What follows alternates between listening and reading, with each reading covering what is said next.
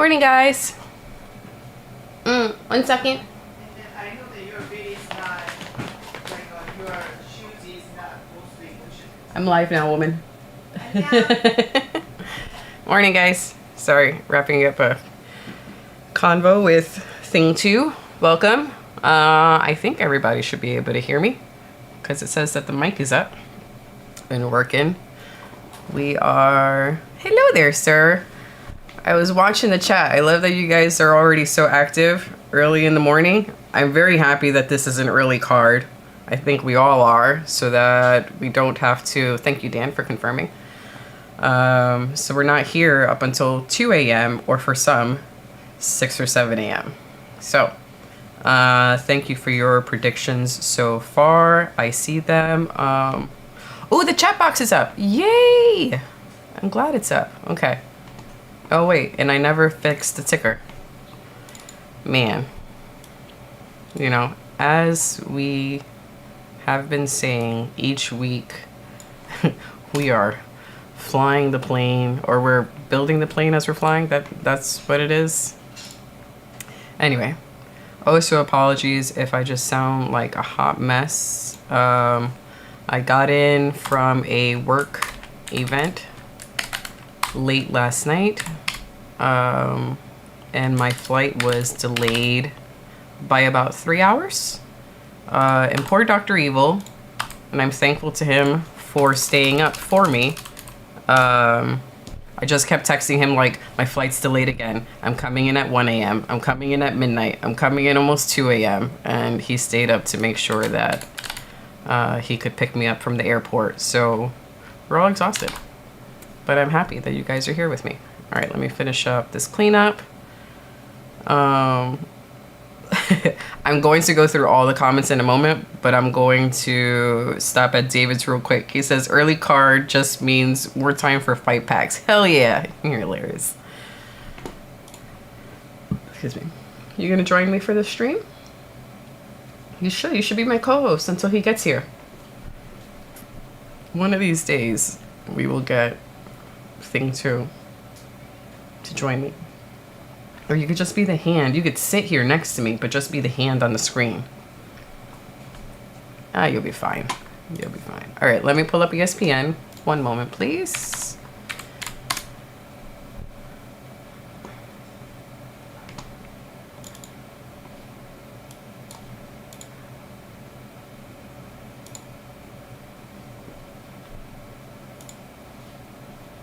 Let's see if that'll work now. ESPN, and begin. 1 second. All right. Let me get some of these labels up. My labels are not ready, but that's okay. I think what I'm just gonna do is this.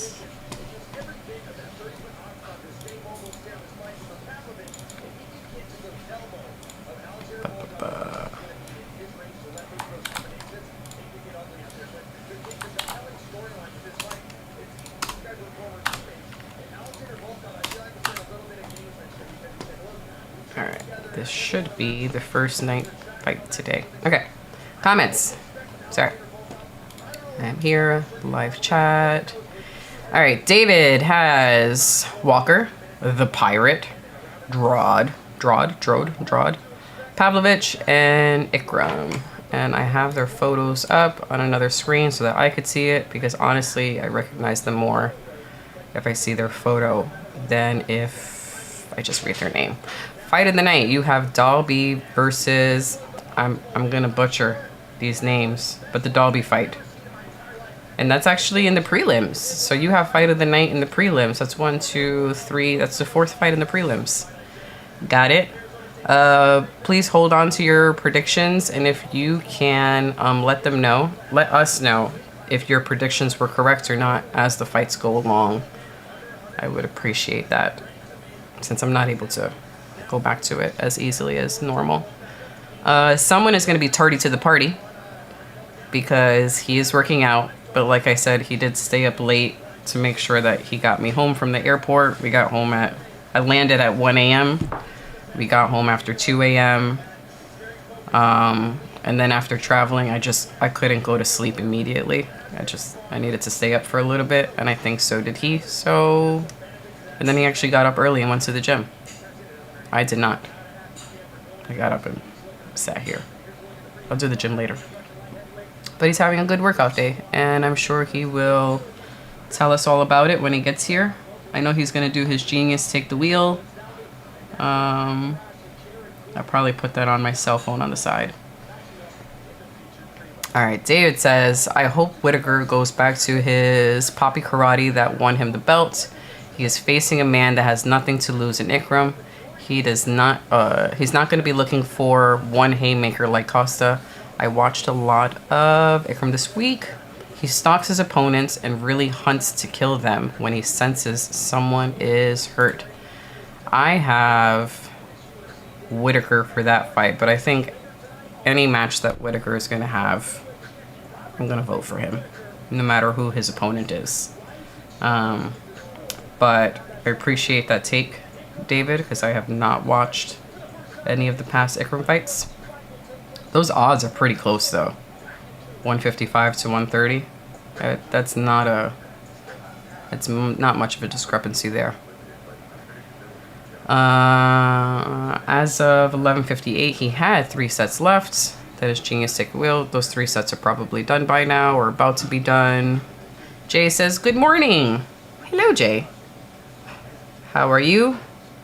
Are you going to be able to stick around for the whole event, Jay? Or are you going to have to go to work? Or maybe it finishes up before you have to go to work, because sometimes you work in the evening, right? But I'm glad you're here. We got Dan. Hello, Dan. Good morning. Good afternoon. Glad you're here. Hopefully you're not tied down by work today and you get to spend the whole day with us. Dan has Aliskerov, Pavlovich, D-Rod. Oh, there goes D-Rod. Oh, D-Rod is facing Gastelum. Oh, I just noticed this. So we have Gastelum and then the guy who looks like Gastelum, Nasserat, fighting on the same card. Yay! I'm actually glad that this is happening just because it looks like Gastelum's fighting twice. Oh, that's great. They should have them both in the cage at the same time just to confuse the fuck out of everybody. This is great. And then, see, and then another fight, they're going to have Chase Hooper with jumbo-sized Chase Hooper on the same card. Like, they've done it now with these guys. So, yay. Genius Take the Wheel should be up soon. I have my phone next to me. If you guys wouldn't mind hitting the like button, we'd greatly appreciate it, for the algorithm. I'm hoping that this shadow ban is over or is about to be over. We'll see. But any sort of interaction with the stream and the platform is useful, is helpful to us. And I love that you guys are already in the chat well before this begins. I will check on Twitch in a few minutes just in case Polychaser is over there or someone else is over there.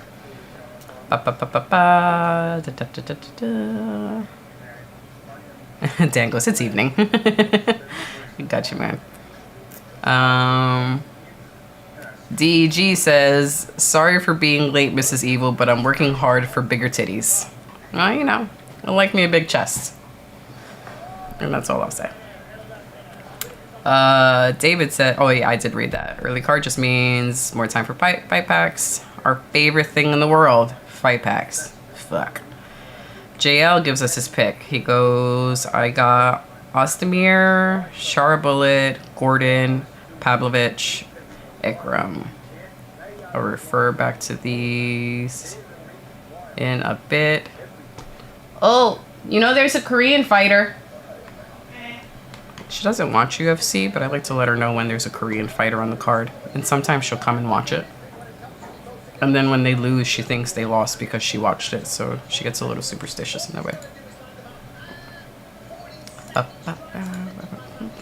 Okay. We've been watching a lot of Robot Chicken, so I have that tune stuck in my head. See, and then she writes it too. She goes, so the fighter could lose? They won't lose. Oh, no, he might lose, actually. We got Jay's picks. Then Jay says Kelvin couldn't make welterweight. Now he's at middleweight. Where's he at?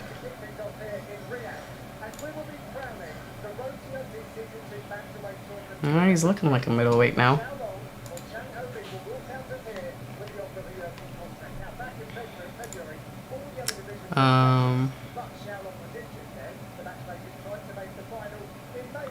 David replies, Gastelum had a beer. Well, I'm looking at the photo. Gastelum had a beer gut at the weigh-ins, and after him and Drod faced off, or D-Rod faced off, Dana didn't even look at him. From the photo, yeah, that's why I said he's looking like a middleweight now. You know, it's either that or you officially missed weight, and I don't think he wants to be tagged as someone who officially missed weight. Oh, D-Rod coming back after his suspension for PEDs. Come on, man. Come on. Oh, but then DG says he thinks D-Rod took a tainted supplement.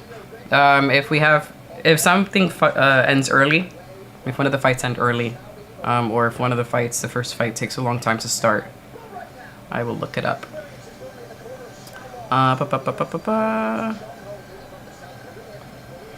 DG just likes to torture himself. 1 set left. It hurts so bad, so good. You sound like a psycho there, babe.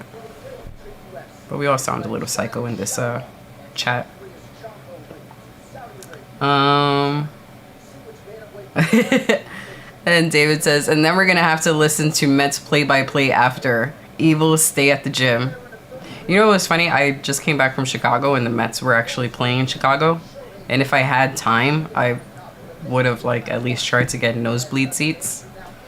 You know, just so I could take video or take photos for DEG, or he could live vicariously through me. But on work trips, you really don't have time to do anything on your own. And as Joy Walking says, yes, so the fighter can lose. They'll be fine. They'll be fine. All right. As these guys are walking out, let me just update my banners here because I didn't get to do that before the stream started. So bear with me if I am silent for a moment. He goes, turns out you actually had plenty of time. Well, I was reading the chat. That's what I did with that free time. Oh, and WWE was in Chicago last night too. Damn. Yeah. I should have checked that before I left. But like I said, during work conventions, it's hard to do anything. Like I had one day where I was able to hang out, you know, for a few hours. And after that, all you have is session, session, session. Oh, well, you're right about that. DG says, I mean, you could have gone to the game because of the flight delays. I was telling Thing 2 this morning, that was my worst flight experience, but I recognize that it was not the worst flight experience because my flight could have very much been canceled, and it was almost canceled, and they managed to find a replacement pilot who was only a couple of hours away, and they made the announcement that normally that doesn't happen. They don't find a replacement pilot that quickly, and people would have had to stay overnight. So I'm very thankful I did not have to stay an extra night, because that would have made me even more cranky. But yeah, man, it's good to know that those events were happening. That would have been fun.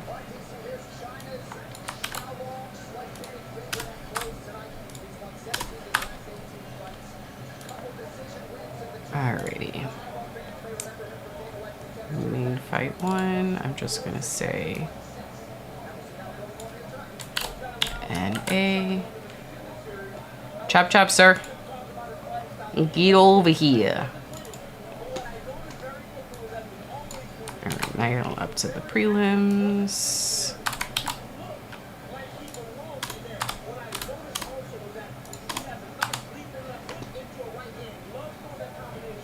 Alright, I'm gonna pull up your Genius Take the Wheel on my cell phone while I'm doing this, babe.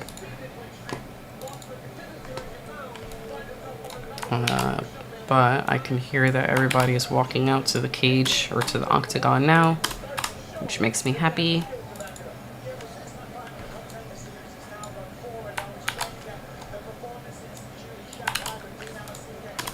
Copy, paste, copy, paste, copy, pasta. Anyway, how are you guys doing? How's your weekend going? How's the weather where you are? It has been 90 degrees pretty much all week, and if I quickly convert degrees to Celsius,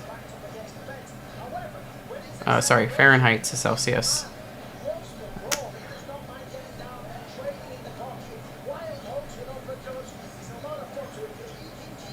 Fahrenheit to Celsius. So we have had 90 plus degrees over here, which for those who use the other metric, 32 Celsius and above for the past week. And today's high is, well, it's actually 32 right now. And then the high for tomorrow is 94, which translates to 34 Celsius. It's been hot as, just fucking hot. Did I do that one right? Let me make sure I have these correct. Oh, Kang is next. Ooh, I hear a really nice voice right now.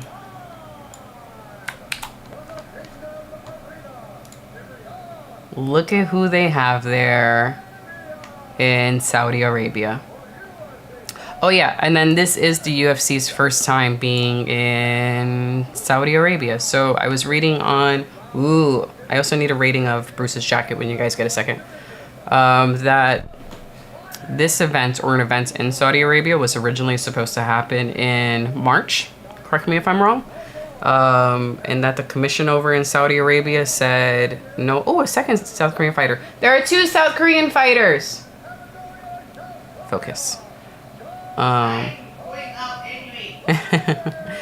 It was originally supposed to happen in March, and then the commission in Saudi Arabia said no because they didn't like the caliber of fighters on that card.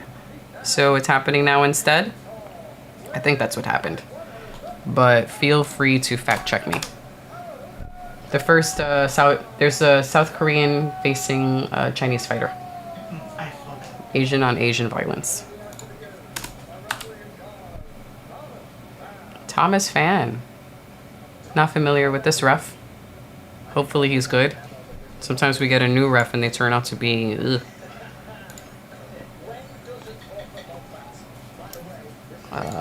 I am almost done with my copy pasta.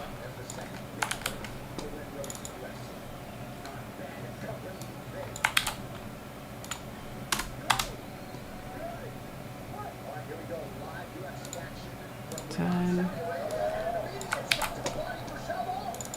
Hold on. I'm done. I'm almost done. I'm almost done. Exciting things are happening right now.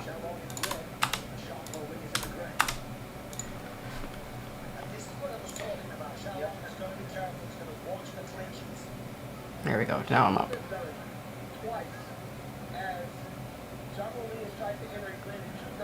Oh, so I just noticed that their shorts are different. And it says Road to UFC Bantamweight Finale.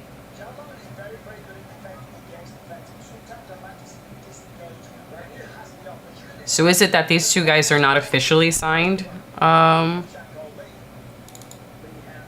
with the UFC? Let me do this.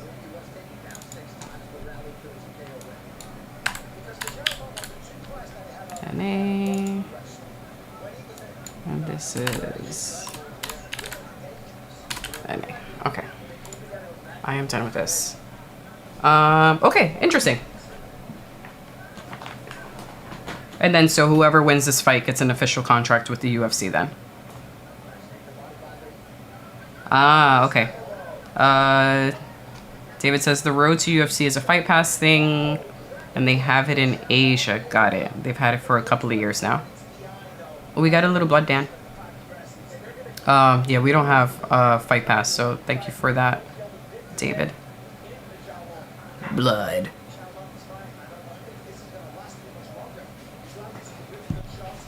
If you want to get into the UFC, you must make your opponent bleed. Or at least those are my rules. But, you know, I'm not Dana.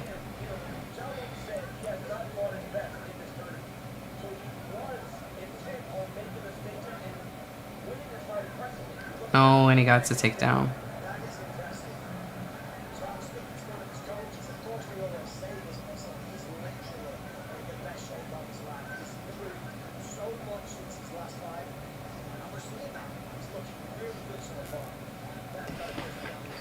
Excuse me. An Izzy fight is set up for UFC 305 in Perth. 305 is in a couple of months, right?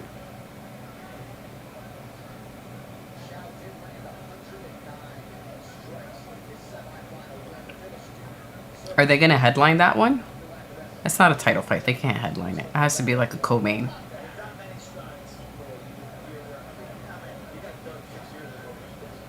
Oh, he almost grabbed the cage.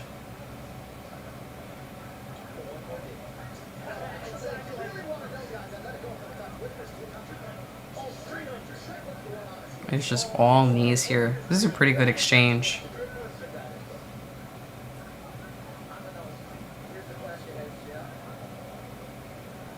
Oh, the cut was from a Clash of Heads? Yeah, they're replaying it now. And yeah, that was accidental.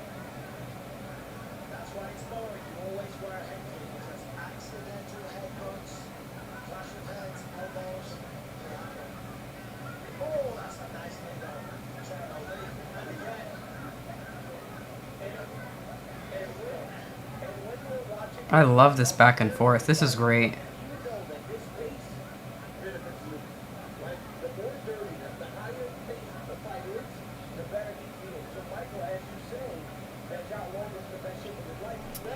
Jay says, what's funny is Ikram, who was supposed to fight last weekend, got bumped to this week to fight Robert due to Khamzat's pullout, and Sharbullet's opponent pulled out, and guess who he's fighting?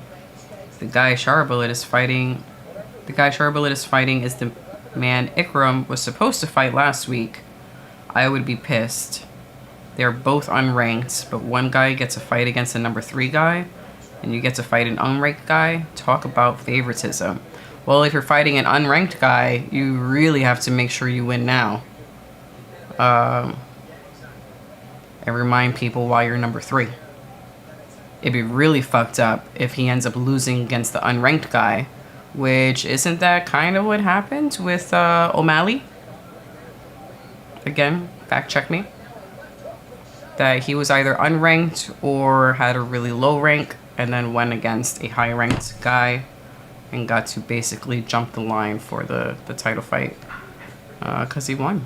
Yeah.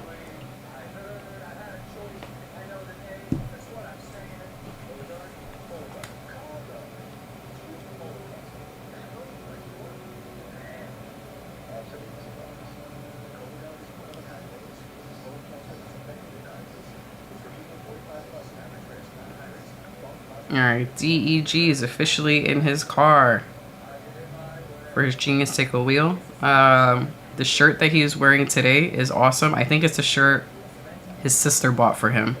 I won't reveal it. You could peek at it if you want to, but you'll see it when he gets home. But he's on his way home now.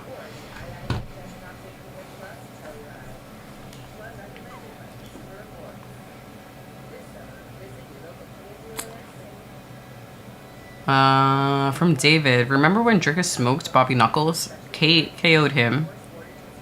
had the biggest night of his career at that point. And then Izzy was hung up on the real African champ shit. Yeah.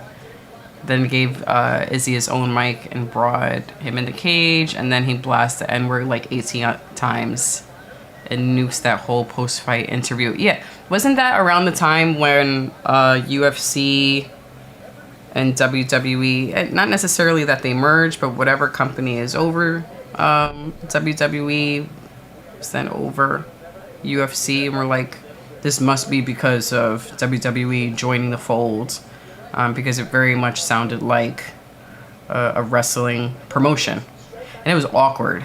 Like I remember that one. That I don't know, it was a little awkward.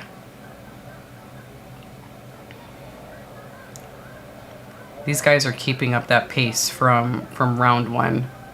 Neither of them look winded or are moving as if they are winded.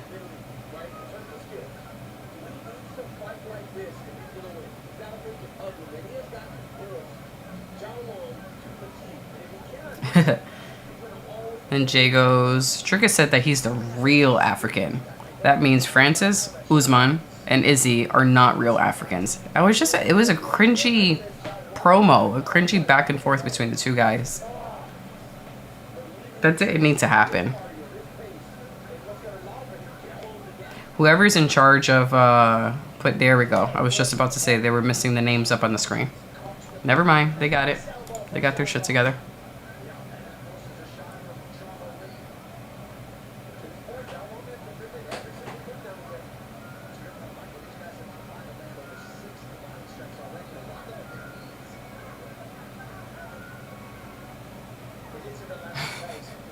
I'm just reading this back and forth now between Jay and David.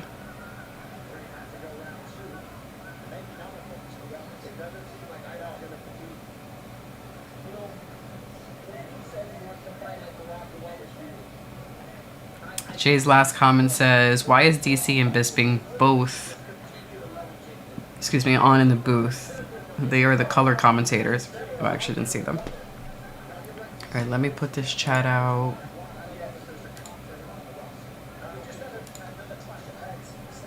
And the dashboard. Seems like another clash ahead.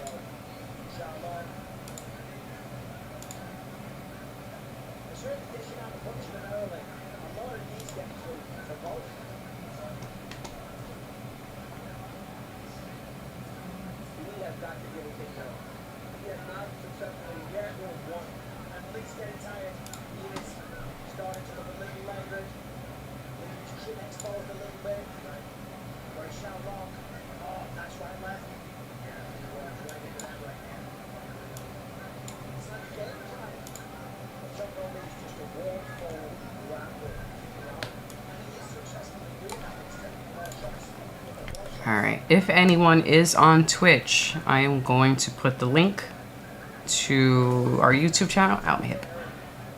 If you would like to join the live stream chat,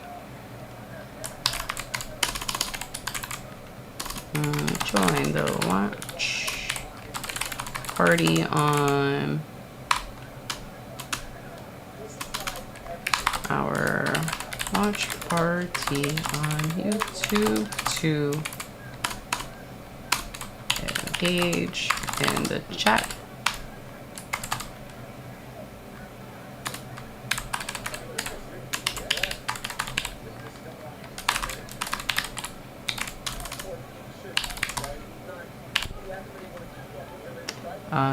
At fucking shit. Alright, let me pin both of these.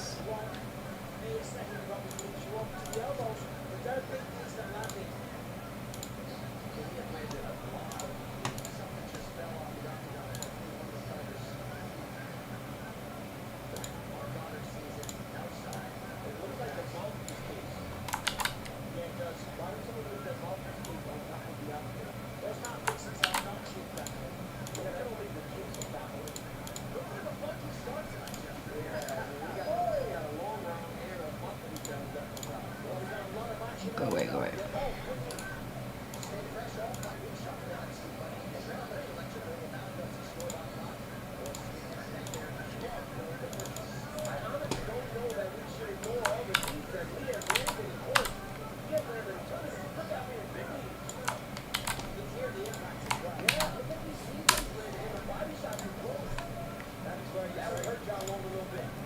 Alright. Just needed to do some housekeeping over on the Twitch side.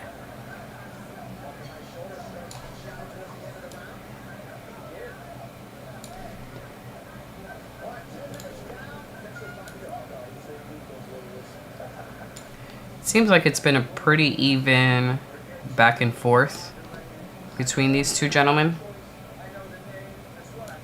Let me know if anybody thinks differently.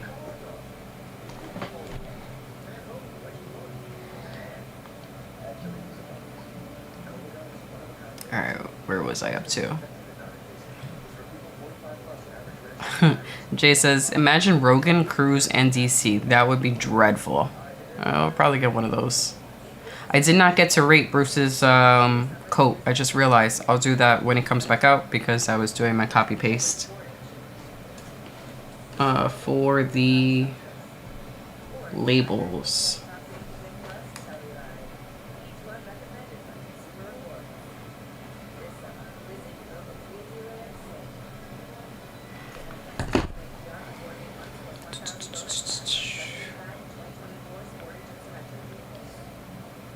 Barber and Rose are the main event in July for an Apex fight? Yikes. But it's an Apex fight, so... I'm alright with that. As long as it's not a main for a pay-per-view. Jay also says there are too many events this week, and as a consequence, we get cards like last week. I barely remember last week's cards. I just remember that it went on for way too long. I was exhausted after that. David goes, this has been like a Thai fight. Yes. It's been all knees and headbutts. We have one really bad headbutt, and that's where this guy got, Zhao got the cut along his eyebrow. That one knee that Lee threw, I saw that Zhao had buckled, but I don't know if he buckles because of the knee to the gut or he was going for a level change.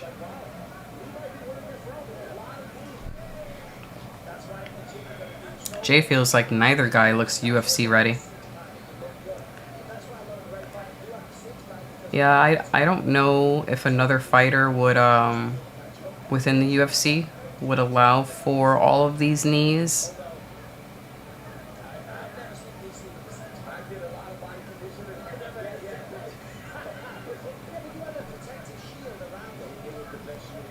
David says, I half agree with Jay. They do spread cards too thin, but also they know how they're going to have a big event. The UFC hoards fighters for big cards, yes, unless they call them late notice. Yeah, I agree with that one. Especially for like, what was it, UFC 300? That they wanted to make that one as, you know, spectacular and packed with big names as possible.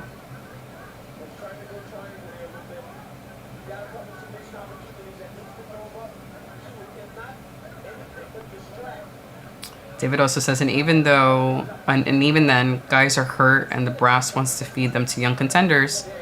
And if the fighters say no, it's Dana at the press conference. You know, the kid didn't want to fight.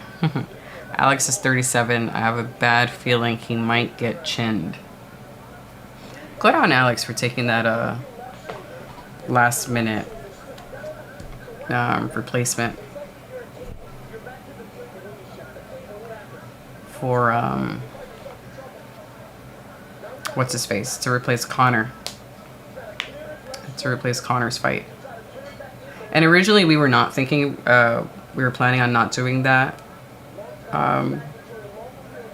that pay-per-view event, because on paper it just did not seem like it was worth spending $80. So I'm actually glad that Connor is not fighting, and we will likely cover the whole card and purchase the pay-per-view. Because non-title fights and this guy that, you know, everybody is like, oh, he's the best in the world. I didn't think he was worth the $80, personally. Jay says Talbot is, oh damn, negative 1250. Holy shit, there's a lot of money to drop. And who is he fighting then? Like, is his opponent a last minute replacement? Like, why would they set him up with someone or set him up against someone where there's just such a discrepancy in the odds? Oh, I don't want to move him.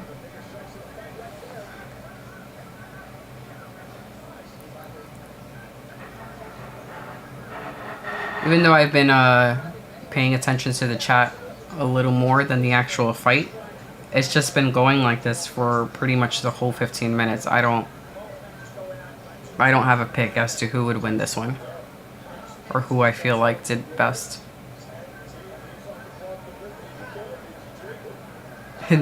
Now they want to stay. No, never mind. I take that back. I was gonna say now they're gonna stand in the middle and strike, but they both look so exhausted. They're okay just using the other one to help hold themselves up.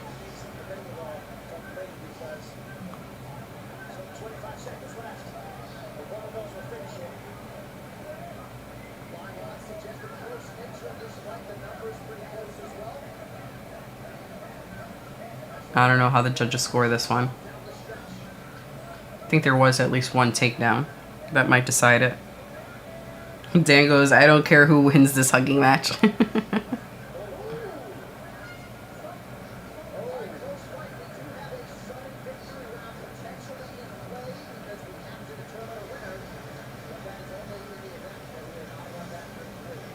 Sudden victory round?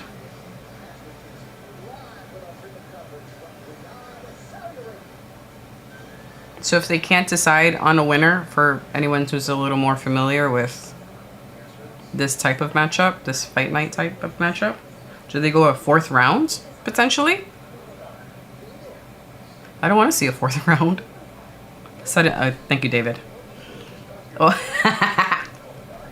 I like this one. Sudden death round. They toss a knife in the cage. That would be great. You know I'm into that shit.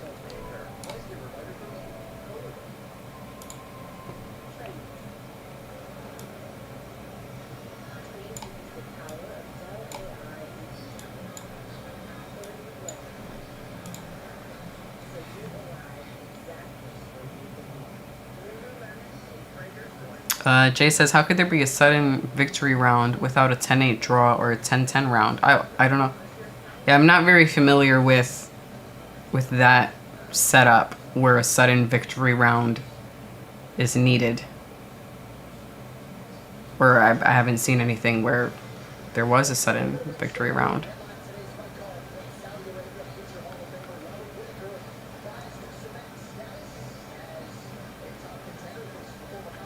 Let's see what happens.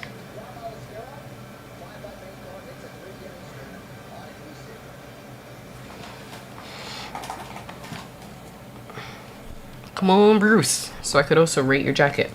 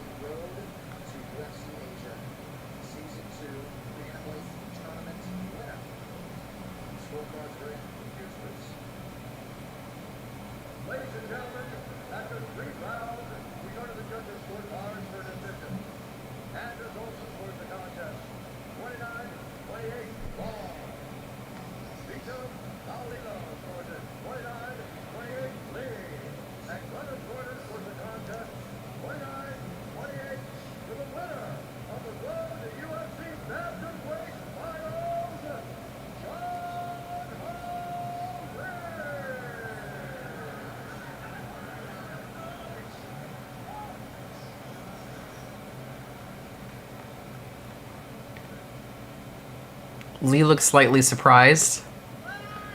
His opponent looks very disappointed and shocked.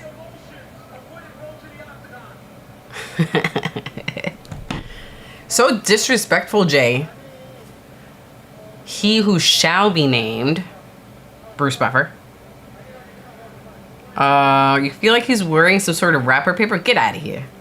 Get out of here, Jay. Get it. Thank you, Dan.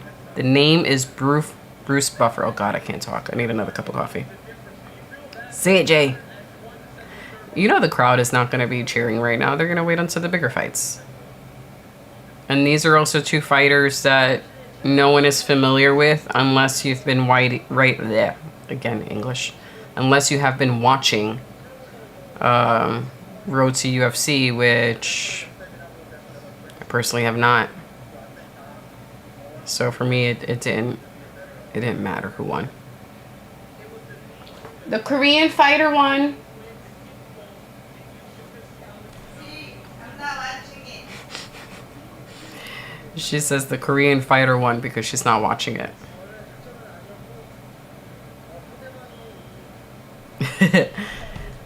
David goes, bro, it's Saudi Arabia. The princes don't show up until the co-main event. Oh, there was something that I think it was Dan who said it earlier about them being in Saudi Arabia. 1 second. That I missed. I think I missed the comments. Yes, here it goes. There were no ring girls at the weigh-in. They don't like that. Yeah, I don't mind that there weren't any.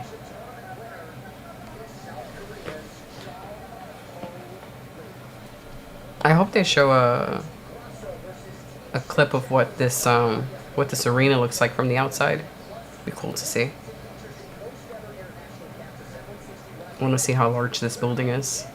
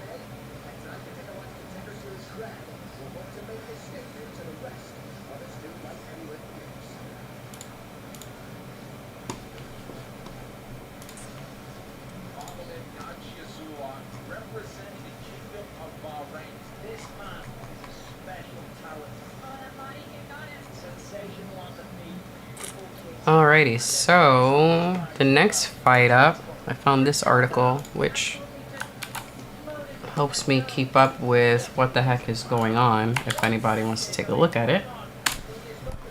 Because we don't yet have Streamlabs set up, at least for this particular type of stream, where I can show you what I'm looking at. So just in case you're like, what the heck is she reading? I put the link in the description. But just reading up on the two guys who will be fighting next, Magomed versus Brenson. So the Russian fighter is making his promotional debut today.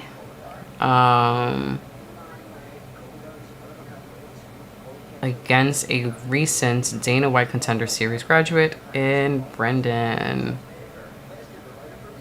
The Russian fighter has a perfect record of 8-0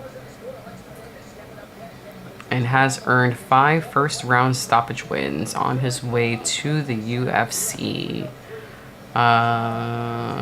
Brendan has scored a first-round finish to earn his UFC contract last fall, and then landed on the opposite side of a similar result in his maiden voyage to the Octagon earlier this year against Zhang Mingyang. So we have two relatively new fighters.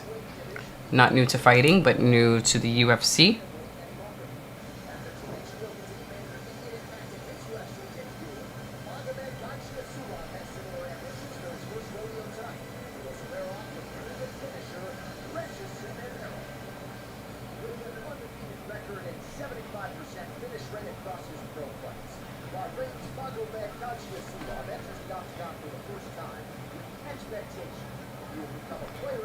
DG is almost home.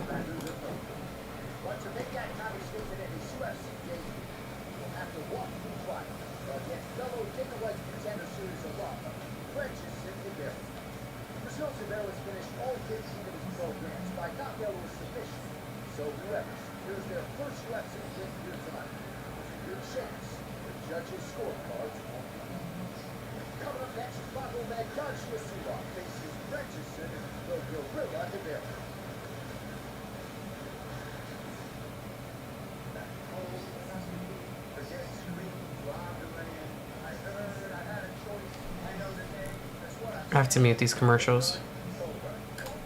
There's a commercial about colonoscopies, and they've turned it into a musical. It's just awful.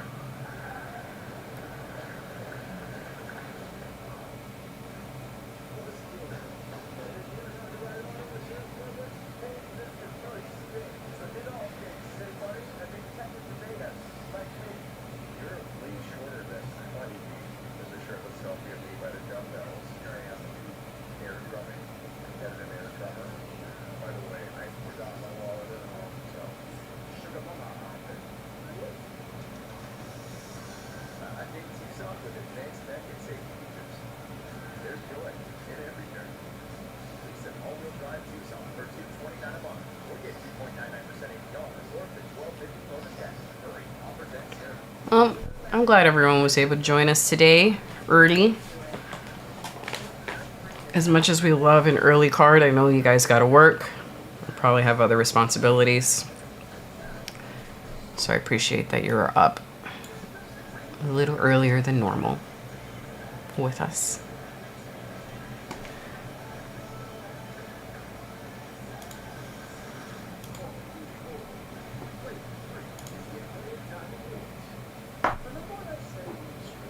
I need more coffee.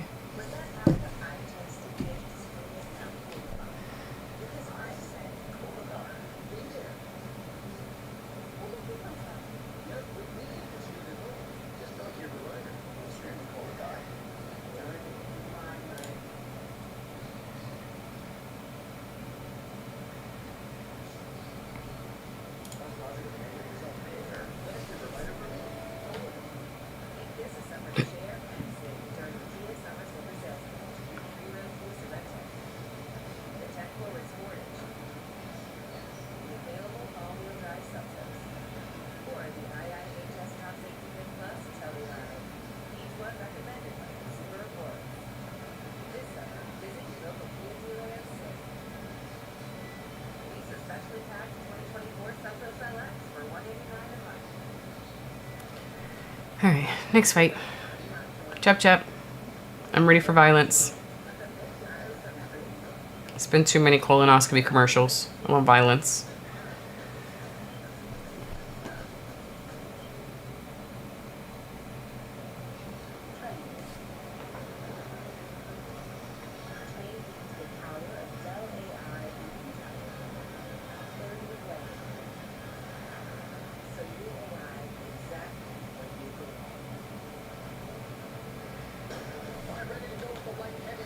Oh, good. They're both already in the octagon. Excellent. So David has a rating for Bruce's coat at a 9.5 out of 10. I'll take a look, see if I agree. Now I'm a little spoiled and kind of have high standards now for Bruce's coat. So, I think if we've seen this one before. This one looks familiar. It is a nice one. No, he does not look like he's wearing wrapping paper.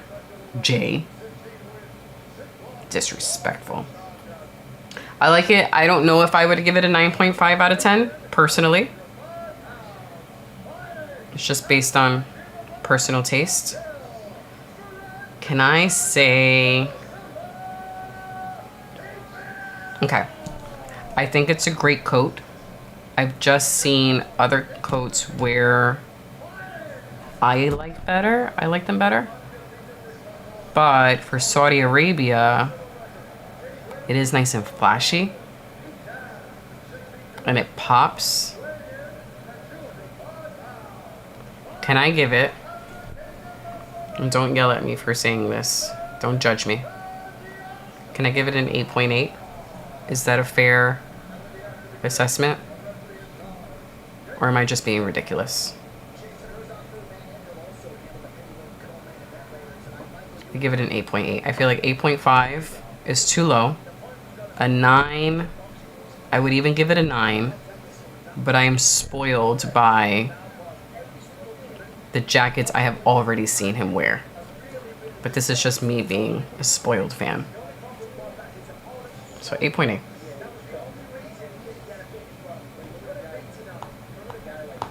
Thank you, David. Thank you.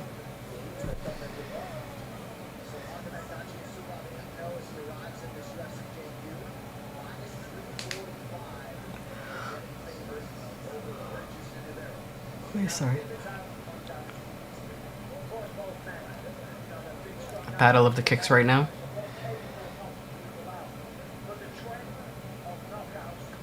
Ugh.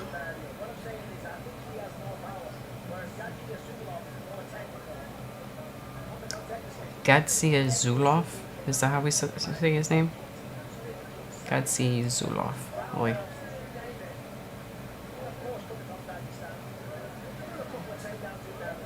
Hi. What's wrong?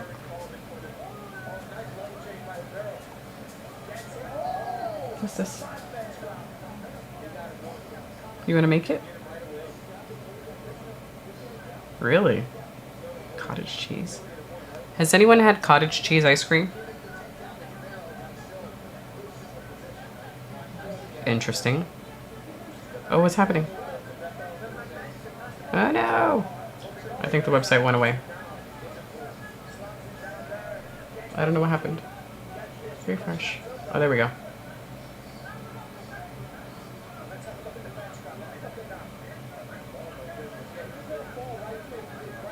If you send me the list of ingredients, I could buy it, you know, whenever I go back to work.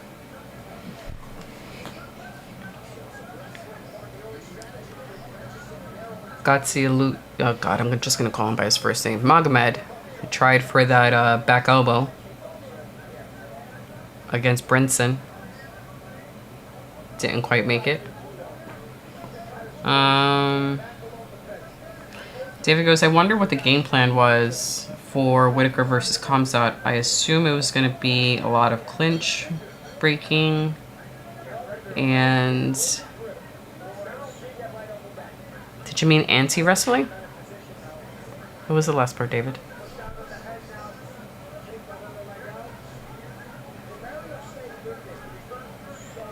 Ribeiro is really searching for this takedown, and I wonder if he's going to gas himself out because it seems like that is the plan A. Yes, anti-wrestling.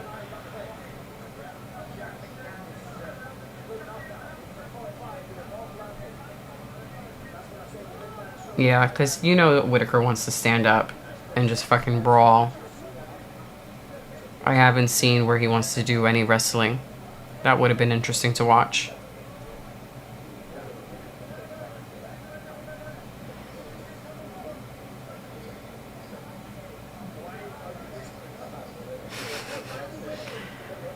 Kratos, I'm more late than the guy from the sharp... I gotta read this from another thing. I'm more late than the guy from the Sharp Dressed Man music video. I'm not sure I want to know. But welcome. No, you're not that late.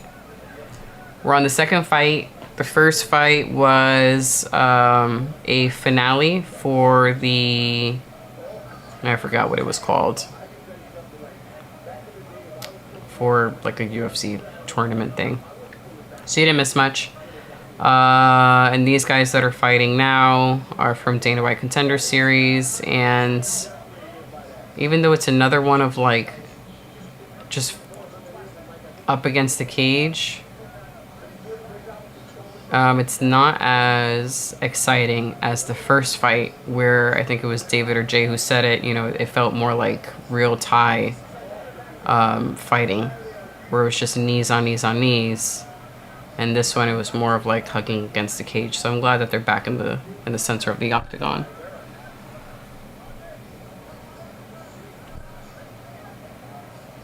ZZ Top song. Okay, thank you. I am familiar with... I know ZZ Top, but I'm not familiar with ZZ... Oh, that leg is done.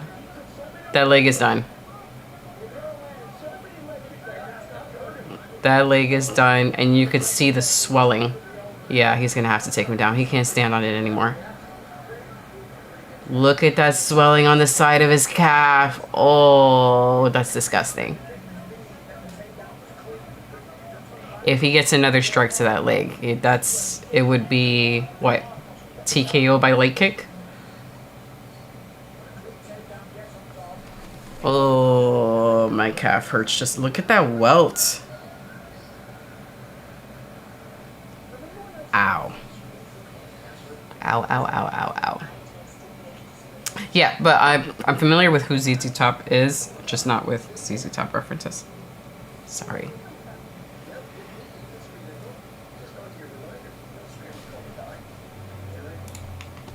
Don't want to hear that. Last week was long. It was a long UFC. We were up until pretty late. I think last week was kind of hit or miss. Yeah, don't worry about it. You didn't miss much. Ow, my legs. But how are you, Kratos? How's your week been? How's the family?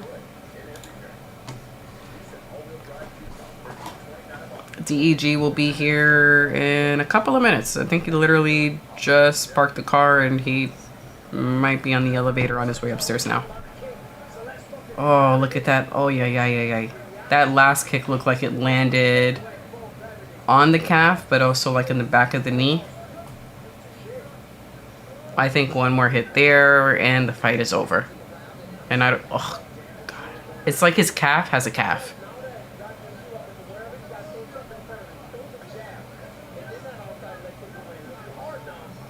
Why is he still in that stance? You're asking to... Ow. He's asking to be kicked there again. Yes, switch stance. But you could tell he's not comfortable in this stance.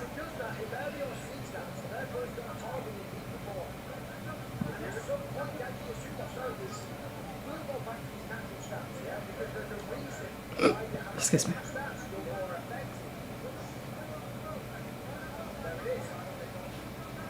And he switches back, asking to be kicked in that calf. Oh. How do you dive right in and get your neck taken? This was not smart. I was desperate, but not smart. And I think both of his arms were pinned for a moment.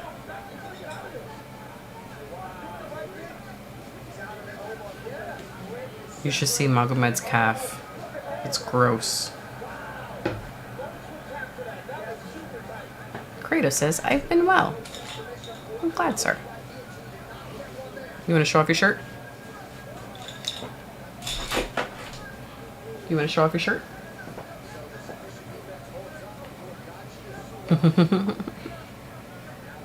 Damn, it must be hot outside. Look at that. Look at that calf. Which is why they're on the ground. Well, it doesn't look that bad.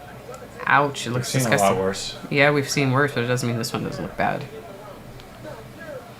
I think I'm a little desensitized.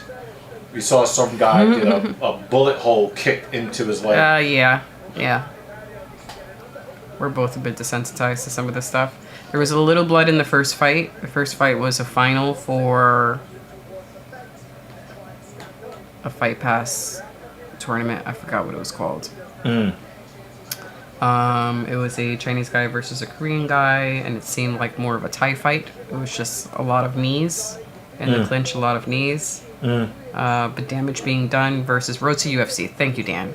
And David. Brain is not operational right now. So it was a Road to UFC final, and the Korean guy won. Oh.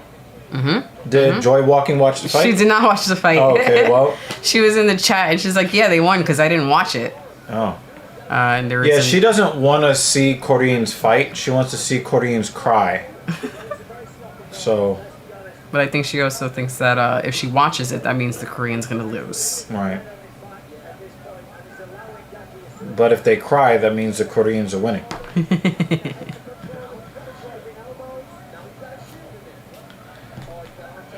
You want your seat? Well, I gotta, there's 50 ounces of water that some of it needs to be released, and I gotta take the knee sleeves off, guys. Gotta take the knee sleeves off. His latest fashion is unusual. Yeah, it's protect your knees, your kneecaps from flying off like bullets. So he wears his knee sleeves as if they are, instead of taking them off completely, which I'm sure it's difficult because you got to take off your sneakers to do exactly. that. Yeah, and I don't want to do that. It ends up looking like leg warmers. Actually, it's ankle protectors because these fucking mosquitoes, man. Leg warmers. I have this up in the background just in case. And I Oh, okay. Just kind of checking it out. did this. Oh, you pinned that to the top. I pinned that to the top, yeah. Yeah, we rather have everybody on YouTube anyway. So that's... I think Twitch is pretty much a dead platform for anybody that's like trying to come up in streaming. You know, Twitch has their Twitch has like their own like they really only want like liberals and trans and gay and all that other stuff. That's and female sex workers. They don't really. It's really not a great platform anymore for everyone. It's only for like the most liberal, the most modern. So we'd rather have people follow us on YouTube, because YouTube is not as far down the line as Twitch is. Twitch is just really not a great platform. Well, our Twitch for regular people stuff. Our Twitch regular Polychaser, he knows to come over to YouTube if we're not interacting with him there, but there are a few times where there are other people in the chat. Yeah, I mean, you might get a straggler or two on Twitch that might be looking for something fun that, and to hang out with us or something. Yeah, I just don't want them to feel like they were ignored or that they're being ignored. Wow, David Banner actually said one of the names that I had in my mind. And don't get Captain Paul started on that guy, who we will not name, because we will not actually give him any. We don't say the names of people we don't respect on this platform. So yeah, we're not doing that. We're not in that business, yo. Do you know about this, or are you about to go pee? Did anyone hear about Adobe's terms of service agreement? Well, you guys need to be subscribed to Louis Rossman.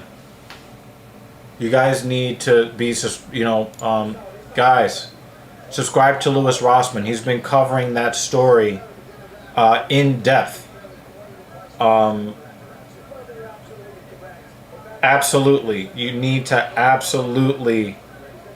I don't know I think we got at least one Louis Rossman fan in the chat, if I'm not mistaken. Maybe not. Or I'm not sure, but some of our TSP subscribers came from Louis Rossman. Yeah, but yeah. I don't know if any... Yeah, we need to drop a link to his channel. Because, Louis has been... if you could just, drop a link to one of his Adobe videos. It's important, especially for you guys that want to be content creators. Really, you guys should be following Louis Rossman anyway, because Louis Rossman is a huge advocate for consumer protection, and you being in your right to do what you want with what you have paid for. And this one, Adobe gets sued. Yeah, there's more than one Adobe video, but I'll post the latest Adobe video. Yeah, and I think that's it. Yeah, I think that's the latest one. So guys, definitely check that out. Is there any eggs? Yeah, I did a lot of work. I'm beyond famished. You wanna take up those sneakers before you start wandering around? Yeah.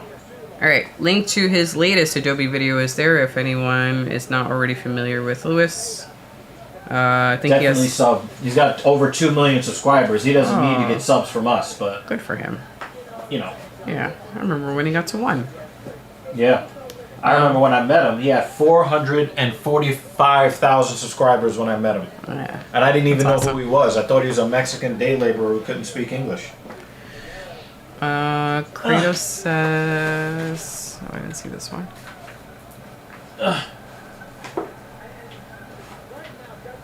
Oh, David said, YouTube censored my comment, but the guy said that Americans deserve a certain event.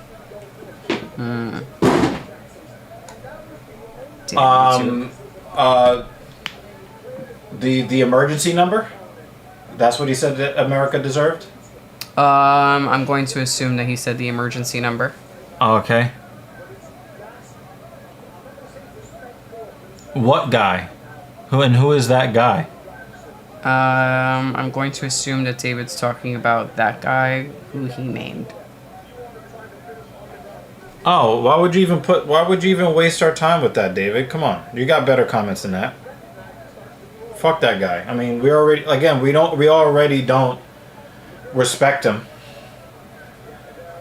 We don't respect him. Why continue to keep talking about him? Come on, David. You're better than that. I thought he was talking about one of the UFC fighters. I mean, you know, they're in Saudi Arabia and all of that. I'm like, uh-oh. Oh, no. I think it's just still on the topic. Yeah. And then I thought he was talking about Lewis. I'm like, definitely not Lewis. No. So it looks like Magomed's going to win this one. They both look exhausted. Oh, man. Wow. I normally don't sweat like that. Well, I was letting them know just how hot it is over here. I cannot believe how well I performed today, especially with, you know, the difficulties. This dude willingly went on his back like he was ready to take a nap. Brenson, he just rolled over gently onto his back like, I'm going to go to sleep now. I thought Ribeiro was a good ground guy. I think he's just waiting for... Or maybe I might be... for the bell to ring. Maybe I might have confused him with somebody else. David goes sort of a But it lame looks like fight. he does not know how to get his shoulders off the mat. No, he willingly put his shoulders on the mat. Well, like he really rolled over like, hold on, sir, let me lay down. Honestly, I really only want to see women without clothing willingly put both of their shoulders on the mat. That's what he did.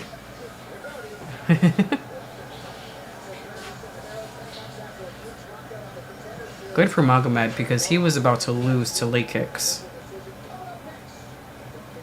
Oh, so he is a striker. Maybe I've mistaken him for somebody else.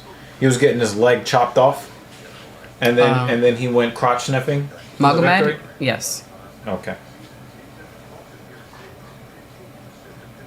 You know, I don't really particularly like that usually, but you know, you watch more of the fight than I do. I mean, the way he got hit, I didn't blame him. Was he checking kicks like an American black man? Yeah, pretty much. And then there was one really good one where if Brenson had landed one more in the right spot, the fight would have been over. And the right spot is a pretty large area, so it would not have taken much. The right spot is a pretty large area. The right spot is everywhere. everywhere. They'll probably replay that last leg kick. That was brutal.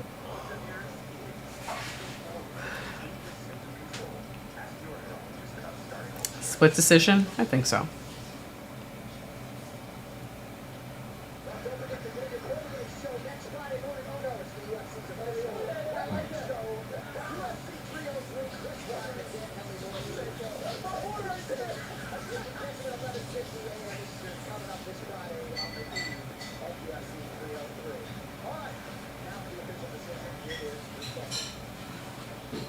All right, let's hear it.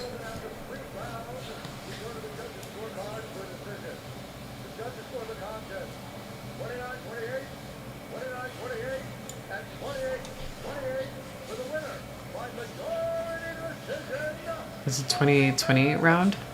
Probably because they thought that he won the first 2 rounds and then got 10-8'd in round 3. I just realized that this ticker is looking a little crazy. There we go. Apparently, Anthony Smith is out of his fight at 303. First, David thought that he was going to get another new opponent, and now Smith is out completely. Let me head over to that UFC 303.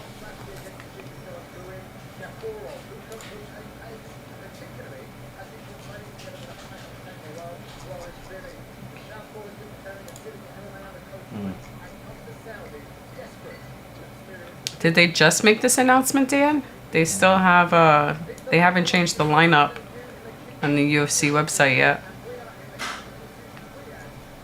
They still have them listed, so I guess it was just announced.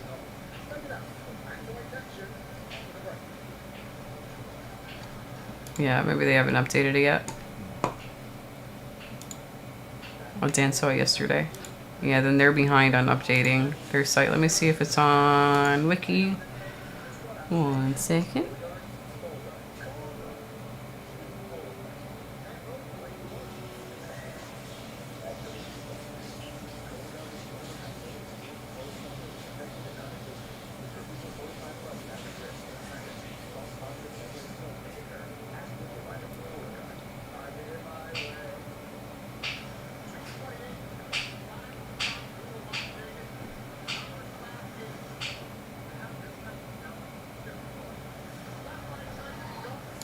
Alright, so we're waiting for that update to be placed on the UFC website, but according to Wiki right now,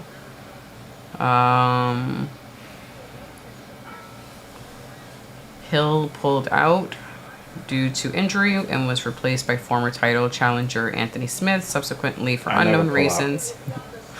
Holberg pulled out, we got 2 pullouts, and was replaced by Dolice. But it seems like now that fight is not happening at all. Yeah, I don't pull out. You can go to the bathroom. Didn't you say you have to empty? Did they talk about a replacement fight then, Dan? Because that fight would be on the main card for a UFC pay-per-view. So I'm wondering if they're going to replace it with a whole brand new fight, or if they're just going to sort of like shift up some of the fights from the prelims up to the main card, because both the prelims and the early prelims don't look packed. It looks like the normal amount that you would expect for both, 4 in each. So we don't really have an extra fight already set up that I feel like could have replaced this light heavyweight bout that now is gone. All right, we got our second Korean fighter.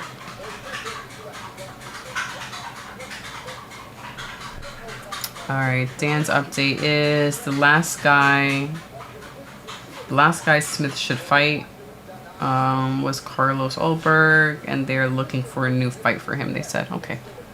Thank you for that update, Dan.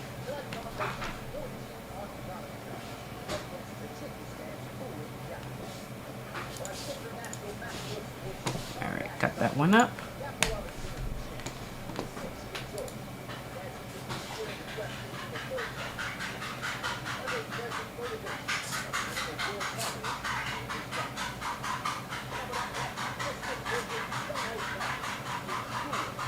Excuse me.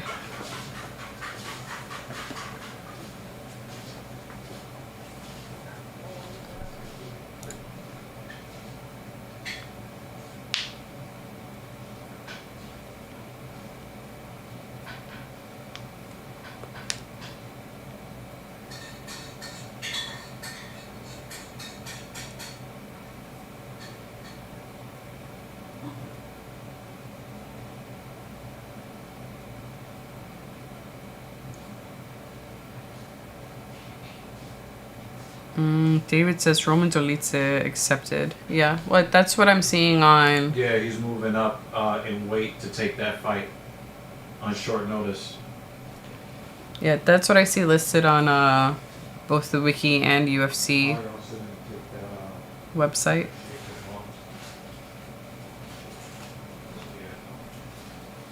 Oh, yeah, no worries, Dan. You guys are usually more well informed than I am when it comes to some of these, or most of these updates, I will say.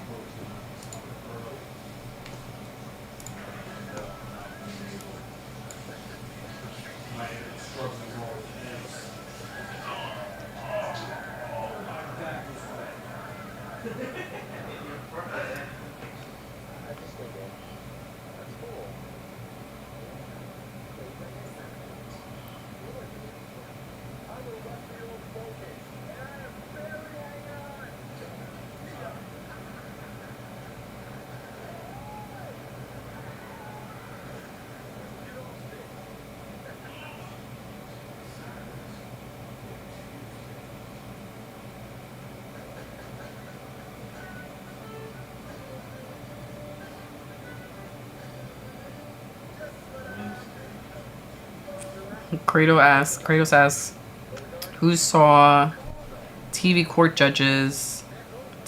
judge Judy allegedly make an ass out of herself on CNN talking about Trump? I did not see that.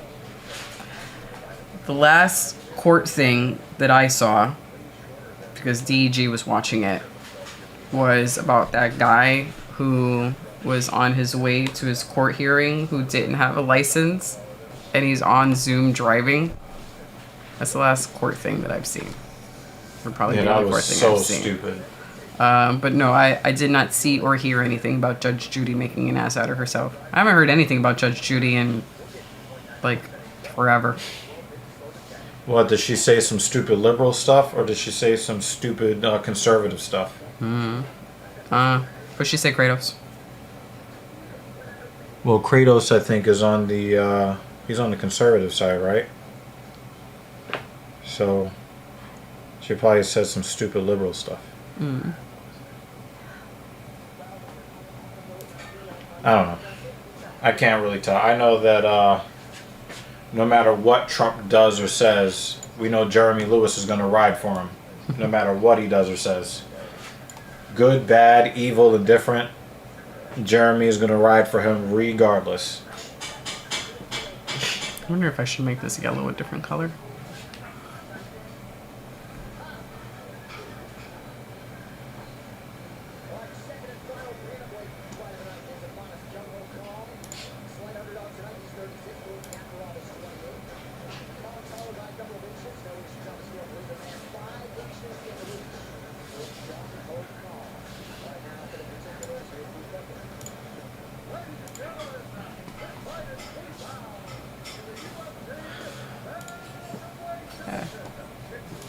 He walked right when I was doing the color droplet thing.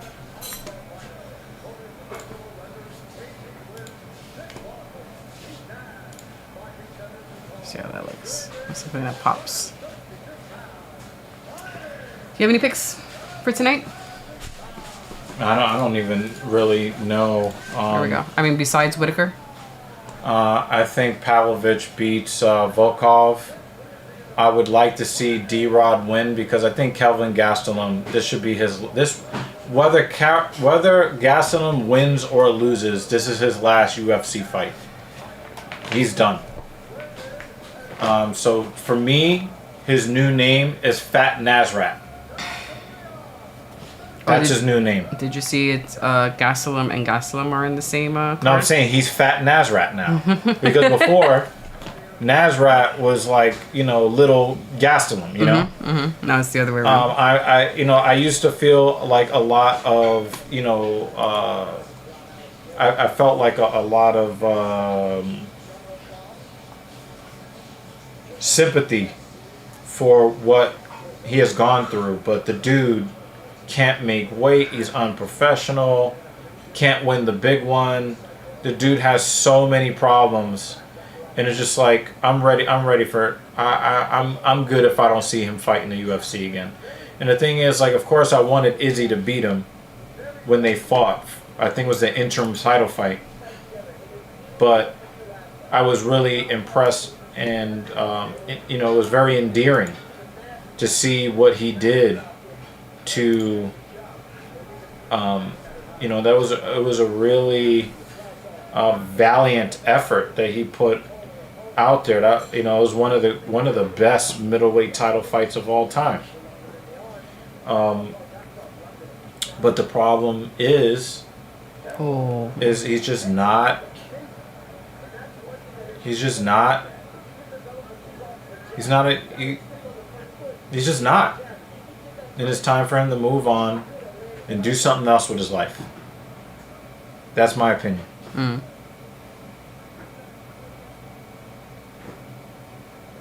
She says something about being unsafe to ride subways in Manhattan, but the 10 million taxpayer dollars were spent on charging Trump on nothing serious. She was criticizing the governor of New York. I don't really think that is an unreasonable thing for her to say. I know that might surprise you, but they're trying to make the people who drive cars pay for the subway instead of having the people who work for the subway not steal the money from the coffers. I looked at the charges that Trump was faced with, and I think that he did commit a crime, but it was a crime with no victim. Nobody was harmed by the crime that Trump committed. And so for me, it's obvious that Trump was guilty, but that should have never been prosecuted. I have to call it what it is. Didn't we have some weeks where there were 2 to 3 people getting hit by trains in one week? No! It's still happening. There are multiple people getting hit by trains. It's almost every day somebody is being killed by being struck by a subway train. But they want to force me out of my car, and they want to force me onto the subway so I can die. Nah, I'm good on that. Now, people getting struck by trains, this is nothing new. It happens here in New York. But it would normally happen, what, 3 or 4 times a year? It's happening 3 or 4 times a week now. There has been a spike. And then people are getting stabbed down there. They're getting robbed. One guy on the Q train got shot because he was sitting there. Yeah. Nah. So. Again, 2 things can be true at the same time. Trump is a scammer who is guilty of the felony charges that he was charged with. However, his fraud did not harm anybody. Nobody was harmed. So when people say that these prosecutions are politically charged, how am I supposed to be able to argue with them as a person that knows that Trump is a piece of shit? But why are we spending so many resources adjudicating a case with no victim. Now you look biased. You're just looking for anything. But then again, that's how they treat black people in America. They look for any charge to charge you with and put you behind bars for 40 years. They had a woman in Georgia. They gave a 40-year sentence. She stole a candy bar from a convenience store and gave her 40 years. Damn. Because they just kept piling up, you know, just making up extra charges. And, you know, well, this charge is similar to that charge, but has slightly different language. Yeah, let's pile that on top. Right? Mm-hmm. Like, you know, Trump mishandling, you know, documents and taking documents home from the White House. He should be charged and tried with that. That's serious stuff, right? Trying to overturn the election by telling people to go find the votes, go find me some votes and all of that. Those trials should happen. That shit that just happened in New York, the criminal trial, that was a fucking joke. And then it's like you're how even if you are legally justified, you cannot run that trial, because the charges, even if you are completely correct, you look petty.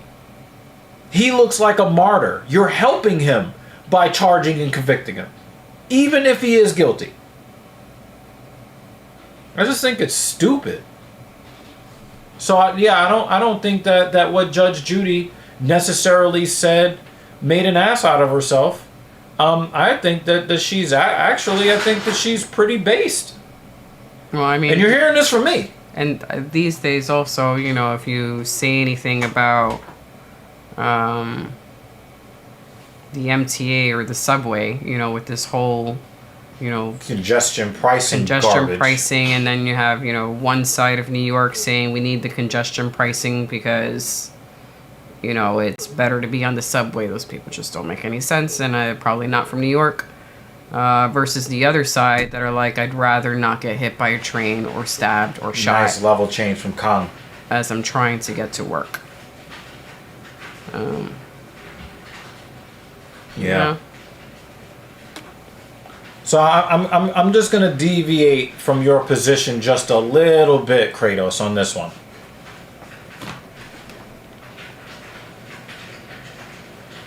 I have to find another. I'm glad it's working now, but I have to find another color that pops. I'm not gonna worry about that right now, though. It's crazy how some performance take you to the edge of greatness, and some really lose that super competitor when they reach the biggest test. Gastelum versus, you know, I'll give you another example. Gumby versus John Jones. Oh yeah, then you said it. Yeah. You said it. Okay. Yeah. And the thing is, you know, Gumby actually won that fight. And I think that really messed with his head after that. And the thing is, I also think that made him think that he can just, you know, that he can just kind of just saunter into a fight. And it's like, well, everybody knows I beat John Jones, and John Jones beat all of you guys. Mm-hmm. And he started doing MMA math in his head, and he got knocked the fuck out. That math wasn't mathing? No, that math was not mathing, but that math was sleeping. How many times did he land face first like this? Yep. Ready for a nap. That was crazy.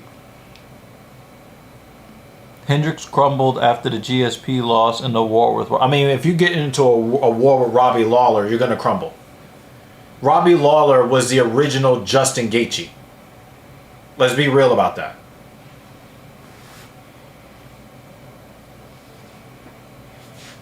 This does not look kosher.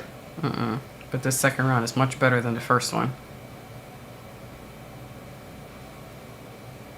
Kong is doing a good job in these in some of these scrambles, because I would assume that Gafurov would just be crotch sniffing. I think maybe Kong just really spent the entire fight camp preparing to wrestle. Mm-hmm. That patch of hair on Gafurov's back it really just offends my senses. Thank you. Thank you. Lots of protein here, guys. Protein.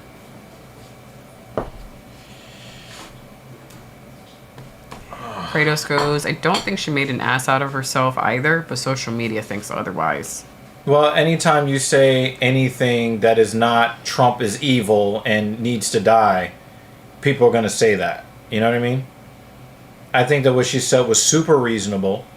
Whether you're a liberal or you are a conservative, what she said was reasonable.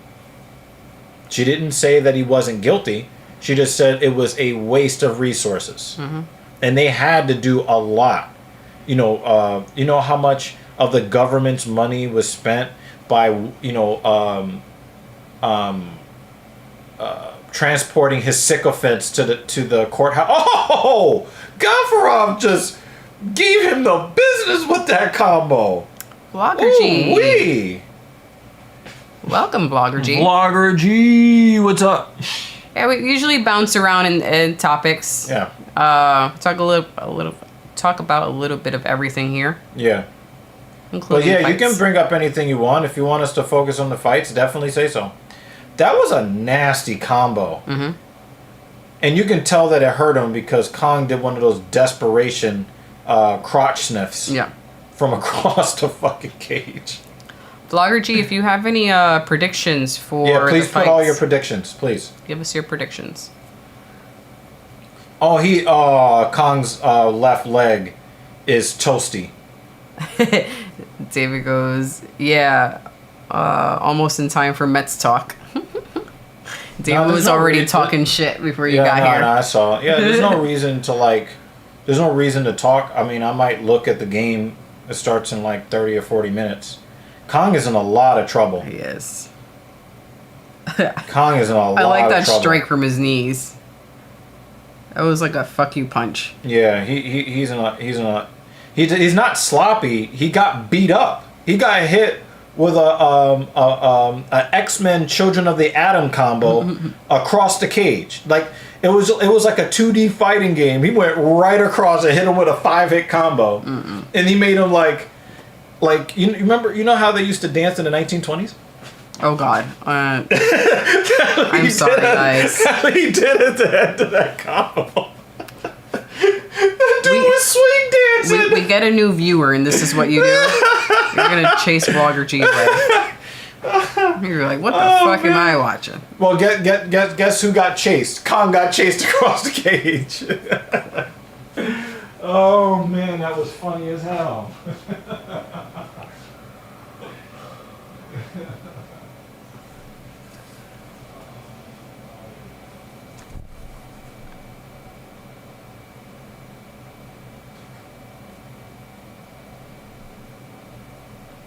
Would it be a bad idea to have another cup of coffee now?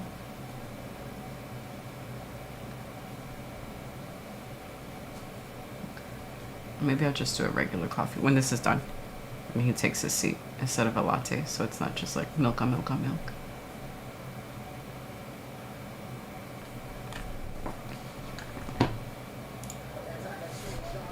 This Korean fighter is getting his ass kicked, I'm sorry. But at least the first one won.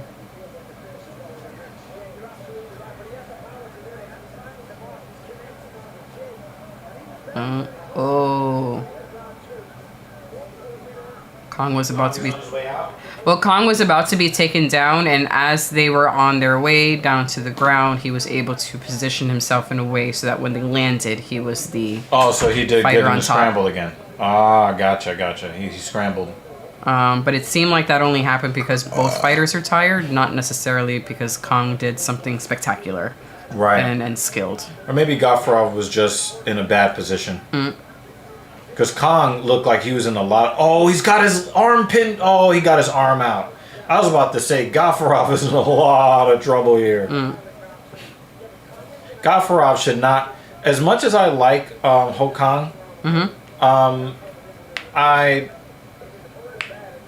he should not be able to do this to a guy like Gafarov.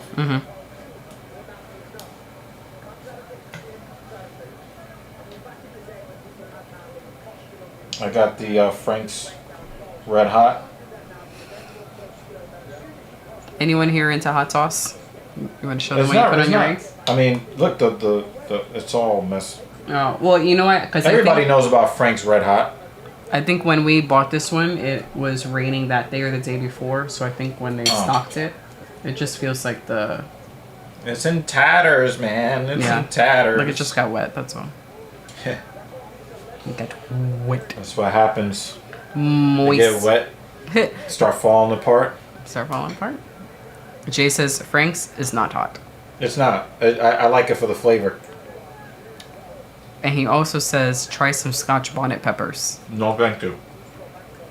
My ass does not You want me to guys try eat- that. You guys eat food for pain. I'm just trying to get through eating food at all. If you have suggestions for a good sauce or a good barbecue sauce that will not kill your taste buds and your ass, we welcome that. He's always looking for something to put on his eggs. We're always looking for something to put on his eggs.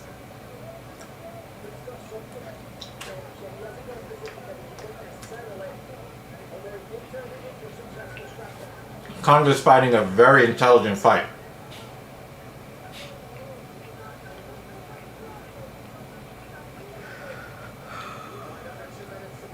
I'm actually quite impressed with what he's done in this particular matchup. Win, lose, or draw.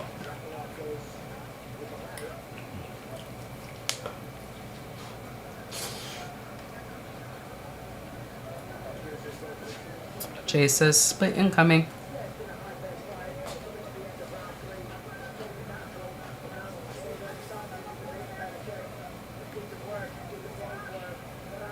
Yeah, I would not really envy the judges trying to score this fight.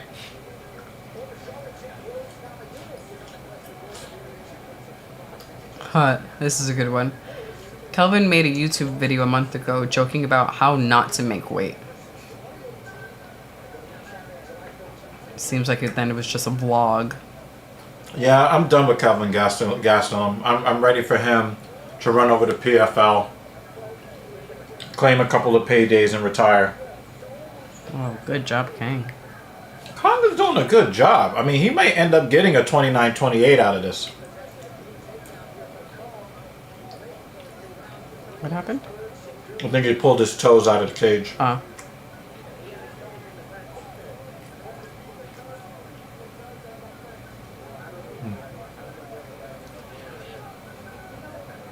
Jay says Piotr would never let this happen to him.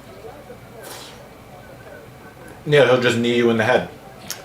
Kratos says Nintendo is remaking the original Dragon Quest trilogy for the Switch. Don't know if you like JRPG games. What I want is Golden Sun. There we That's go. all I care about. Golden Sun. Oh! Oh! That was nice. Oh! Oh! Oh! Oh my God! Gavarov, I think, pulled it off at the end. I think if there were like 10 more seconds left, he would have won. 2 more seconds. Kong was like, that was a good one. You got me there, sir. The way he collapsed and just stayed down. I hope it's a draw so they have to fight again. I would definitely want to see that again. That's also impressive, pulling that out at the very end when you're exhausted and having it be so snappy and accurate. He wants to win so he can finally afford to shave that fucking patch off his back.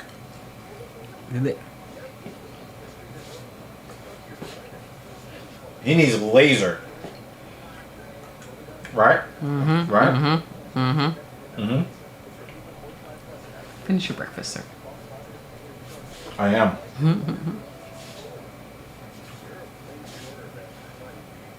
Protect your daughter. I am.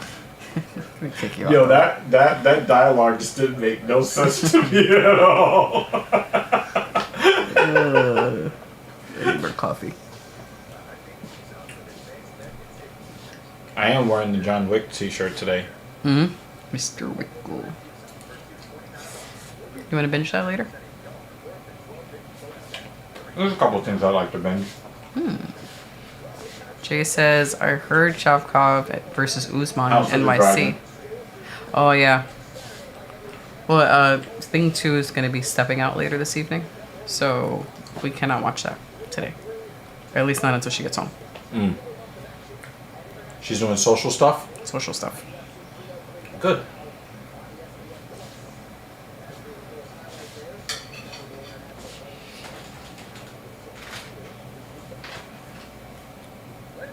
All right, let's hear the scorecard.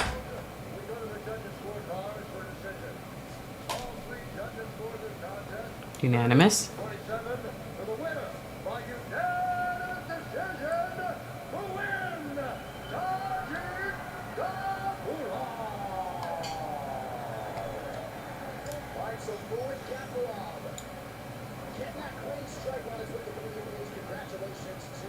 Dirty 27. Unanimous.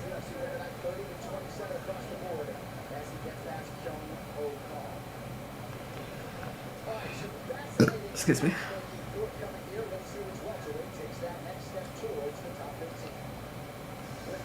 Yeah, I'm also not sure about him winning all 3 rounds.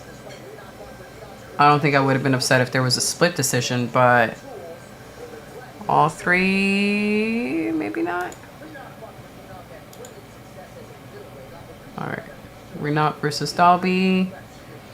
Again, if you guys had any picks for the fights, and then after the fights happen, if you want to remind us of your pick and whether or not you were correct, just until we finally solve the issue of being able to save some of the comments, please remind us and let us know. 30-27 for Gafurov. Get the fuck out of here. Unanimous decision, 30-27. Really? Everybody? Everybody. Yeah. That is some bullshit. Then Kratos asks, did Thing 2 ever talk about that K-pop controversy I mentioned 2 weeks ago? She did, and I forgot what she said. Yeah, she's aware of a lot of the stuff that happens. And that's also not the only or the first case of its kind with like revenge prawn type stuff.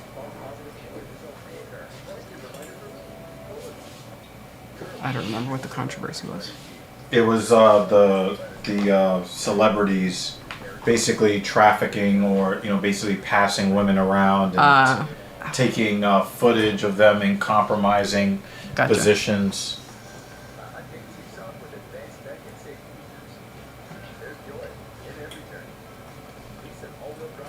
Jay says Ty is fighting Rosenstrike in Perth. You are? Sorry. I couldn't resist. Honestly, by now, if some people haven't caught on Yeah, that's a good... to some of those moments, you're not paying attention. Because I think I dropped yours last week. Oh.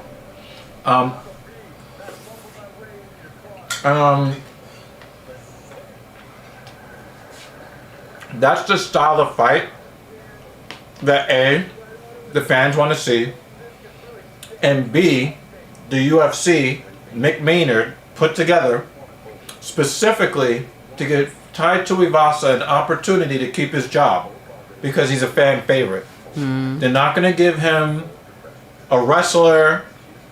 They're not going to give him a BJJ practitioner black belt. They're going to give him a guy that has zero offensive wrestling, and they're going to swing and bang, rock'em sock'em robots until somebody's head tilts. That's what that fight is. So that's something that people want to see. It's all good.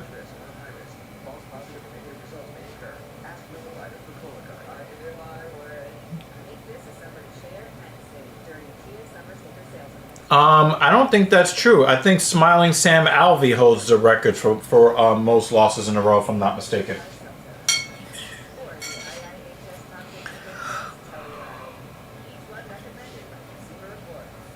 Sorry. I could be wrong, but I think that dubious distinction goes to Sam Alvey.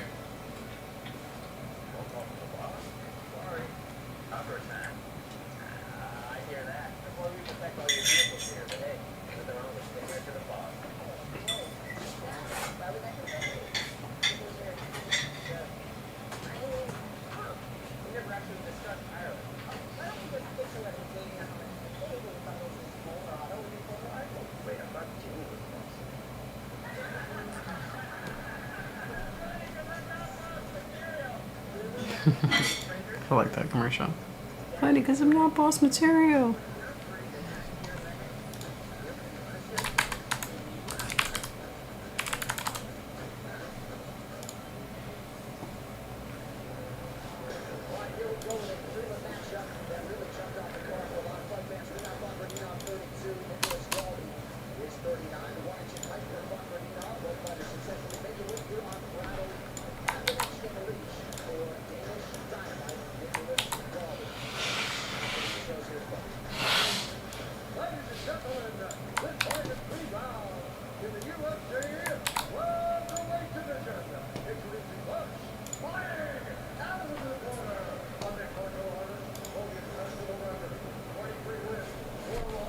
Hi. The second Korean lost, but we think that it was a little unfair. Actually did pretty good. Jay predicts first round submission incoming.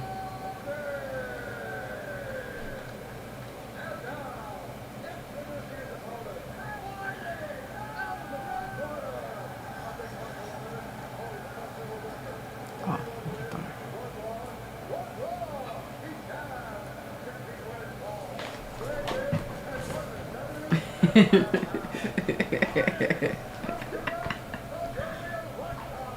You're disturbing me as I work, ma'am.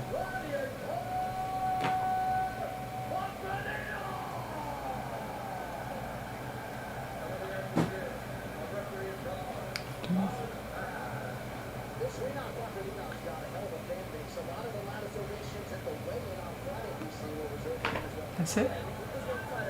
That's it?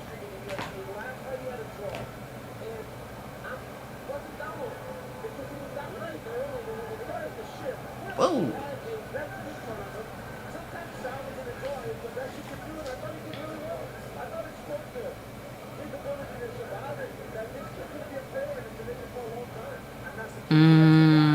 Jay asks, did you hear Brian Garcia is banned from boxing for a year and his win over Haney is overturned to a no contest? Basically a Jones versus DC2 situation, tainted substance. So was tainted substance like intentionally took the tainted substance? That's what it sounds like. Oh, so I hope you guys don't mind me messing around with the chat box colors as we're going along in this stream, and I'm kind of testing as we go along. I tried to make it Mets colors.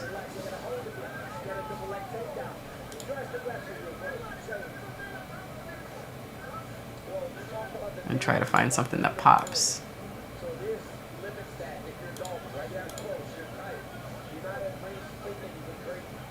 Oh, this is somebody's pick for fight of the night. Banner, right?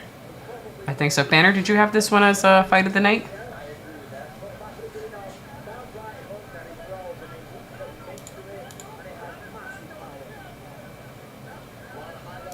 Let's see how that comes out. It's a little hard to test some of these things out if we're not already live. Word.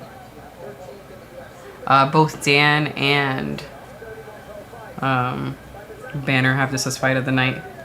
Dan, I'm assuming you had chose Dalby to win tonight?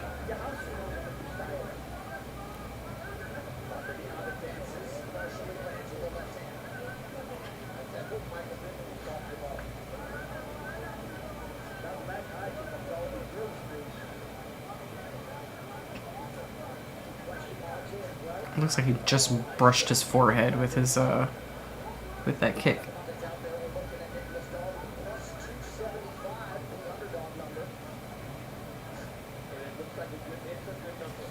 It's supposed to have a background color, and it's not actually showing the background color.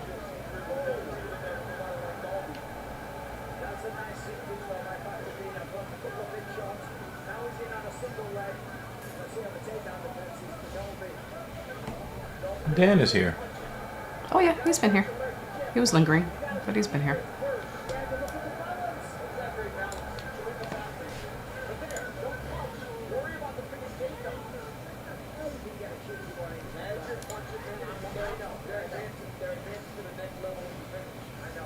Yeah, I think we basically got the whole crew right when the stream started. Yeah. Even I was in the comments for a little while. You were in the comments. I'm gonna be in this protein shake. Protein. Gotta get that recovery, yo. How's your back feeling? Yo. Physically, I'm not sure I've ever felt this good. I mean, obviously my legs are feeling like, fucking polio string cheese, but But they're supposed to. I'm very stable. I've got no tight spots. I've got crazy range of motion. I'm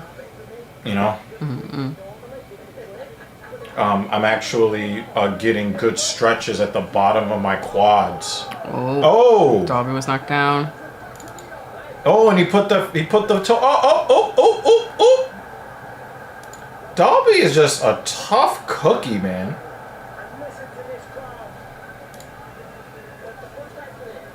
Yeah, we are missing Jeremy.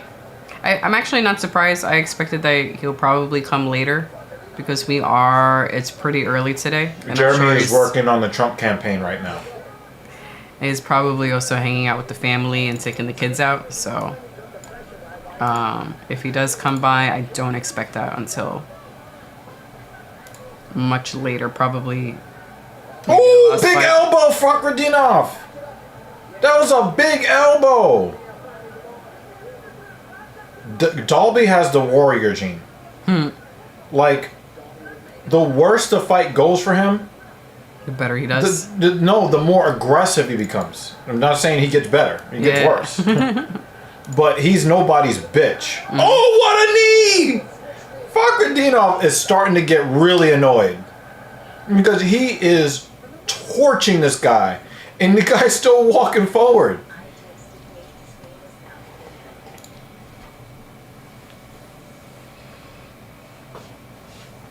Dalby is getting bullied around, but you know what? Dalby's attitude is making this the fight of the night contender that you guys predicted.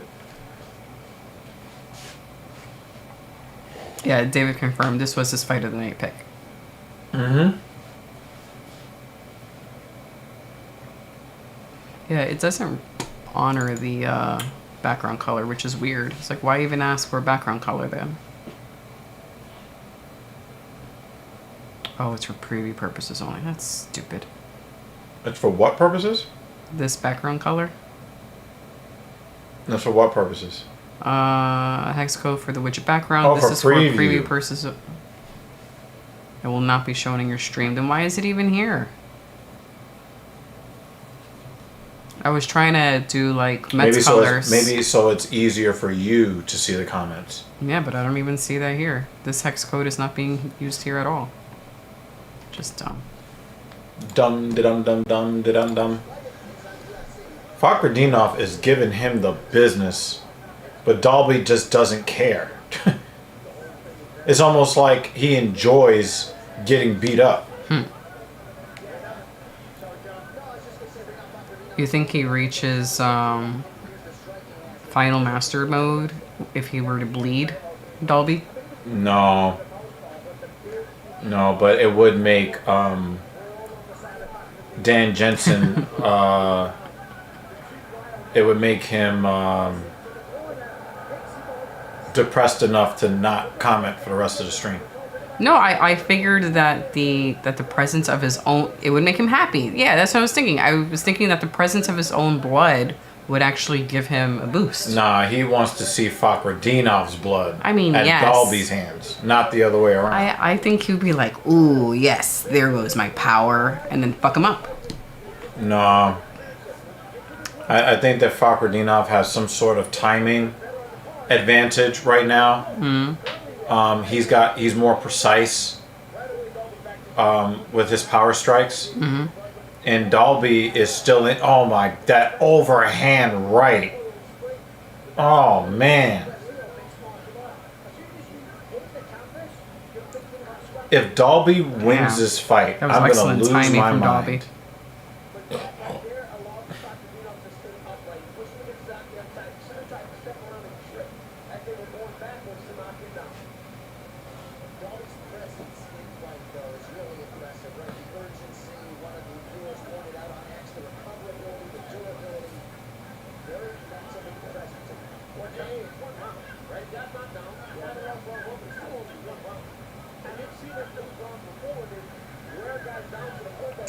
Jay says Shavkat eats these two alive. Shavkat? Yeah, but I don't think either one of these guys care. They want to fight, especially Dalby. Dalby would get destroyed and probably bust a nut after he hears he lost. He'd be like, "Oh, I lost." Oh.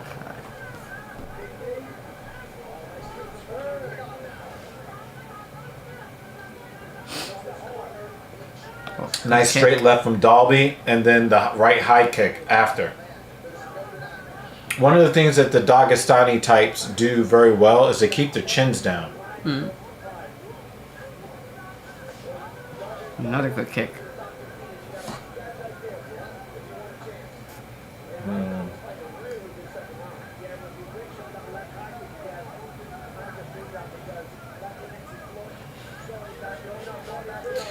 My sister is a piece of shit. Is she lurking? No, she's texting. Oh. I was wondering if she was texting because she's lurking. Or she's texting because of the Mets. No.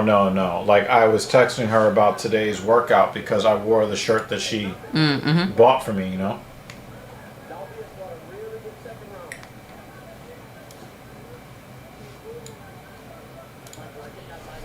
So I hit sets of 10 with the bicep curls yesterday. Starting with the 40s, I hit 4 sets of 10 with the 40s. And then 3 sets of 10 with the 30s. And then 3 sets of 10 with the 20s. So hitting double digits, that's 100 working reps. I've been creeping up. Creeping up. I'm going to go for 4 sets of 11 Next time. with the 40s next time, and then 3 sets of 11 with the 30s, 3 sets of 11 with the 20s. If I am able to do that without myo repping, I'm going to go for the 12 and then go up to 45, 35, 25 after that. So when I get to that level, or when I'm able to touch the 50s, can you imagine what the size of my biceps will be by that time? We're going to have to find a clothing line that's made for people with large biceps. Like that shirt that I got from London, the blue shirt. I could barely get into the shirt. Like, the shirt fit here. Yeah, It but just not didn't the- fit on the arms very well. That was the one you wore yesterday, right? Yeah. Yeah. I think I like this white better. Pops more. JL That's asks, kind of racist. for bicep curls, do you go for reps at a somewhat tough weight or max with long breaks? I max out, and I try to keep the rest periods as short as possible. I try to get the biggest stretch that I can in the bicep tendons, both at the insertion point and at the origin point. I make sure that I keep my shoulders immobile because I want to maximize the torture on the bicep curl. And the eccentrics are very slow, which makes them a lot more painful. But because I move very slow, my biceps can handle a lot of that crazy stress because I load. I'm in a lengthened contraction at the extreme end, so I'm strong in the extreme ends of the range of motion, and I move very, very slowly, so it greatly reduces the probability of me tearing my bicep. So I'm moving up in volume until I reach 4 sets of 12 without having to do any rest pause or AKA myo reps. When I'm able to do that, then I move up in weight 5 pounds. So I'm, just working it, get to 4 sets of 12, then go up in weight, 4 sets of 8, 4 sets of 9, 4 sets of 10, 4 sets of 11, 4 sets of 12, go up 5 pounds. And they all have to be clean sets. I can't do long pauses after, after the second to last rep. I have to get right into the last rep. I have to control the eccentric all the way. Otherwise, I have to do that same assignment the next time out. So I hold myself to a very strict standard on biceps. Good job, dog. And that's why I get a really good pump. And I always make sure that I get protein in right after while I got that pump. And then I also take another protein shot right before bed, so that when I go to sleep in my when I go through the regenerative portion of sleep, that protein is right there to repair the damage that I did. So I also took rows. I took horizontal pull out of my program temporarily to put more of a focus on the biceps, because I just need bigger arms. And don't ask me why I need bigger arms. I just need them. Okay? Mind your business. Yeah, the protein that he has, the way we prepare it, because I'm always looking for ideas, and just in case other people are looking for ideas, if he has a smoothie like what he's drinking right now, it's usually just water, protein powder, frozen fruit, and we'll usually either just Ice. and ice. That's it. And then collagen. Some prebiotic shit. And on days that I don't train, which are very few and far between, they add 5 grams of creatine. Yeah, but like at the basic, the fundamental, how we prep the smoothie: water, powder or powders, plural, frozen fruit, ice. That's usually the basic, and the frozen fruit is either like a peaches and banana or blueberries, or we'll buy a mixed bag of frozen fruit from like Target. It's like a mixed bag of berries or a mixed bag of tropical fruit, and we'll just dump some of the fruit into the blender. Very simple, straightforward, nothing fancy. I like following some of the recipes I find online for him or even for myself. I love how Dalby did not grab the cage. Yeah, smart. Oh, wow. Look at Disciplines. Nicholas Dalby. Look at Nicholas Dalby. Jay says, Renat was called the boogeyman. He doesn't look too hot right now. You know who's looking more like John Wick? Fucking Dalby. Sheer fucking will. And he stayed standing with that one. Will. Dan says, Renat does not want to fight anymore. I think Keeps trying to take him Dalby down. was a Viking in his past lives. He did a lot of raping and pillaging in his previous incarnations. That dude absolutely has the warrior gene. Because Fakhretdinov was giving him the business in rounds 1 and 2. And it just gave him more energy. And then he's just started like laughing that real, like, right at the end of round 1, Fakhretdinov had that real, like, disappointed, like, kind of annoyed laugh. Yeah. Like, you're supposed to just die. And he's like, ha ha ha ha ha. No. He was looking at him like that dude was looking at Chev Chelios. Why don't you just find a quiet corner somewhere and just die? Oh! Uppercut! Yeah. Oh, they're trading, swinging and banging! Oh, this is fight of the night! Oh! Oh! That was good. Jay says Dalby did all the damage in round 3. Renat didn't do anything but hug. But Renat is probably still going to win 29-28. Great fight. Yes, this is a great fight. Yep. Jay agrees with you. 29-28 Dalby. When? No, I said 29-28 Fakhretdinov. Oh, okay. I think that they're going to give rounds 1 and 2 to Fakhretdinov. And I think that they're going to Dalby the give last one. round 3 to Dalby. Win or lose, I have become a bigger Nicholas Dalby fan. because that dude was getting lumped up. And the dude just was like, oh, I'm getting hit? Let me go to where the hits are coming from.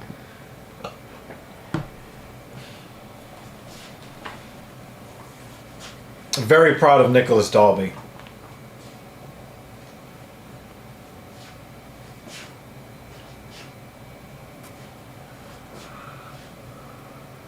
Renat is not champ material. Colby will wash him. I don't know. I think Colby would have actually gotten knocked out by some of the shots that Dalby got hit with. So what Dalby lacks in skill, Dalby makes up for in toughness. And so I think that Renat's skill would still give Colby a lot of problems. All right, ready? Split.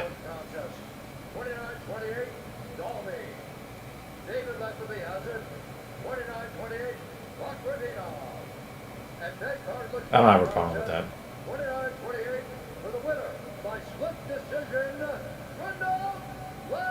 Yeah. Yeah. Yeah. Dalby agrees. Yeah. I don't know if he agrees, but No, he he can kind of see. nodded his head like, yeah. He knew it was close. He knew it was really, really close. Unless something like really crazy happens, that is the fight of the night. Both of those guys are going to get bonuses. I'm very proud of Nicholas Dalby. That was courageous. That was, you know, they say, like, you know, these chicks, they go online and they're like, I just want to tell all my followers I'm a slore. And then everybody in the comment section is like, you're so brave. You suck so much cock. You're so brave. No, what Nicholas Dalby did, that was actual real bravery.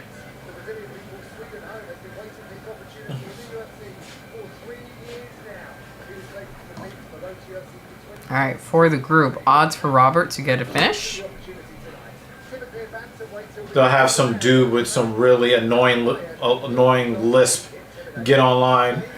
Everybody, I sucked cock, and all the women in the comment section, you're so brave. All right. While we're waiting for the next ones to start, I'll put this up in the meantime. Right, Lima's next. Oh no, it's not that one. I really do think that Fakhretdinov will be seeing Nicholas Dalby in his nightmares. I'll be back in a minute. I told Paul that Oilers would cruise through the Panthers and look at the past 3 games. This is still not cruising, JL.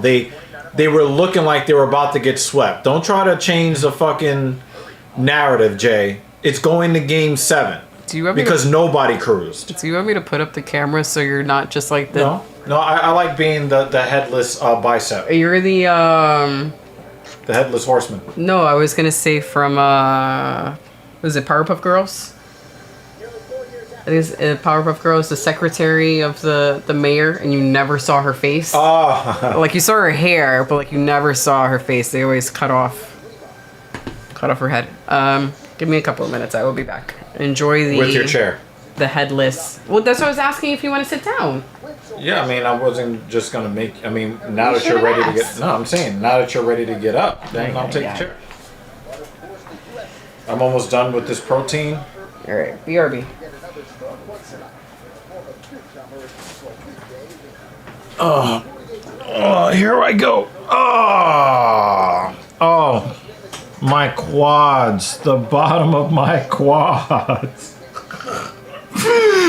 Oh, I think my body was standing. Oh, Miss Bellum. I think the reason why my body was trying to keep me standing is because of the sensation I just felt when I sat down. If the Panthers lose, that is the biggest choke in sports history. Absolutely. Absolutely. Massive, massive, massive choke. I mean, that might be the biggest Gawk Gawk 3000 in the history of deep throats. And the thing is, the Panthers do not look like they have an answer. Connor McDavid might, if they are able to win Game 7, Connor McDavid might solidify himself, in my mind, as the greatest professional hockey player that ever played in North America. And the reason why I'm saying that is when I look at games 4, 5, and 6, the speed and puck handling skills of McDavid is the only reason why the Oilers are still playing hockey games right now. Because as great as some of their ancillary players and Draisaitl gets paid a ton of money and all of that, the speed plus the skills of McDavid is what is breaking a very strong Florida Panthers defensive setup at the blue line. And I just had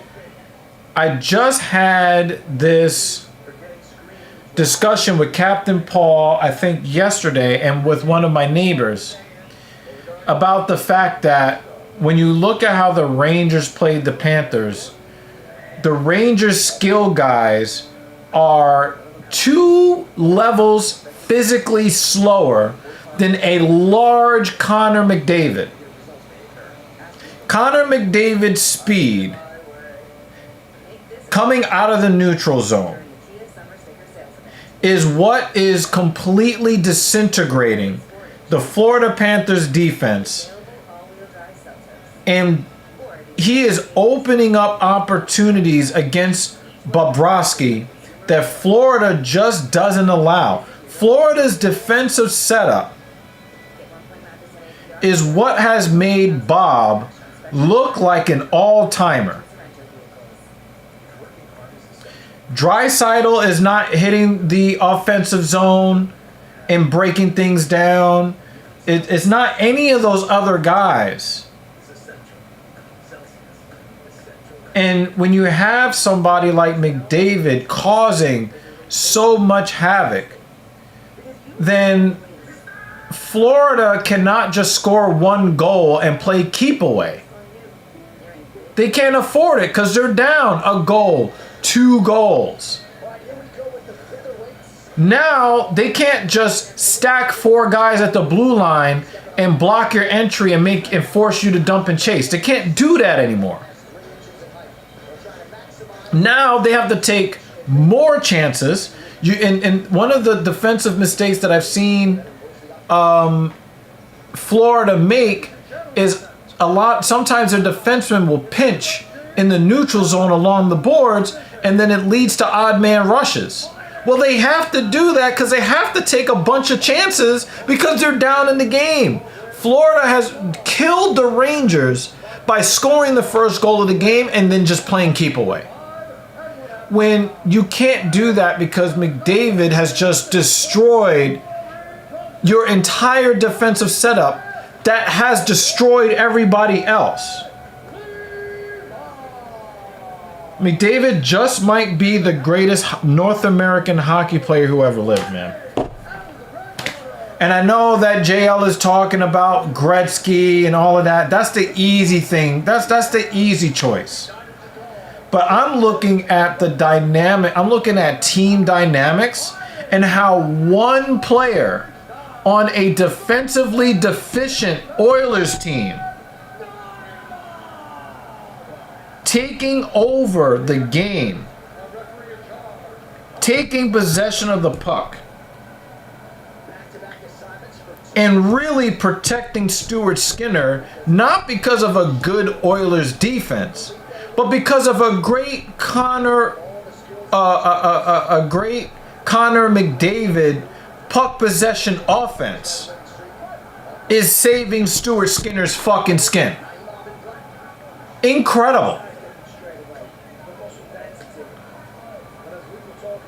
And remember, Connor McDavid is doing what he is doing against goaltenders that are way more skilled and physically larger. Oh, big flying knee, Lima.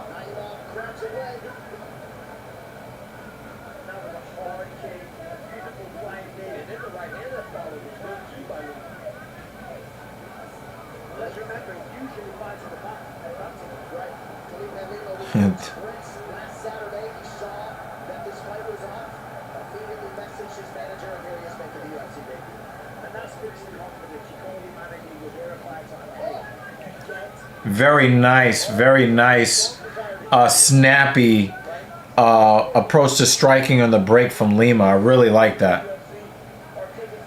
And he was throwing with intent. Sometimes when guys break from the clinch, they throw a little bit of something. But Lima was throwing with real ill intent there. Oh, flying knee from Naimov. Good defense from Lima, but some of that knee did get through.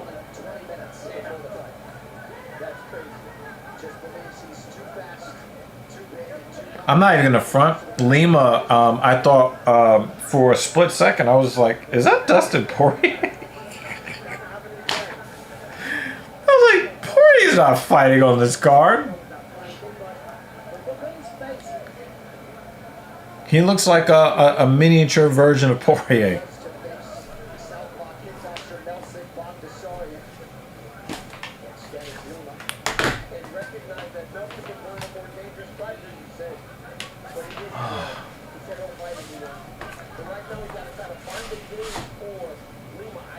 Banner? Fuck you, Banner. I'm just gonna say that, like, right now.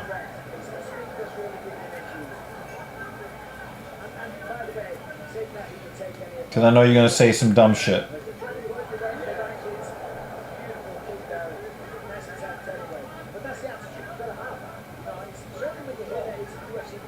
I need to organize this fucking iPad.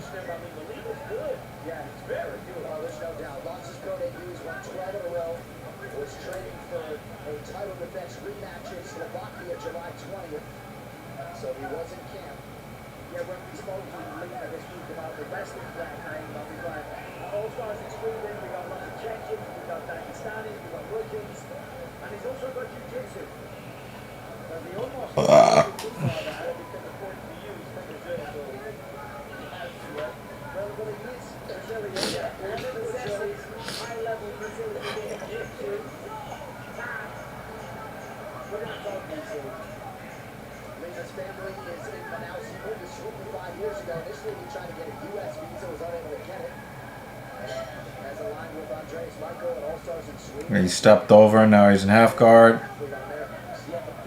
It looks like Naimov is trying to set something up to get into side control. Alright, back in full guard. Lima's got foot on the hip.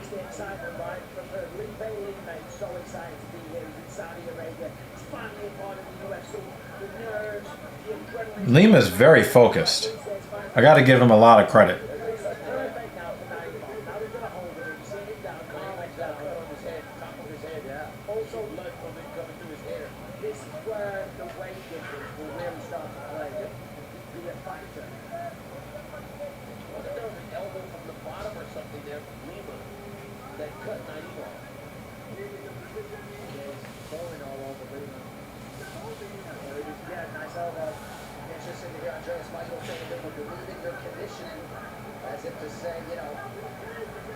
Yeah, the pace of this fight is slowed tremendously.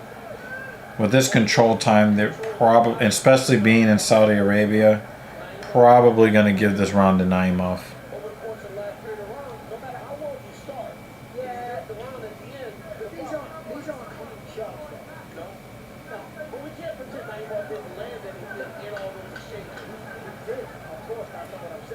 A little up kick from Lima.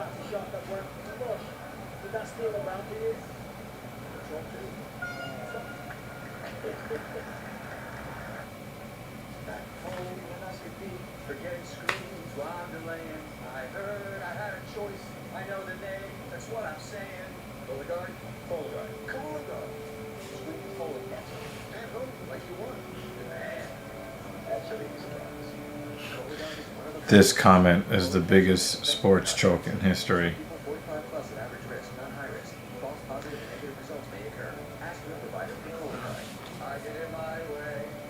Make this a summer to share and save during the Kia Summer Sticker Sales Event in a 3-row Kia Sorento. More to JL's point about the 8-1 game, and I think that was game 4. I don't know if it exposed the Panthers. I mean, perhaps it did, but I think the more powerful thing that came out of that is that it really put some fear into the Panthers. The Panthers are not playing with the same type of swagger that they were playing with before.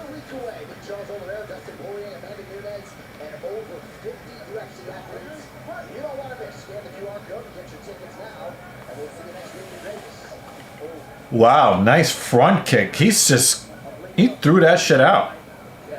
Yeah, I really don't have any analysis for that, Kratos. I don't have any analysis for that. I'm pretty sure like you're including some professional football. I don't talk about professional football. American professional football. We don't talk about that on this platform. You know, I know that the Phillies, they made it to the World Series when they had a bad season. So I give them a lot of comment for that.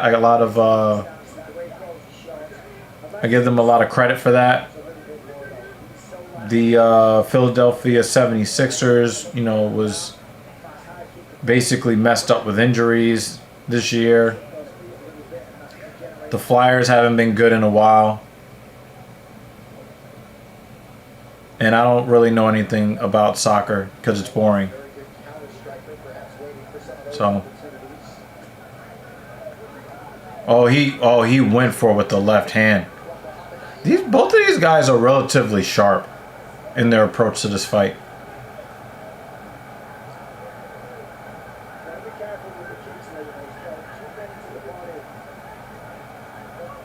Lima didn't fall for that leaping knee. He didn't fall for that a second time.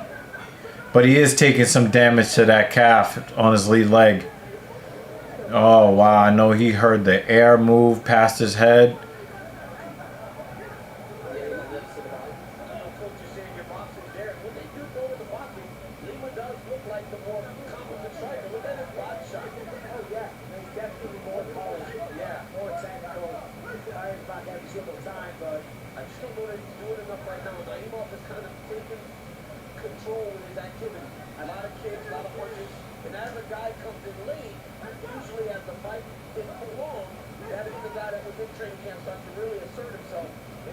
Yeah, Lima in his stance and his fighting style reminds me a lot of Dustin Poirier.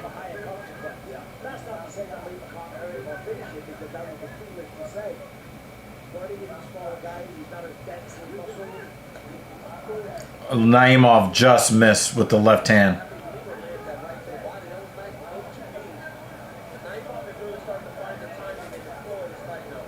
Naimov is really doing a good job with staying active. And I think that he is kind of disrupting Lima's timing a little bit, not really giving him any space to breathe.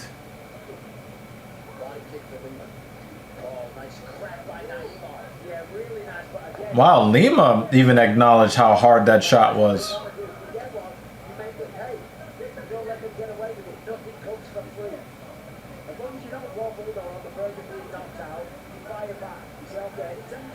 Ring girls do not like fights in Saudi Arabia. They can't earn money there. Yeah, I mean, I didn't even know if they had ring girls there. I don't, they don't add to the environment. Like, we're here to see people fight. Not, women, selling their bodies yet again. I don't know why people are so hung up on that.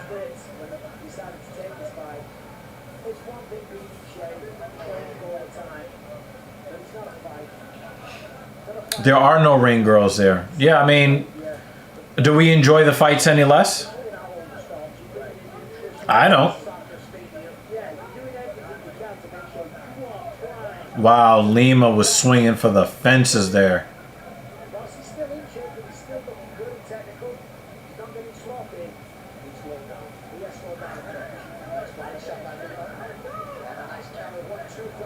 You know, they were talking about the technical striking skills of Lima.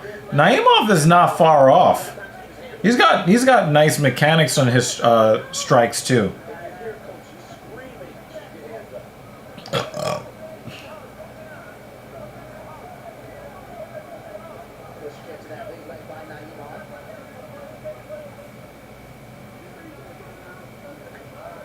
Oh, he just missed with the left hook.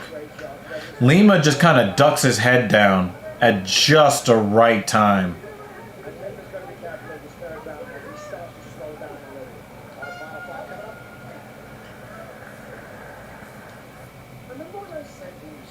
Wow, they lose the force play.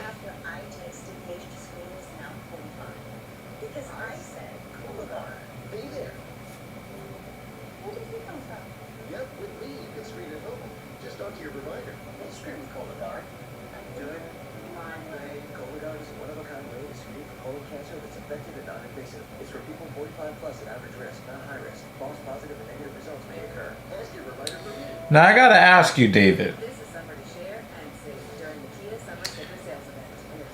Are you acknowledging Dan Jensen's reasonable position that women shouldn't be paid just for wearing a little bit of clothes and sitting down in a chair and then holding up a card with a number on it that we can all see on the screen, both at the event and on TV? Or are you referring to the fact that he is wildly attracted to androgynous? Jessica androgynous.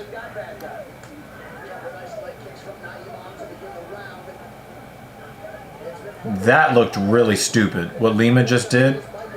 And he just did a jumping punch. This is not Marvel superheroes. This is not Street Fighter 3. What are you talking about?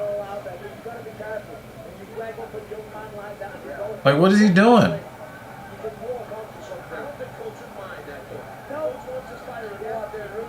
He's definitely not as sharp. He's doing a lot more stupid stuff and expending a lot of energy doing shit that is not going to bring him any closer to winning this fight.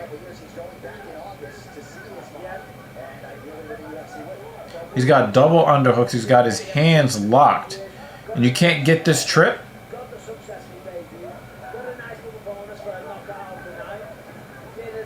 Alright. Alright, he was able to get Naimov's back here. Oh, we've got two hooks in. Oh, he got his hands underneath! Oh, shit, he's strangling him! And he's tapping on his forehead! That was crazy! That was crazy!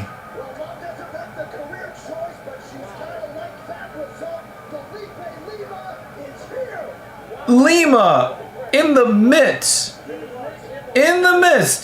of the worst performance of the fight, just tarantulaed the shit out of this guy. He got his arms underneath so fast. Oh my god, that strangulation. Oh my god, that was so fast. He was squeezing to kill that man. Wow. I'm not going to go as far as JL and say that it was a lucky submission, but that was really fast. And Lima was doing a lot of dumb shit right up until he ended up in that scramble situation. That was crazy. That was a crazy finish.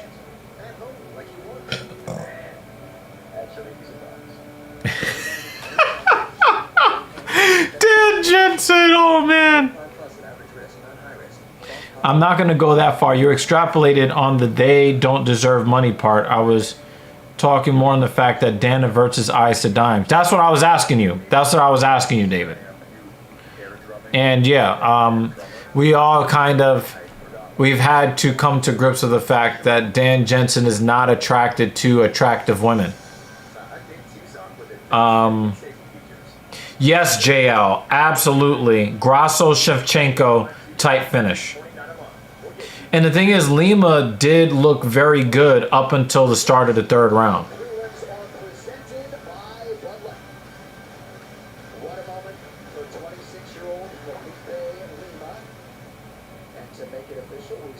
Oh, that's in the gap. That's going to score the run.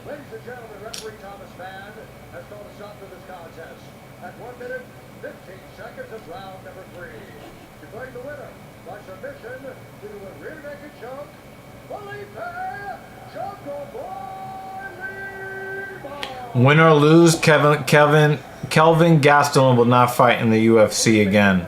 Win or lose.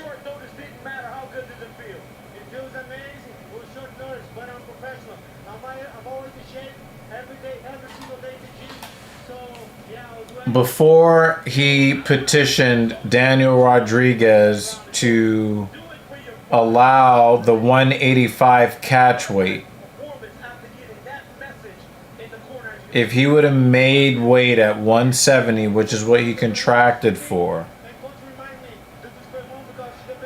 if he would have made the weight and then beat Daniel Rodriguez,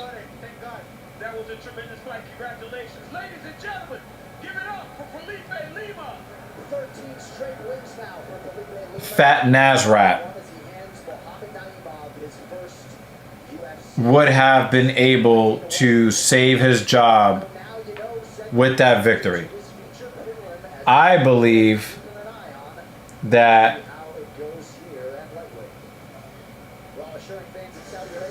win or lose, this will likely be the last time we see this will likely be the very last time that we will see Fat Nasrat in the UFC.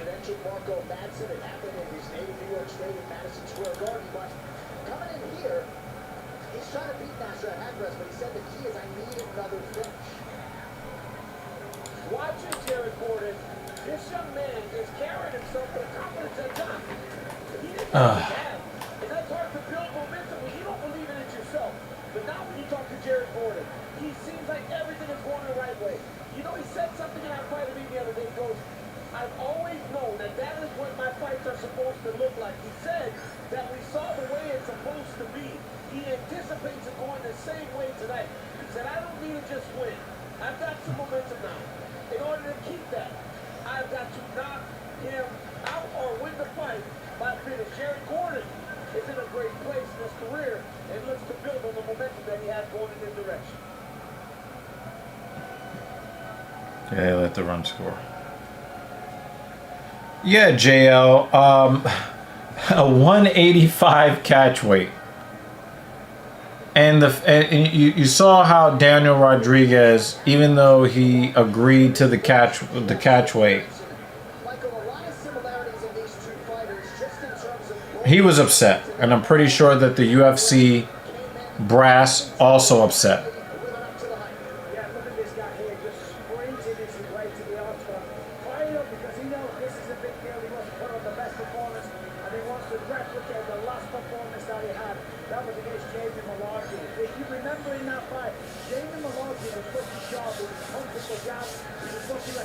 Tyler McGill is not fooling anybody.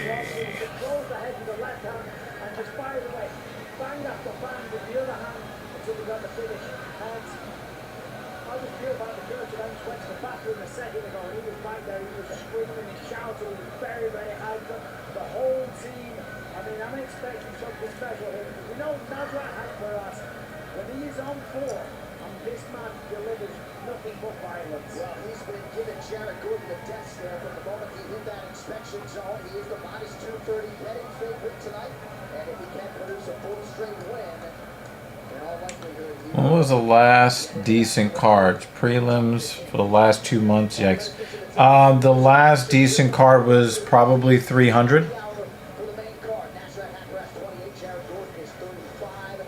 Probably UFC 300. Fighters coming in to be 156 pound division And again, guys, I've been saying this to you for National for a little minute. back inside of him. I've been saying this to you guys for a little minute. Trying to stack UFC 300. Wow, look at Bruce's jacket. Good God. I don't know. I don't know whether to give that a 5 out of 10 or an 8.5 out of 10.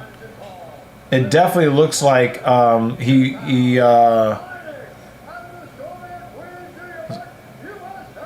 maybe he cut up his grandmother's couch and had it turned into a jacket.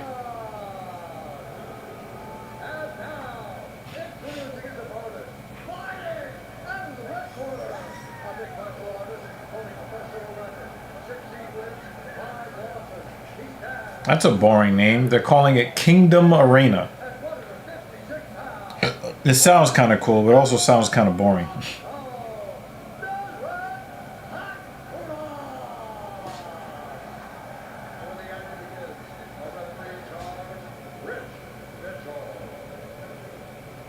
First assignment of the night for Rich Mitch. National Hackgrass.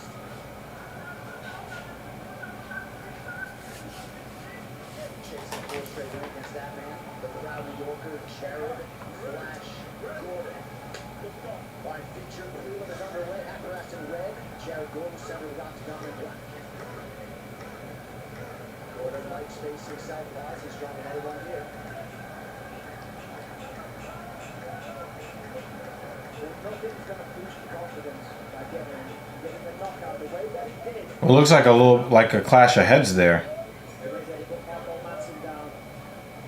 And this is a very smart approach from Gordon early. He's gonna try to go for this trip. That's a nice right hand.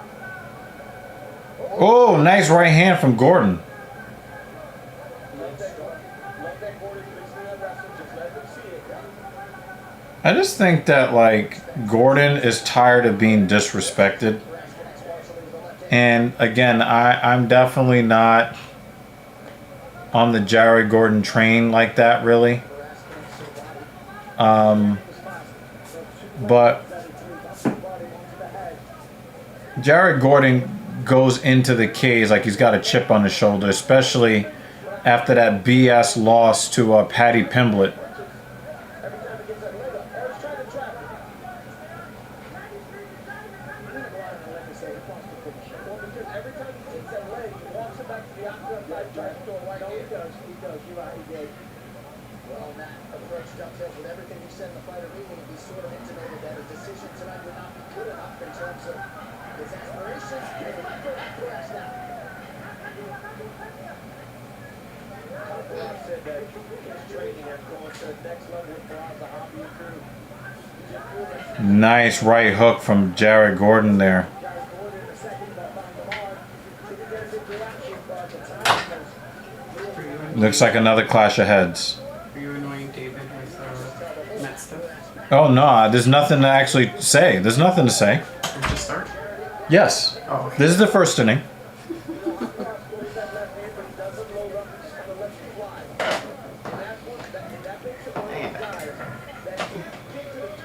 That's it. Get more fuel. The only thing we need is Tomas Nido in a Cubs uniform putting the coup de grace on them. That's all we need. Sounds like it will probably happen. This is his first start for the Cubs against the team that he played for 12 years and was just let go last week. Wow. So you know he's going to be chomping at the bit to get this runner in from third with 2 outs to put McGill out of his misery.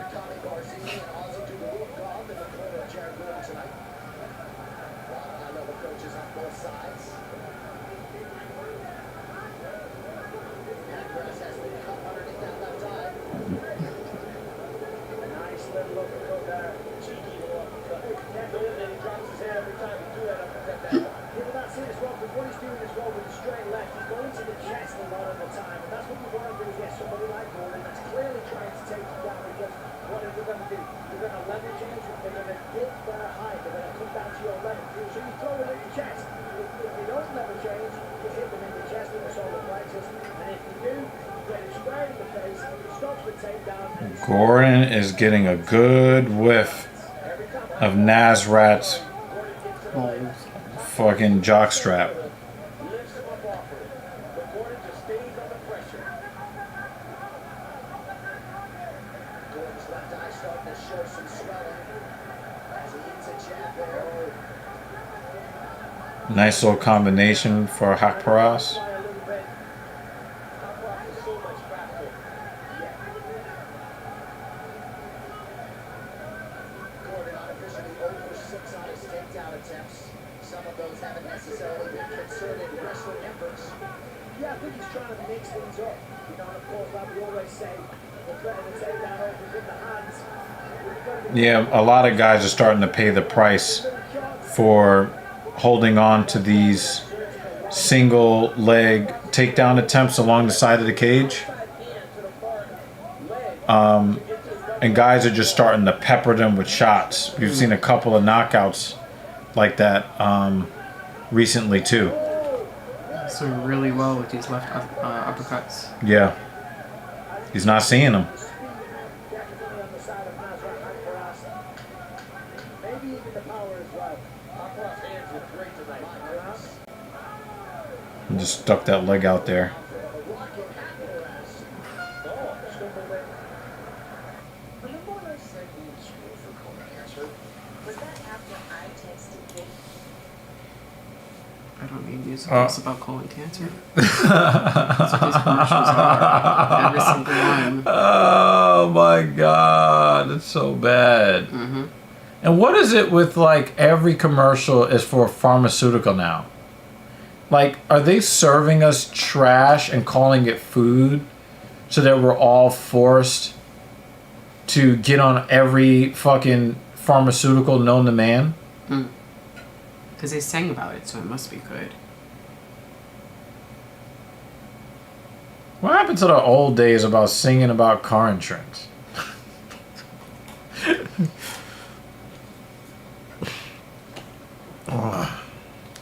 So I really worked on my titties today. Oh, I was telling them that I appreciated that. And like, yo, I could not believe how strong I was today. I do love me some nice titties. I am starting to crash though. I don't normally do back-to-back cups of coffee. Today's a back-to-back cup of coffee day. Hakparas overhand left hook. Ooh! And Gordon gives him back one in kind. Nice kick to the body for Hakparas. Hakparas is very, very sharp with his choices in strikes. Gordon is just out here just...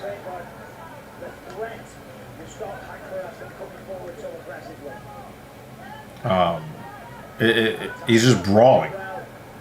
Why do when he gets to single leg he doesn't use the trip? Like he gets the lead leg way up in the air, and he doesn't step forward with a trip to slam him down.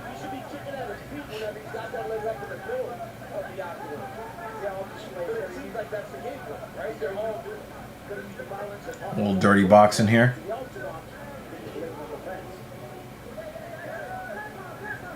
These guys want fight of the night. That's what they want. This really is some rock'em sock'em robot shit, especially with all of the uppercuts that are being thrown. Ooh, Gordon splits the guard. Oh, look at him trading the phone booth. These guys are fighting like they know how deep that lightweight top 15 is, and you need a statement.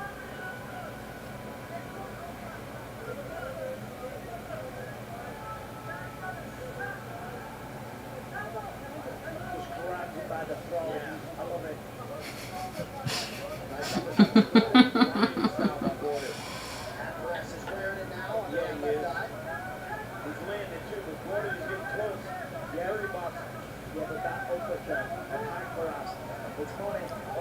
they're gonna have to cut that extra tape off of Gordon's left glove. Well, watch these sneaky little shots that he landed in close. Look at that Gordon.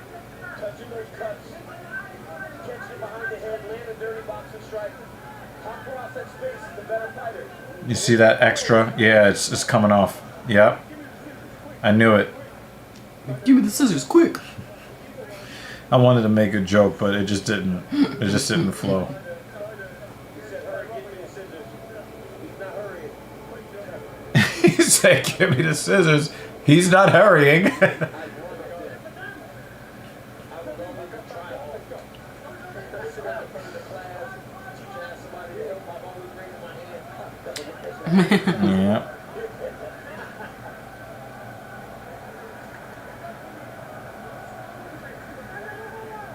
Whoa. That was funny looking. Yeah, definitely it's like, there's no good to the kids fight. That's the frustrating thing about that. Gordon switch out. Oh! Nice jab by Gordon. He's definitely got high cross bites. He definitely has Hakparas worried about the level change. Look at that. Gordon lands some offense there, but didn't leave himself exposed to that big shot. Gordon looks like he's starting to wear some of these strikes. Oh, to the body. Hakparas. He kind of hesitated after getting Yeah. hit, Gordon. Yeah. Yeah, he did. Like he hesitated. Oh, now he, Breath- oh! He just, right hands. Hakparas might be This is a good struggling.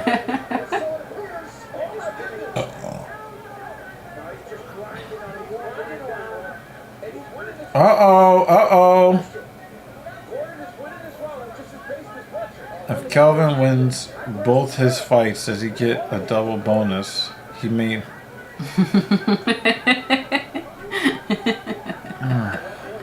I think this is a valid question. Oh. I think Jake has a valid question. Nasrat will get a bonus. Fat Nasrat is getting cut from the UFC. Oh yeah, Jake, you missed that part of the conversation. So it's no longer Kelvin and Little Kelvin. Little Kelvin. It's Nasrat and Fat Nasrat. Yes. Well, and if you know Jared Gordon's history as both a fighter and human being, not a lot of good in that individual. Yeah, the story is just phenomenal. It really is. What he had to overcome in his life. Some of it today. Sorry, John. Go ahead. But really a guy that a lot of us have drawn inspiration from, Jared Flash Gordon. Oh, that was clean right on the chin. Gordon fell that one. Chunky Nasrat. Got it.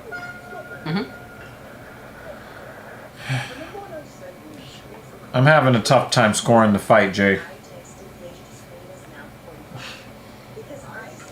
Shh. No.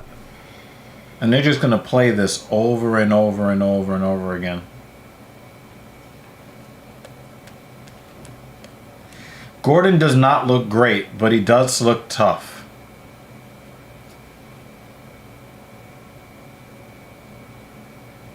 Gordon just looks like a Neanderthal out there.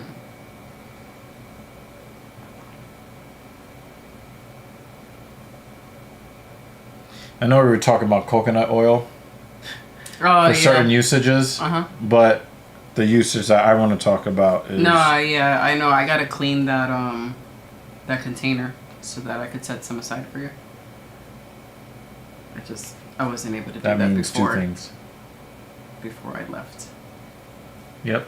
Well, I'm trying to clean the container. I'm on my second cup of coffee, so I don't think it's a good idea.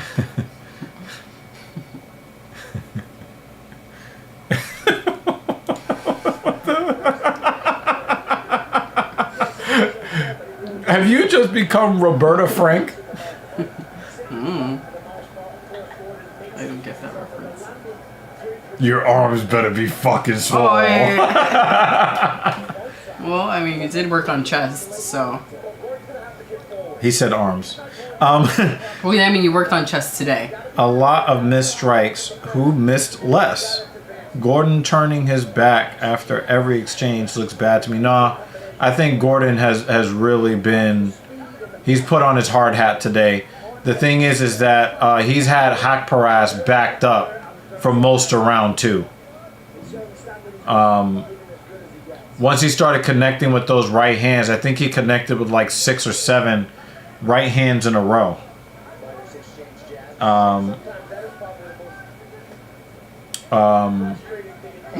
And he really had Nasrat looking. Oh, he finally. Well, they're not going to give him the takedown for that.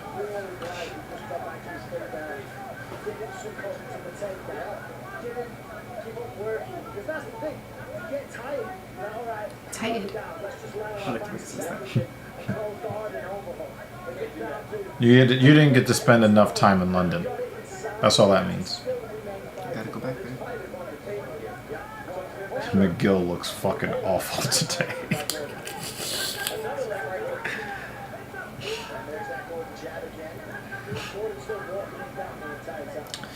And that's how you could tell, you know, when you look at Nasrat Hakparas and you look at Kelvin Gastelum. That's how you could tell that we were all meant to be one people and not like all wrapped up in race and this and that. Those guys look exactly the same. And one is Middle Eastern and one is Hispanic. You know what I mean? Yeah.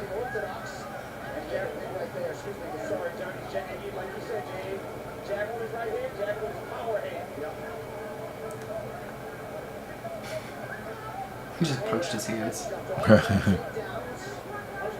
Nasrat is still throwing his hands though. On the back foot.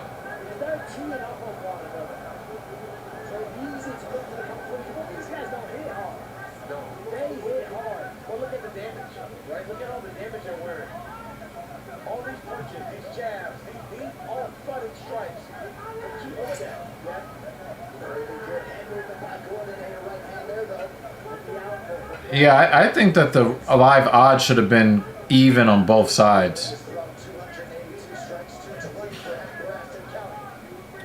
I will say that Hakparas is wearing the damage slightly worse than Gordon is. They're both landing some of these jabs at the same time. Yeah. It's pretty funny to watch, and they both get knocked back. When people talk about the barbarism that they think MMA is, this is what they're talking about.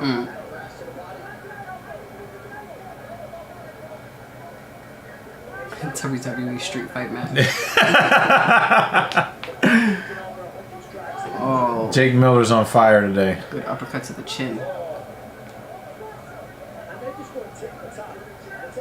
And they're even punching each other's fists. Like, the fists are landing midway. Fists of Fury. Yeah. Oh, he winced on that one. Combo breaker.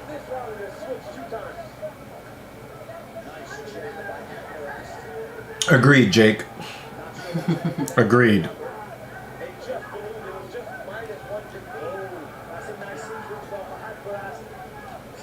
Gordon's left eye is closing up. That's just another clash of heads. That's the third one that I've counted. He just pushed both of his hands out there. Did you see? Akbar's just like, I gotta move my arms. There goes the your turn, my turn. But now it's the same time. Uh-oh. Gordon's in a little bit of trouble. A bunch of these punch each other in the face at the same exact time. This is funny. Oh, man. This is some fucking... Wow. Oh, we got two Max Holloway. We got two Max Holloway exchanges today. Oh, man. He got an eye jabby. Jay, we're not reading your scorecard.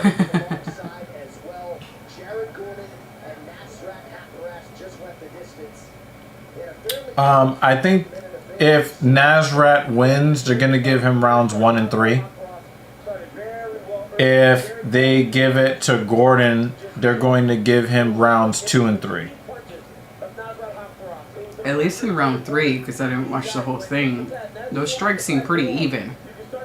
Yeah. The round 2 was definitely Gordon. That's how you know JL is on some BS, right? Incoming robbery, meaning that you know that your guy lost a fight.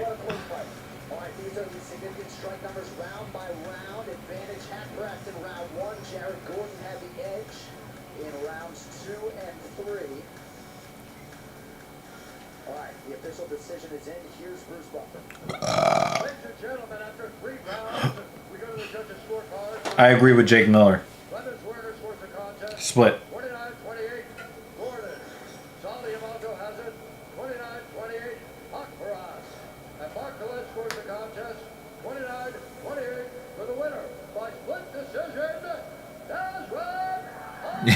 He-Man.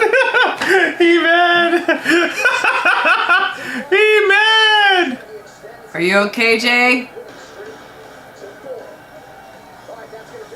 He-Man. Yo, we're not going to see Jay until next week. Are you alright, Jay? All right, Jay, we'll see you What's going next on week. over there?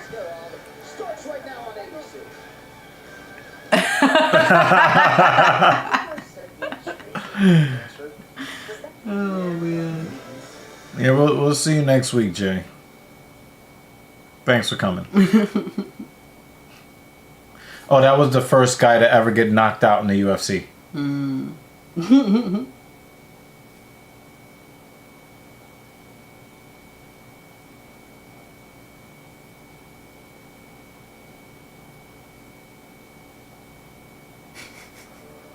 What are you talking about? These dirty Saudi cards. This is the first Saudi card. It's the one and only.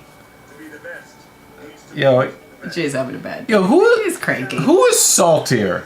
Bruce Bob Trotter or JL?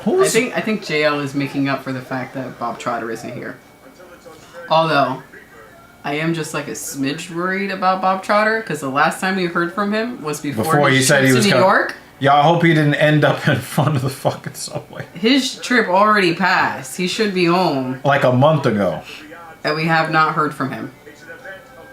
Bob Trotter, at least throw in some BS in the comments. About how this card blows. That, you know, I'd rather see a douchebag chat than nothing at all. You know what I mean? I'm just a little worried about our troll. Yeah, our resident troll. Yeah. Not named JL. As soon as I sat down, you should have... Like, I really wish that I could describe the sensation that went through the end of my quads. Oh, these are nice. She's killing it on these. It's very different from I white like it. background and black background. I don't know. I like it. It pops. She's working on logo ideas for you and I. Oh, okay. So we're trying to mix a racetrack with Right. a dumbbell barbell sort of thing. My idea would be, like, you see the orange one right here? Mm-hmm. We can make the track sprout arms in the side with individual, instead of just the barbell, like the arms have dumbbells in them, just sprout arms off the side of the track. Oh yeah, that logo. So what we're thinking about is logos that would look good from far, because some of these logos are going to be small on the screen. You know? Some of them I like when I see, but would we be able to see that detail that it is an arm? But we can make it into, because the thing is, it kind of looks like we can make it into a cartoon character. And so, like, you can have arms and legs kind of sprout out of the side, holding, two. Yeah, we might have dumbbells. to hire an artist to actually Yeah. draw that out. I know the idea that you mean. Yeah, but I like the one in the middle, but it just kind of looks like it could be like a Mr. Potato Head shaped like body, and Yeah. whatever. Yeah. Yeah, we started with the simple ones at first just to see what What would be visible on a computer? Jake says, I am worried about Whittaker's ability to handle an early rush. I think that he does do a good job of keeping his distance. So there will be a feeling out period. Banner says, I think Ikram is the most dangerous fight for Whittaker. Honestly, an unranked guy with nothing to lose, and we don't know yet how he faces adversity. We have seen Bobby Knuckles get chicken-legged, yeah. When hit hard, and also Ikram isn't the power hitter Costa was.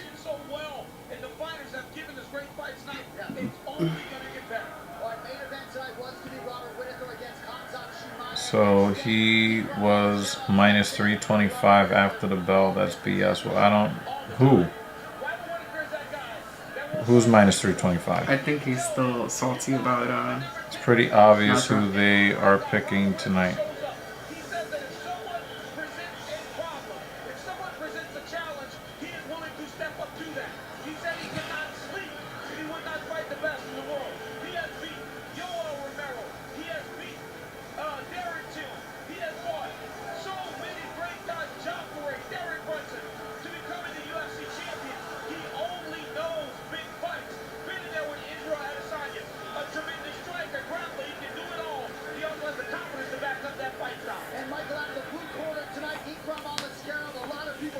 When has Costa shown power? Sean, Vittoria, and Rockhold walked through his shot. Yeah. Also, the weird roided up Cuban guy who stuck his tongue out every time he got punched. He actually thought he won the fight because he absorbed so many shots to the head that he didn't care about. Oh yeah, Yoel Romero. Robert has only looked good against Marvin and Costa recently. He's regressing. Let me put on my teeth.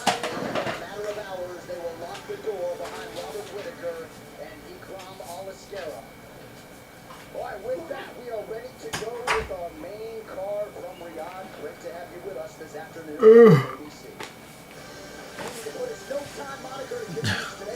Hey, quickly, because we got the funny the funny get knocked out guy. The guy that. Oh yeah, sorry. I just gotta let me put back on my thingies. Main fight 1 doesn't have name on it. Oh, well, there it is. Yeah, I was putting it together like as the stream started. Well, I went to main fight 2. Okay, yeah, I put NA on the ones that were just.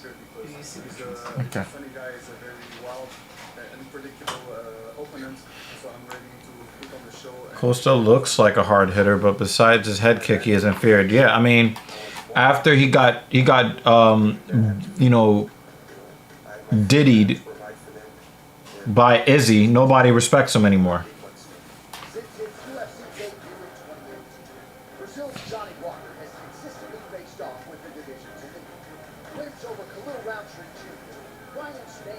That's why it doesn't work. 1 or 2 hard punches and he resets.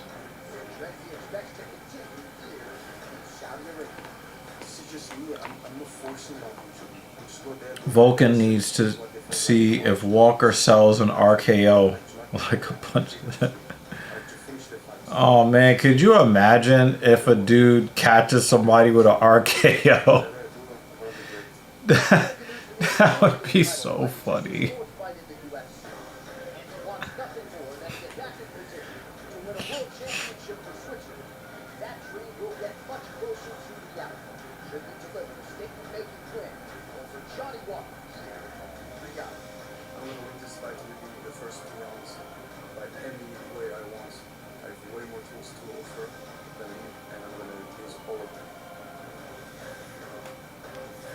I would not be surprised if Vulcan gets separated from his consciousness again. But, guys, do you want to know how much I don't care about either of these guys? I think it's about time we get treated to a double KO.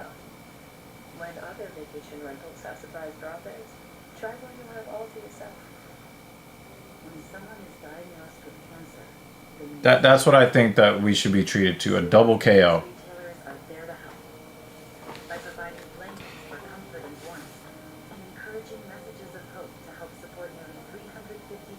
patients facing cancer nationwide. We call it the Subaru Love Promise, and we're proud to be the largest automotive donor to the Leukemia and Lymphoma Society. Subaru, more than a car company.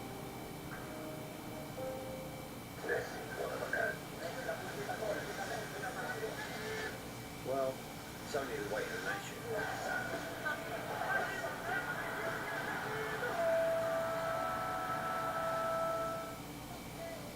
T-Mobile savings, take one.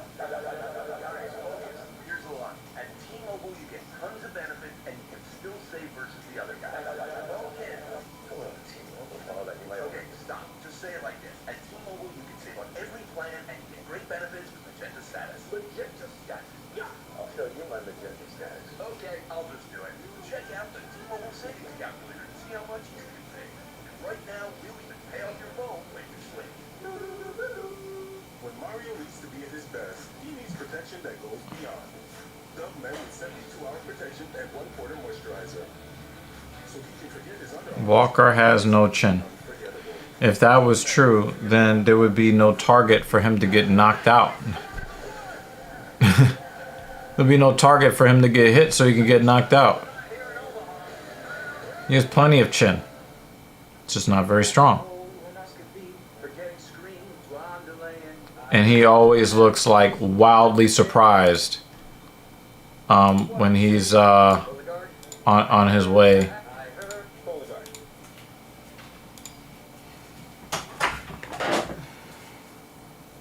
Yeah, the rest should be in the right. Yeah, yeah. Walker showed chin. Yeah, big chin.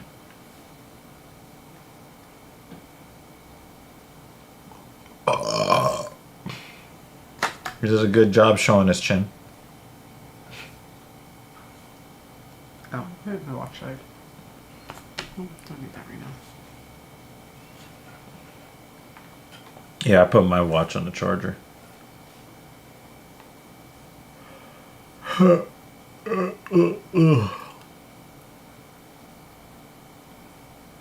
Yeah, his head rebounds off the floor pretty well too when he gets knocked out, David.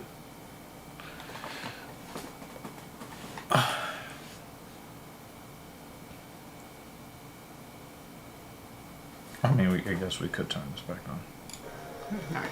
Trained to use the power of Dell AI and Intel. Clearing the way so you arrive exactly where you belong.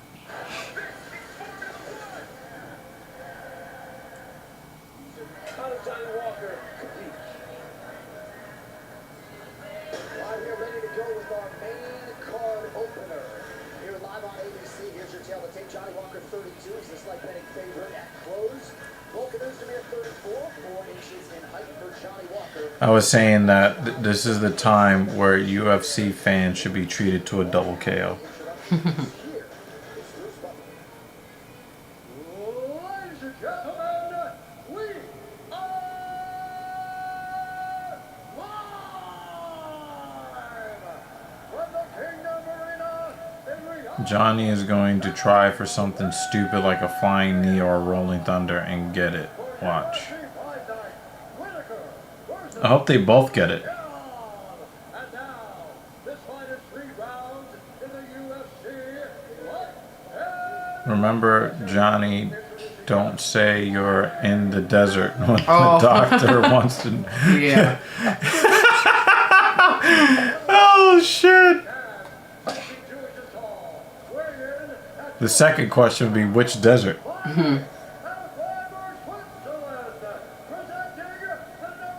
Now, do you want to talk about being in the desert? Be cool to be in the dessert. Dessert's great.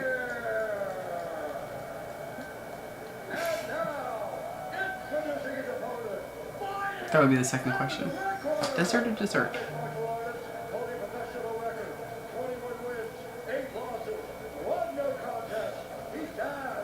Vulcan has much better fundamentals and his grappling is underrated. Yeah, him grappling with the air after he gets knocked out is really funny. Walter gasses out quickly and will revert to his own tendencies.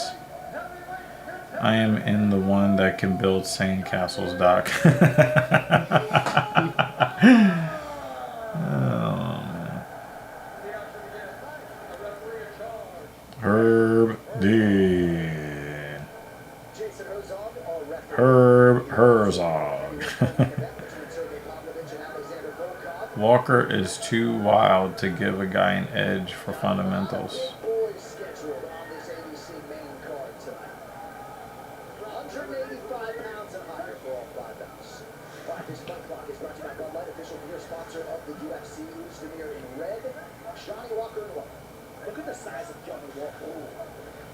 Johnny Walker is fucking huge. Pause. If a fighter trolled the doctor like that, instant DQ, but still hilarious.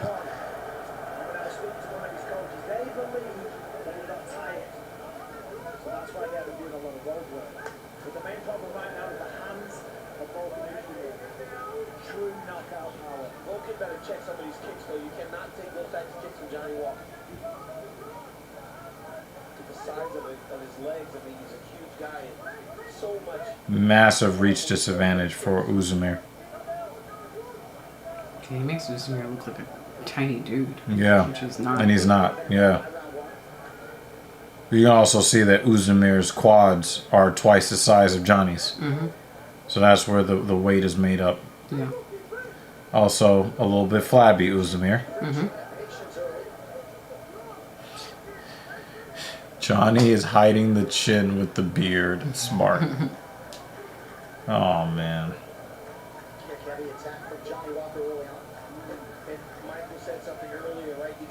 I don't like how Johnny's sticking his fingers out towards the eyes of Uzumir.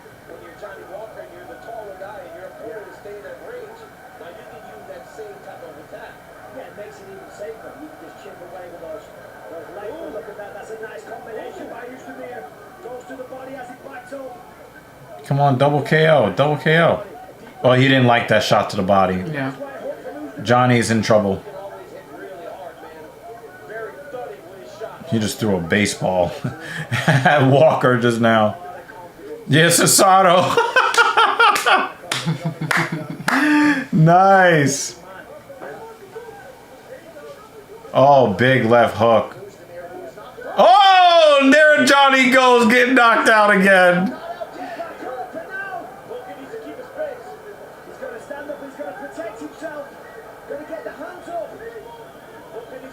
Yeah, he needs it. He called it! Who called it? Yeah, who called it? Why does he always look funny when he gets knocked out? Why does he always have to look that funny?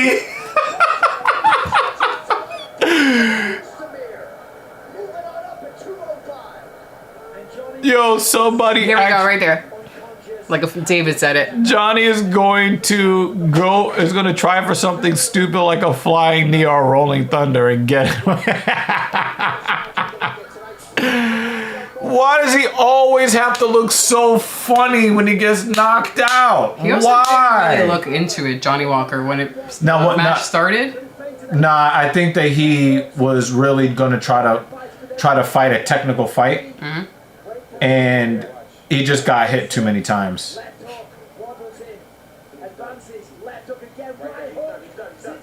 Boom! Lights out. Yo, he looked like me when I take a nap. Dude. Boom!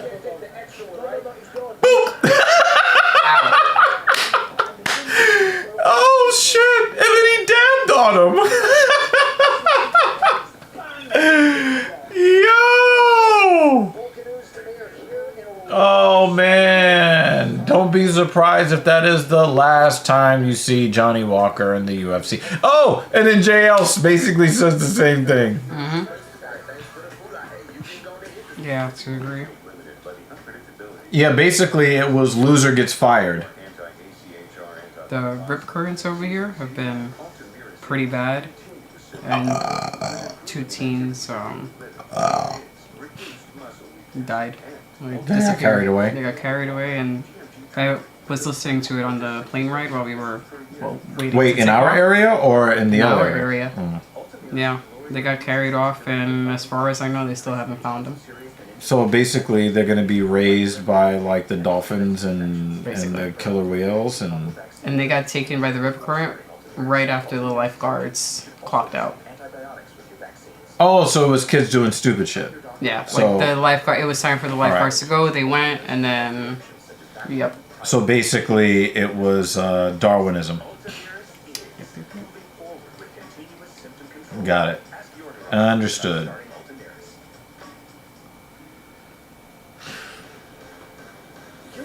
Cesaro and Vulcan are both from Switzerland and look the same. Yeah. Yeah. And I think the smaller Cesaro could knock out Uzumir. He got a lucky punch in. Does Fat Nazrat try to wrestle D-Rod? Something just looked real gay about that. Pause. Just say Daniel Rodriguez. Like,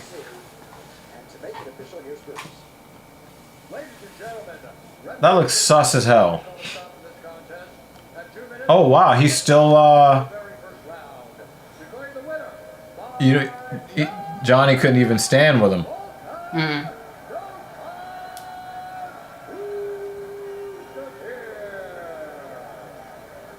Is he still in the cage? Yeah, he was sitting on the bench. Well, last they showed him, they were sitting on the bench. They're about to knock out their own dude by dropping him.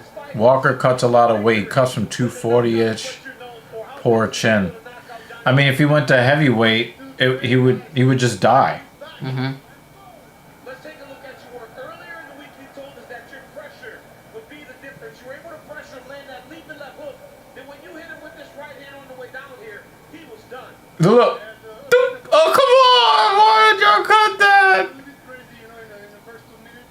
That's Johnny Walker, man. He's a crazy guy. So I knew I had to watch out, take my time a little bit. Look.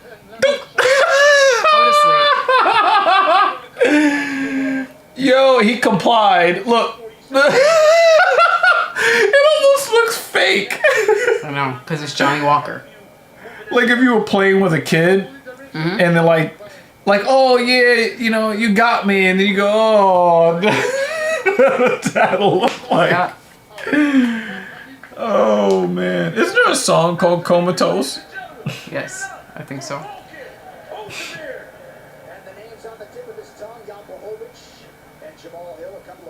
Let me answer this real quick. Grandma's calling. Of course. No official has ever had an early stoppage drama moment with Walker. You know when he is done. Yep. Yep.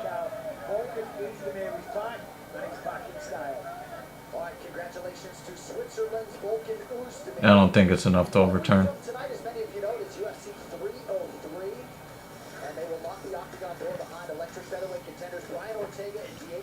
Why does he keep talking about them locking the door of the cage? He's said that like 8 times already during this broadcast, John Anik.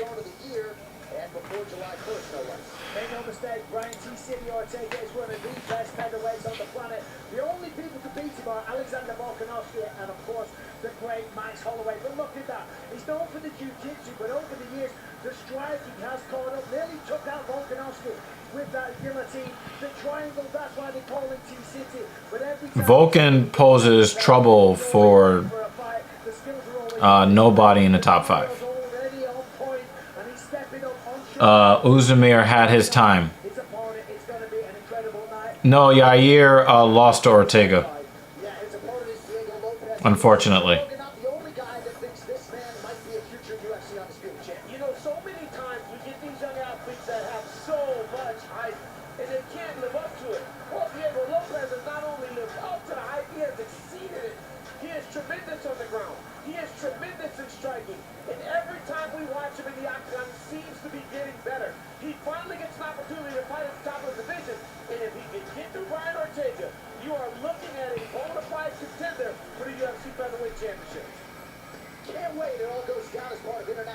Yeah, I think Ortega still won that fight, though.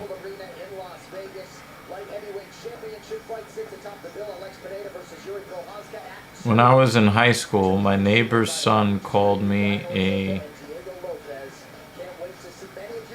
Oh, he gave you the hard ER.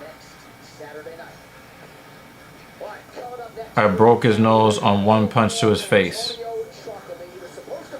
And that gave rise to Johnny Walker? Sorry. Johnny Walker is just... Gary gets too much hate. I don't agree. Gary is the reason that people don't like Gary. The Pirate second round TKO. Okay. We'll see.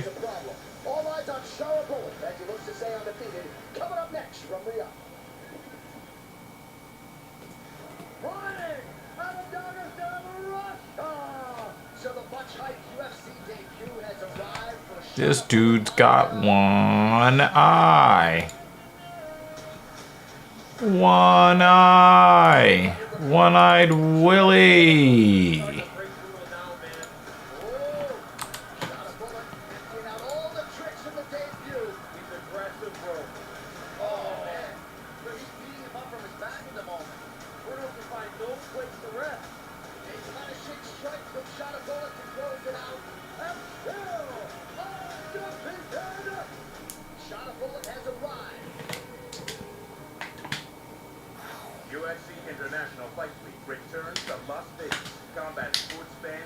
Bruno Silva is the jobber for middleweights. Yeah. Yep. Yep.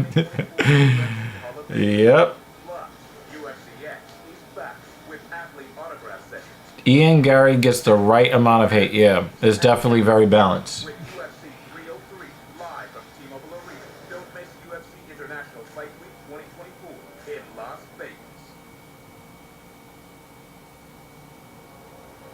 Yeah, I don't know why, Kratos. It's weird. He called himself the next McGregor. That's setting your big-headed self up for failure off the rip.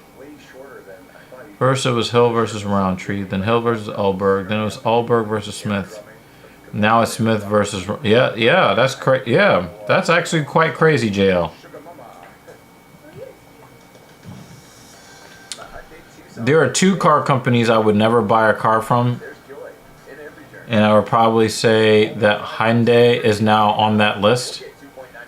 Because they want to sell their cars by using anti-male rhetoric that they would not use in the opposite situation. Nissan also tries to sell their cars with feminism.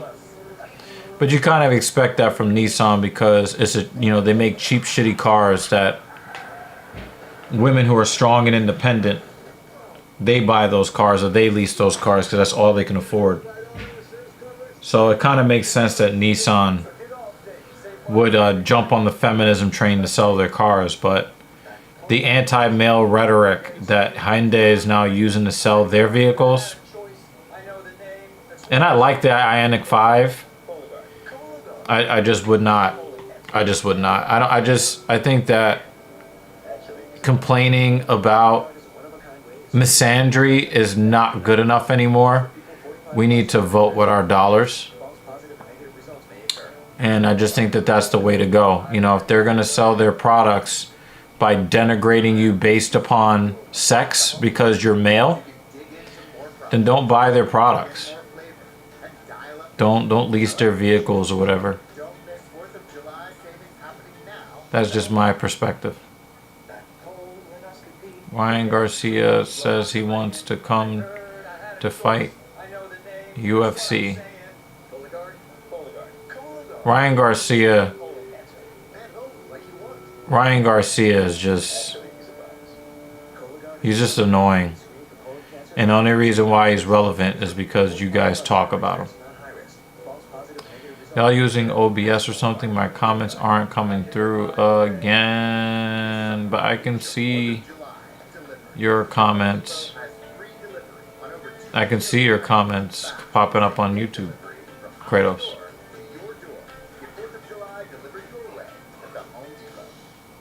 Make this a summer to share and save during the Kia Summer Sticker Sales Event in a 3-row Kia Sorrento. The tech-forward Sportage. all-wheel drive Seltos. Or the IIHS Top Safety Pick Plus Telluride. Each one recommended by consumer. Oh, we are using Streamlabs. Streamlabs. Ford Seltos LX for $189 a month. If Cyril declines Almeida, should he be bumped down in the rankings? He's somehow ranked number 1 after the interim champ, but fights once a year in Paris.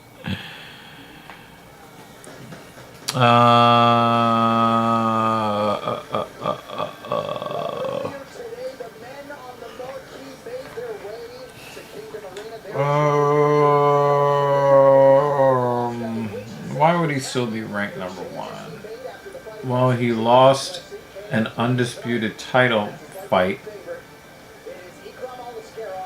We have an interim champion, and then nobody really has separated themselves. So he's really second in the division because the interim champion is really the number 1 ranked guy.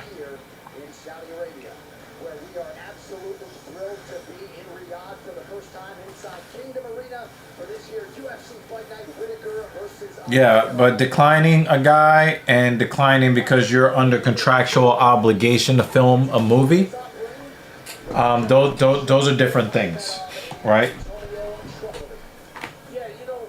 Those are different things. And you start to think about what can make for a good matchup.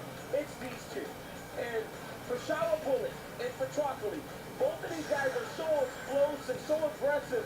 Trockley got on a flight 3 hours after finding out while he was sitting down at lunch, made weight in 7 hours, 14 over. And we all know what Shower Bullet is. He's an absolute savage. These two are going to absolutely blow the roof off. He looks like a leprechaun.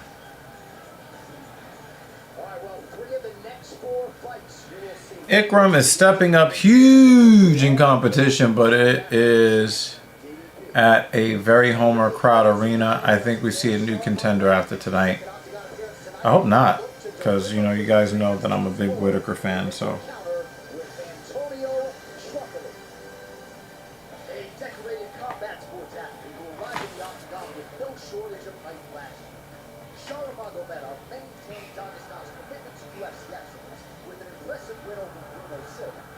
Since then, fight fans have been shown to see Shower Bullet back on the moving ground, and tonight is the night. He comes against newcomer Antonio Trockley, a well-rounded competitor who has specialized in finishing his opponents wherever a fight may be. While he is Antonio Trockley, makes his long-awaited UFC debut tonight, and with a 4-fight unbeaten streak leading him into the octagon, Malvado's confidence is at an all-time high. Coming up next, it should be a good one as Shower Bullet Magomedov faces Antonio Trockley.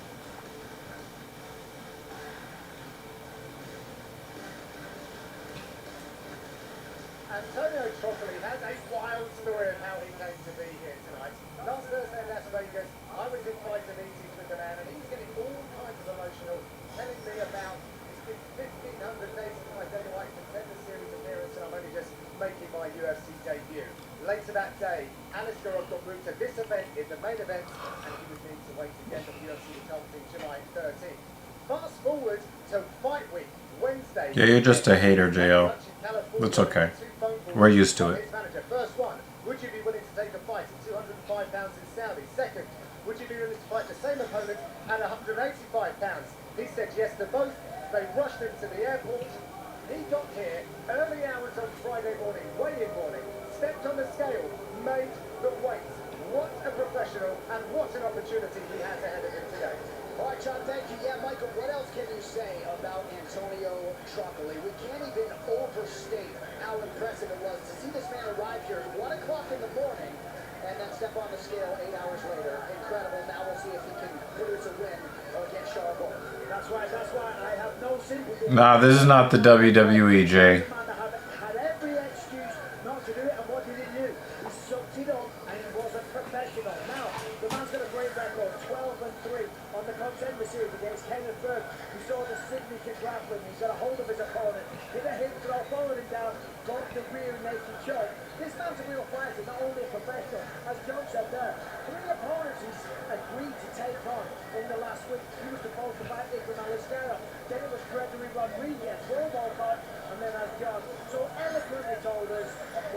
here fighting Saudia Arabia. And now we await Saudia Arabia. We will be back to Saudi Arabia in 2 minutes with the middleweights. Stay close. It's UFC Fight Night on ABC.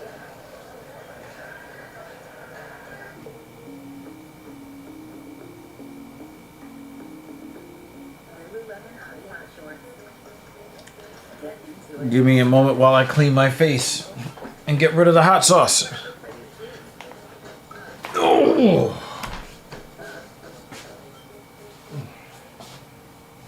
When someone is diagnosed with cancer, they need support.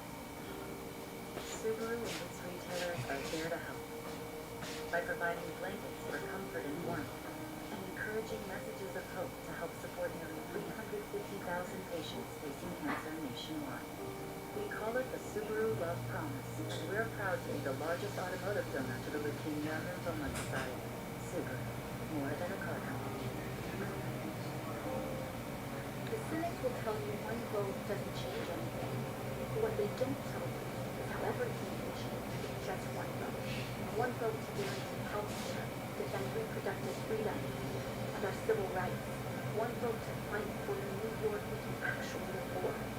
People like us weren't supposed to run for office. And we were definitely not supposed to win. But change isn't up to the cynics. It's up to us. I'm not going to let you with this message.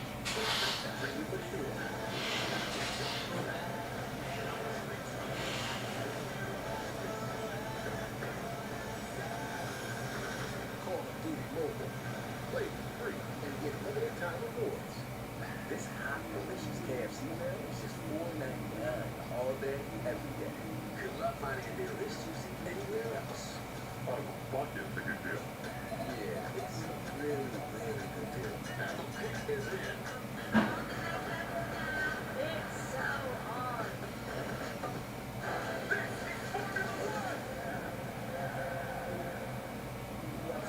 One time I remember you made a statement. I didn't understand it the whole time because you didn't know. Like, you were literally on edge as to what this man was going to do next. He is an explosive athlete that is looking to take your head off with every single thing that he throws. He's a very confident guy. He said in the build-up to this, listen, guys, I love all my Dagestanis, my fellow Dagestanis. But I'm pretty sure people are a little bit tired of Dagestani wrestling. I'm here to show off some Dagestani striking. And he can do that, and he does that very, very well. He said, big Zabit Magomed Sharifov, when you are Sharifov, when you are thinking him, because he likes to put on that type of exciting fight. He showed it in his debut. But let me tell you, this guy's one of the most Yay, the Mets are not going to get shut out. Wow, that was a bomb. Oh, okay. Oh, my legs. personified. And even when he's taken down, last time I against Luno Silva, off his back, just slicing him open elbows. As soon as he had a bit of separation, just kicking him in the face. And then from his back. I saw a video of Stallone running from a crowd in a Rocky movie, and it had the caption, when you throw a biology book, oh, Kratos. Are you excited to see the next few badass fights with two warriors being locked in the cage? They just keep saying that shit over and over and over. Locked in the cage, locked in the cage, locked in the cage. Yo, like, find something else to say. 535, 5-1 favorite. Good God.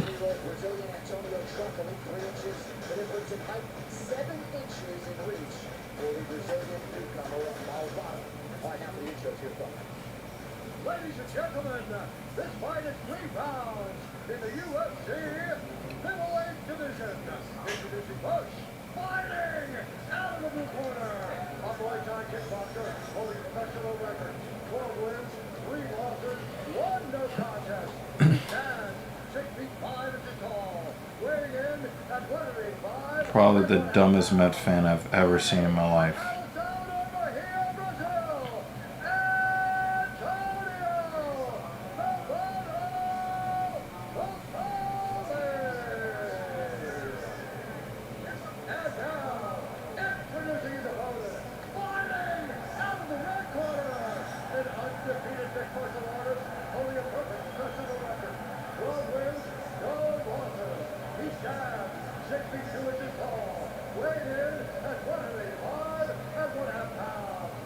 Who are on the main card miss weight, by the way?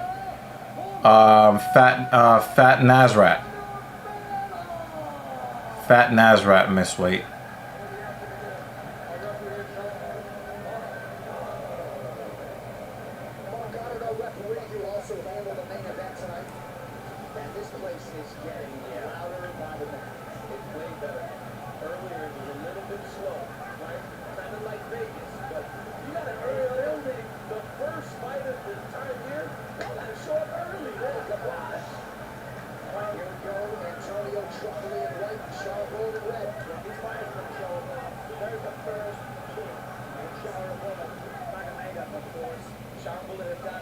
It's kind of crazy to see a guy that can only see out of one eye try to judge distances. Oh, he's getting killed. Trocoli is about to, make him see broccoli.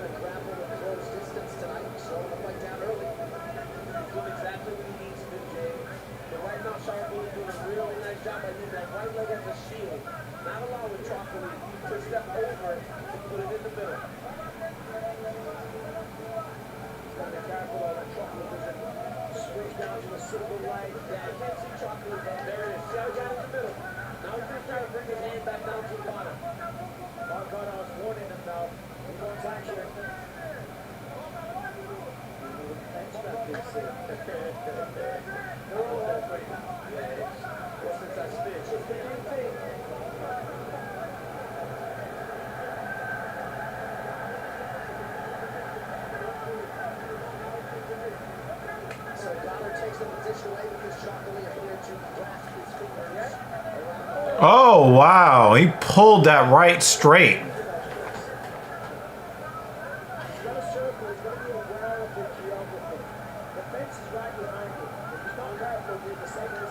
I don't understand why more guys don't throw the left hand on Magomedov. He's blind in his right eye. He should have a really difficult time seeing left hands coming.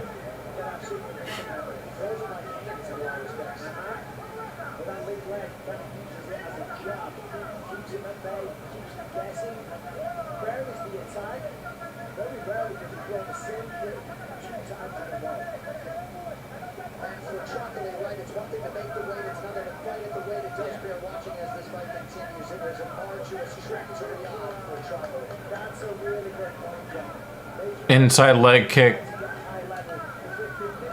twice. Nice left hand.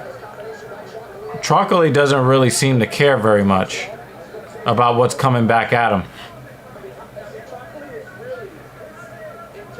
Trocoli sounds like a foreign dish that's expensive for no reason. Oh, good level change for broccoli. Don't you hate it when commentators coach fighters only at the apex? Only at the apex where the commentators are able to be heard. But in loud arenas where the fighters can't hear the announcers, I don't care.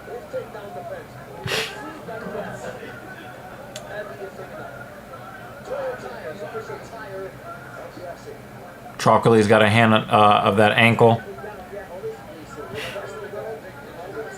You're gonna try to pull.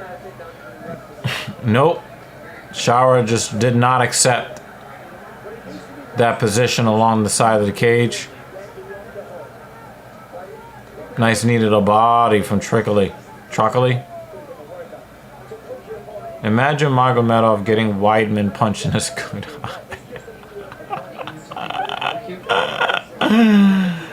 eye. You're messed up. You're a messed up guy.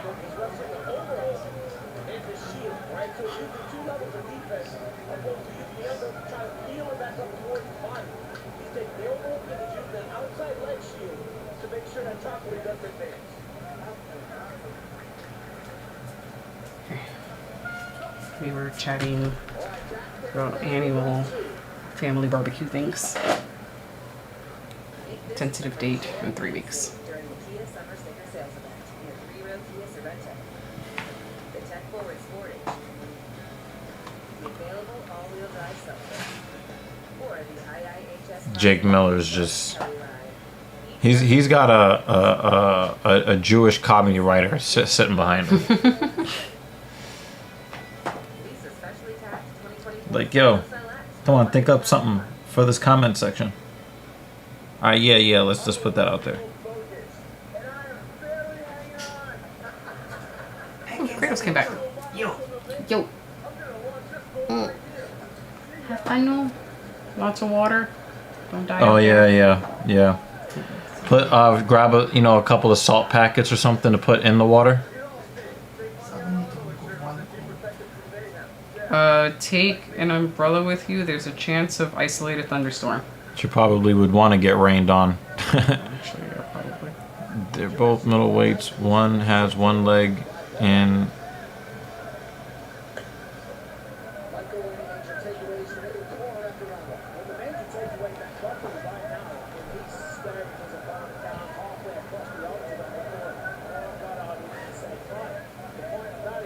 There's a case to be made that either fighter could have won first round. Mm.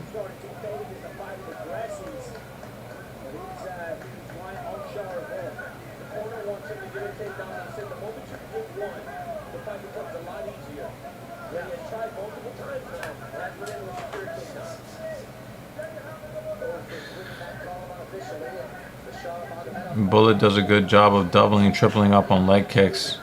He's not going to be able to do that against like the good wrestlers of middleweight though. Nice leg kick again from Magomedov. I think he's really starting to frustrate Chocolate a little bit. Broccoli looks labored. I started saying that because I kind of feel stupid saying Chocolate. It just sounds like an unnecessarily expensive Italian dish. Nice knee to the body from the one-eyed bandit. Yeah, he is killing him with leg kicks. But Chocolate, he just looks irritated more than anything.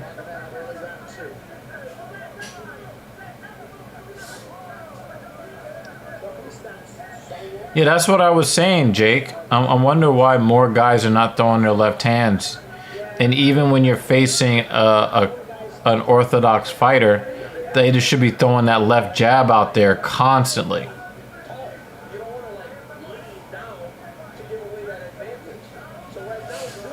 Oh, nice. Like he's in it at all. He just looks annoyed. Like he's trying to find the range. Like he doesn't even look like he's waiting for, a highlight knockout. He's just, like I said, bored. Doesn't want to be there. I mean, if you would have looked at how like the first round went, you would definitely see why he would kind of just be frustrated. You know what I mean? Mm-hmm.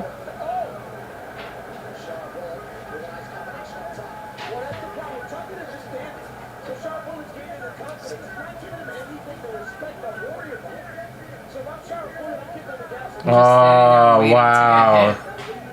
That lead leg. Like you don't win fights by standing there staring at your opponent. Yeah, but he's trying to get a timing thing going. It doesn't even feel that way. It feels like he's just standing That's there. what I'm saying. You had to have seen the first round. Yeah. Like he just gave up.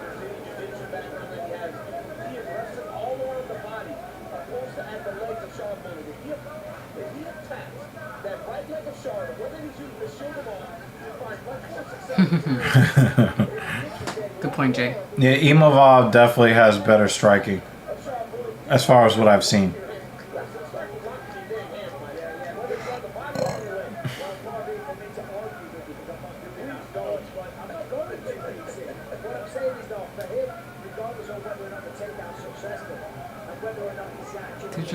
It doesn't look like he's attempting to do anything with this. Oh, he just proposed to his girlfriend.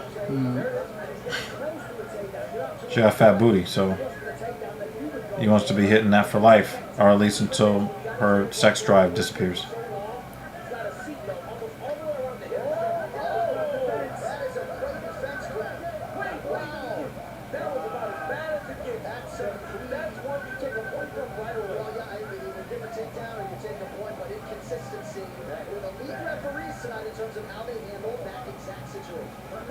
We just warned him, and that's all.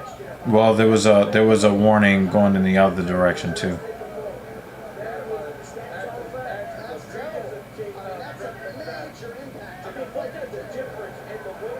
Oh, look at these knees to the bottom. Oh, that fence grab might change the fight. That fence grab, yeah, they both grabbed. Well, Trocoli lost his position because his fence grabs were like really bad. Oh. But that fence grab was why you would take the point away. Mm-hmm. And the thing is, if he would have taken the point there and separated them, Trocoli would not be on Dream Street right now. He looks drunk. Mm-hmm. He's like, oh, thank God. Yeah, he looks drunk. He was waiting for it to end. Go home, Trocoli. You're drunk.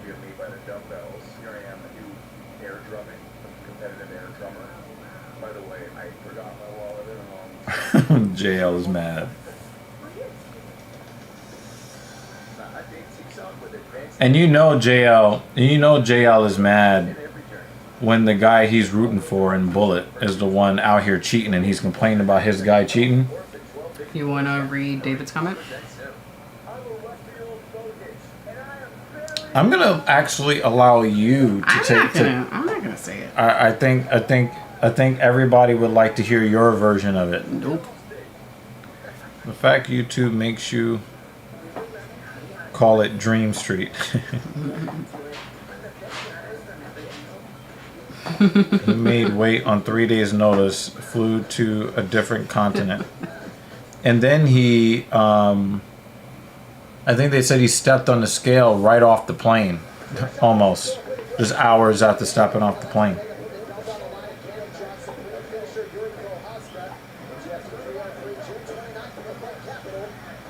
Aren't you happy you didn't have to step on the scale after your delayed flight?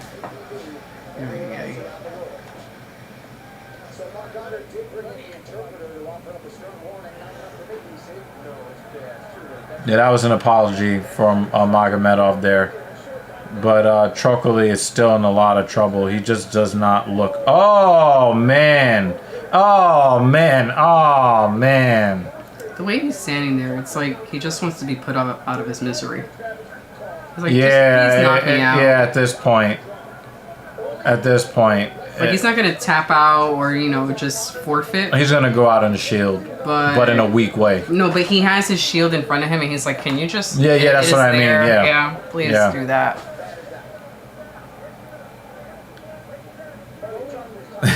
Yo, David, you're stupid as hell. Oh, man.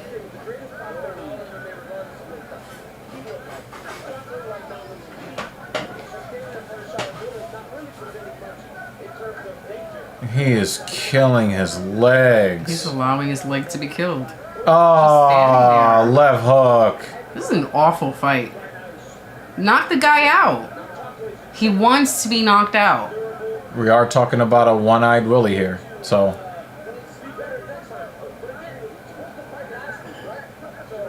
Oh, man. Dirty boxing. No, just a dirty 1-2. That's it. And then nothing else happened after that.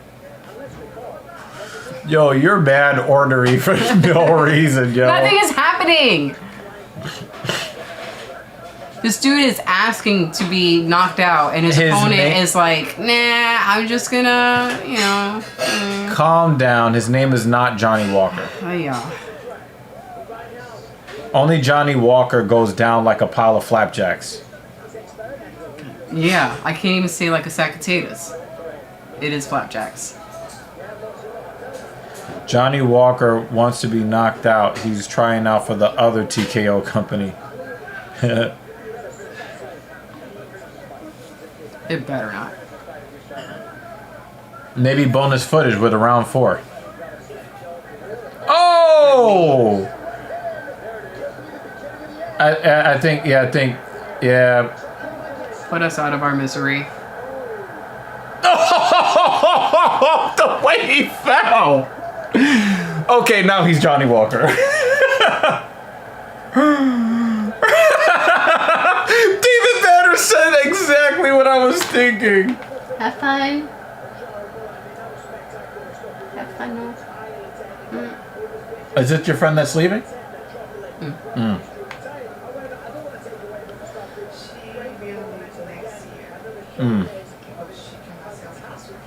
But next year is right around the corner. Well, Not kind of really what it feels. impressed with it taking 3 rounds to beat a guy in 3 days' notice.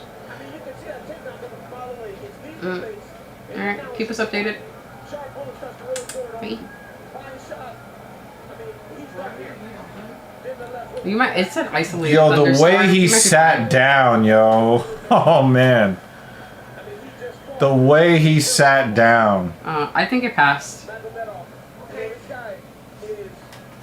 Jake said he did a Fortnite dance on his way to the crowd.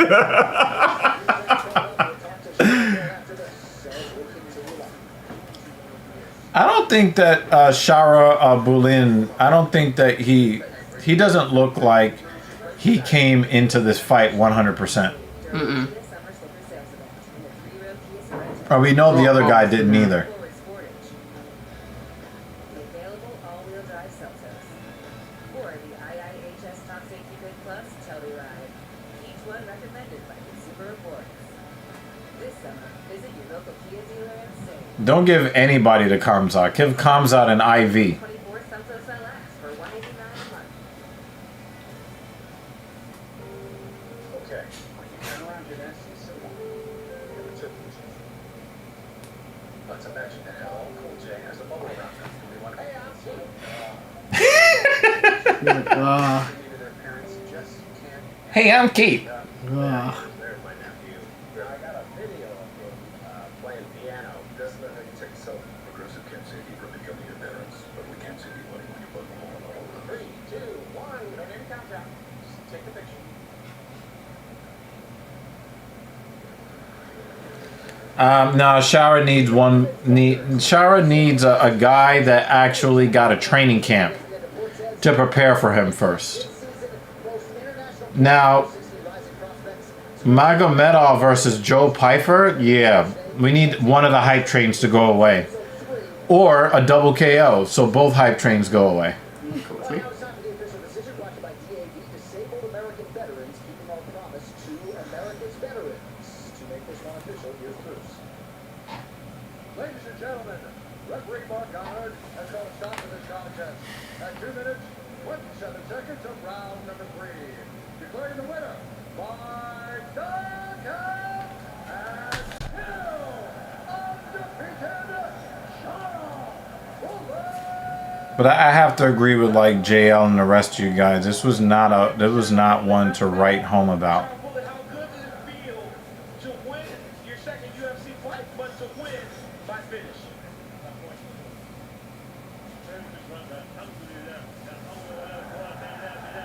Like, hey, he said Islamic stuff, yay!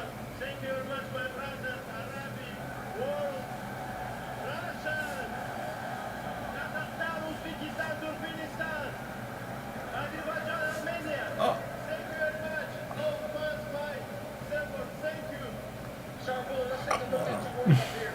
You got him hurt. You took another shot, and you landed that big knee. Did you feel that you were about to finish him? Could you see him fatiguing in there? JL is Yo, I'm not he's acknowledging in that comment. He's in a mood today. Yo, he looked like he was auditioning for So You Think You Can Dance. Yo, look at this pop star. Oh. Shara, how good does it feel to be fighting in front of this crowd on the first UFC event ever in Saudi Arabia? Namina machache выступит на первом историческом турнире Саудовской Аравии. Янука золото турнире хотел именно выступить и войти в историю. Oh, DJ Stewart strikes out again. Awesome. Regardless of the performances, we got some funny ass finishes. Have you noticed that Daniel Cormier, when he like got the finishing of the phrase, he immediately turns his back and starts walking away as fast as possible? You know why he's doing that? No. So they don't try to take the mic? Yeah, so they don't try to, hey, let me get this extra. Yeah. Yeah, I think that shit is funny as hell.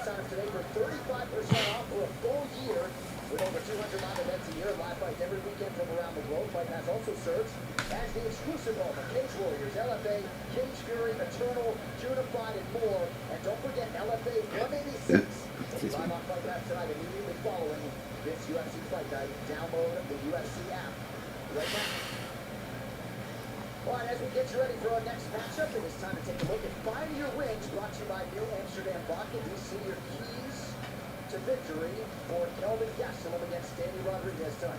You know, I did these keys early in the week, and the first key was to rely on his experience. Look, man, this guy has been in there with the best the UFC has to offer at middleweight and welterweight.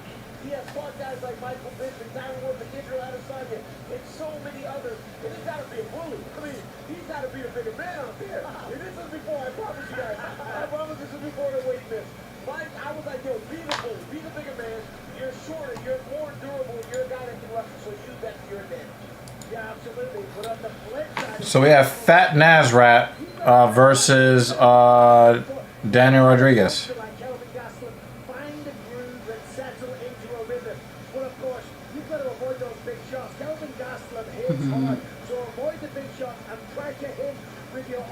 No, I don't think Michael Bisping was knocked out by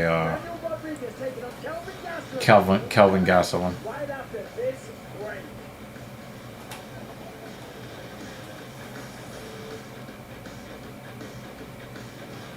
Make this a summer to share and save during the Kia Summer Sticker Sales Event in the 3-row Kia Sorento. The tech-forward Sportage, the available all-wheel drive Seltos, or the II Fat Nasrat does have more skill than Daniel Rodriguez, but I'm hoping that Daniel Rodriguez gets the KO. APR for 48 months plus 1,000 bonus cash on specially tagged 2024 Sportage and Sorento vehicles. Crap, what was it? Well, when you're pulling on the boat and RV all bundled and progressive, you've got peace of mind. This stays this way. Word gets out about this place is the head. And there it is. At least your vehicles are protected. It's a good.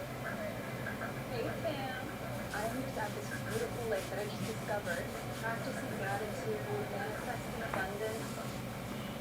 uh-oh. It's the Southeast Legal Mixer Jam. Anything cool this weekend? Nice.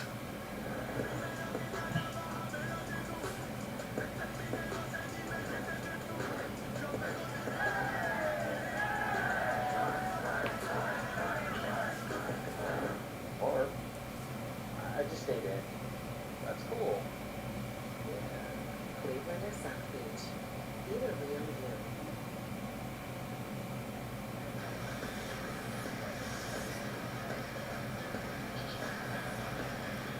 You know what it is. 1 week from tonight in Las Vegas, Alex Pereira has stepped up yet again to put his light heavyweight title on the line against the former champion Prohaska. Also, Ortega and Lopez in the co-main event. It all goes down next Saturday. UFC 303. You can purchase it now before June 24th. and receive a special offer of $10 off at espnplus.com/PPV. All right, so Daniel Rodriguez had already cut below 180 pounds en route to welterweight when he got word from the UFC that this fight was going to be a middleweight.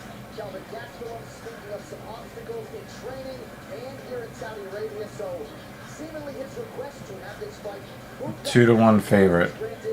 and now, of course, we'll see how it plays out. Turod said he lost a little respect for KG. They didn't shake hands at the weigh-in. So, in any weight class, this is a win that both fighters want and need desperately to preserve their hopes of title contention.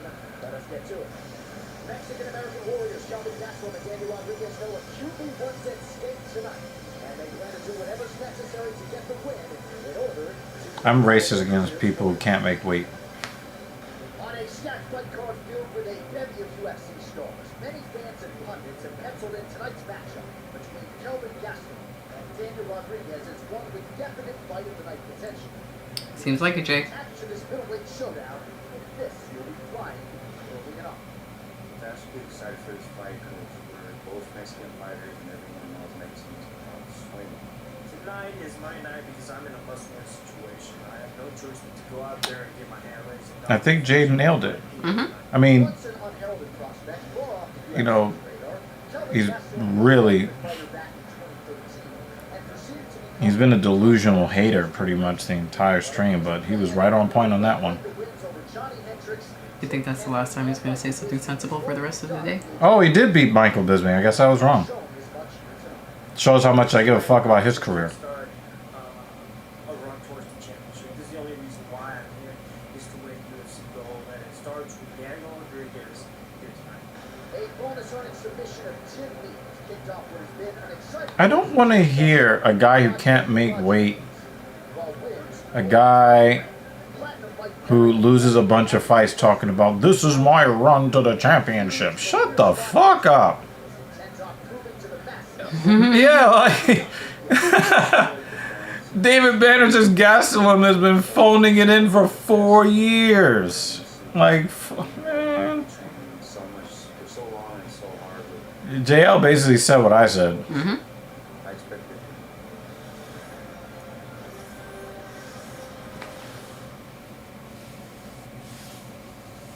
Make this a summer to share and save during the Kia Summer Sticker Sales Event in a 3-row Kia Sorento. The 10-forward Sportage, the available all-wheel drive Seltos, or the IIHS Top Safety Pick Plus Telluride. Each one recommended by Aren't consumer the Mets whooping ass yesterday? this summer. Visit your Kia dealer and save. It's because I left. Get 1.5% Nah, Tyler McGill is just... 1,000 bonus cash on That's what happens when your parents just don't name you Tyler. And they want to give you a funny ass name. Then you get on the mound and you can't pitch. Let's imagine that LL Cool J has a bubble around him. Bo Nichols said that he was called to fight Robert. Yeah, he was in like, he was doing like fucking redneck shit. Where redneck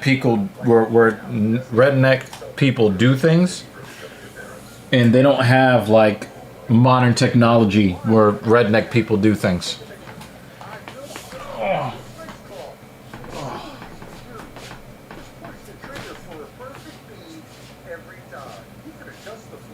You could have bought a new couch, Charlie Murphy. What am I going to do about my legs? Totally waterproof and lasts for years. And with our snap and save cap, there's no waste. Best part? You don't need a caulking gun. Get Flex Caulk. When someone is guiding you, they need support. Subaru and its retailers are there to help. By providing blankets for comfort and warmth, and encouraging messages of hope to help support nearly 350,000 patients facing cancer nationwide.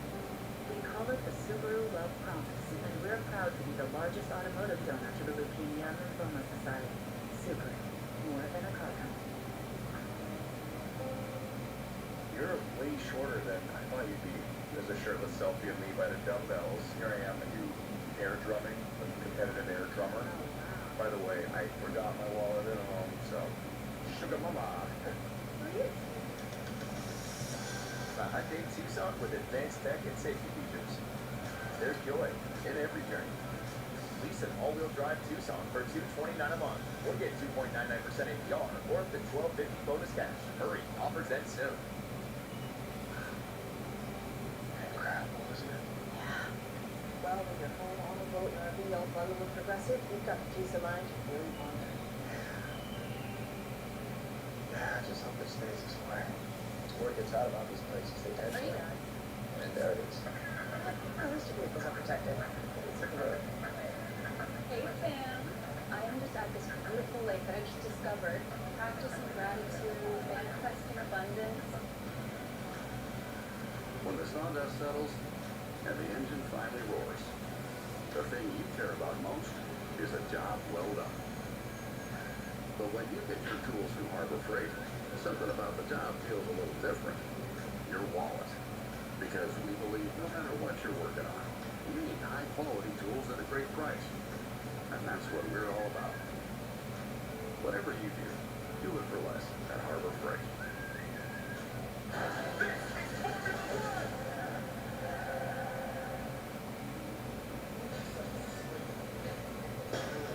Quite ready to go with the welterweights turned middleweights for a weekend. Everything brought to you by eBay Motors. Kelvin Castro 2-1 favorite, Titans 32, D-Rod 37. You'll see a pretty significant discrepancy in height. Less pronounced in reach, where Rodriguez will enjoy a 2.5-inch advantage. I thought Kelvin was much older than that. Only 32. Pretty young. Hello, Silverback Orangutan. Nice to meet you. Thank you. That belongs to Dr. Evil, who will be back in a minute. Are you watching the UFC fight, Silverback?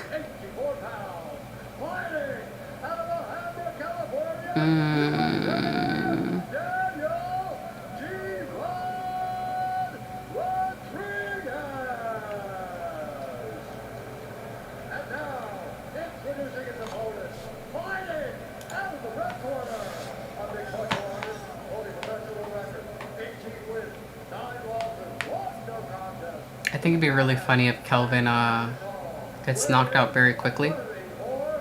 I think that's what needs to happen after missing weight and forcing this to go up in another weight class. Nice. So we usually like to ask our viewers what their picks are for all of the fights. So if you have any predictions for this fight that's about to go on with Kelvin versus Daniel Rodriguez, let us know. Who do you pick? And if you have any picks for the fights that are happening, actually there's only 2 fights after this, the co-main and the main event. Give us your predictions, please.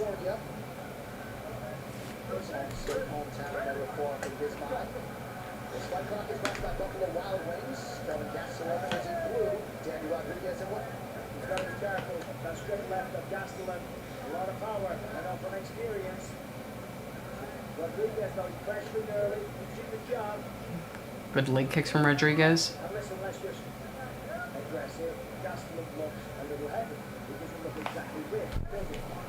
Awesome. Thank you for the predictions. So, your pick for this one, Daniel Rodriguez. Gotcha.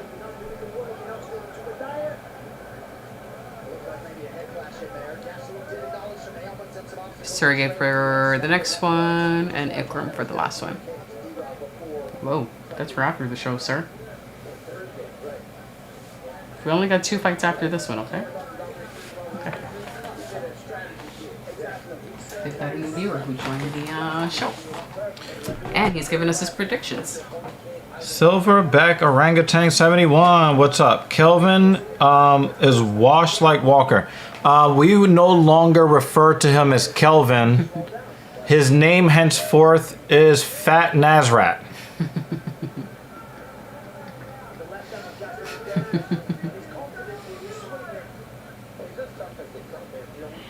Why is it that Daniel Rodriguez, when he first came to the UFC, was trying to look like...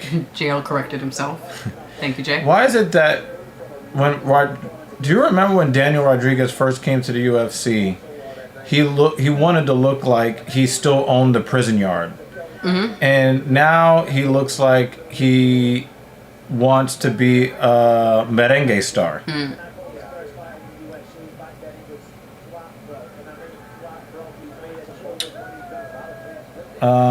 Yo, I'm gonna need a guitar rig run down.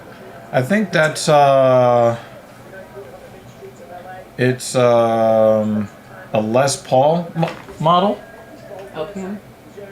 Yeah, it's a Gibson Les Paul.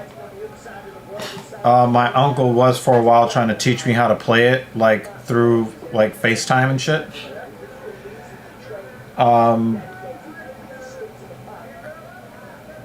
And actually, one of my neighbors is also a guitarist.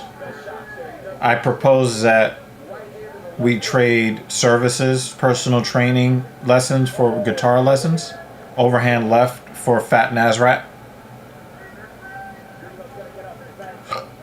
Did he ever accept the offer? I didn't like really pursue it. We exchanged information. I didn't. I mean, I've been really like I don't. When was the last time you saw me turn on my Xbox or my PlayStation? You know, everything has been about work and bodybuilding at this point, and other things involving coconut oil. Good fight so far. Because my skin is like really irritated from the growth of my quads.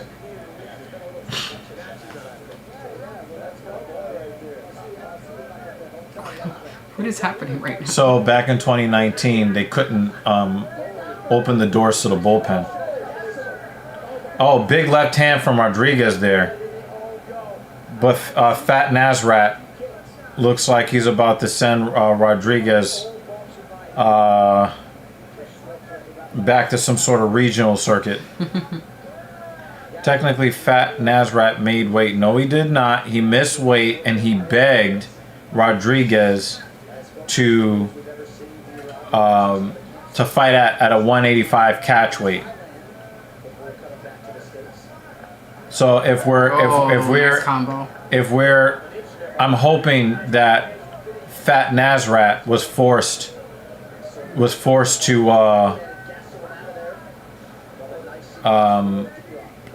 give up part of his paycheck. If Daniel Rodriguez allowed him to miss weight and not get a piece of the purse, that's some sucker shit right there.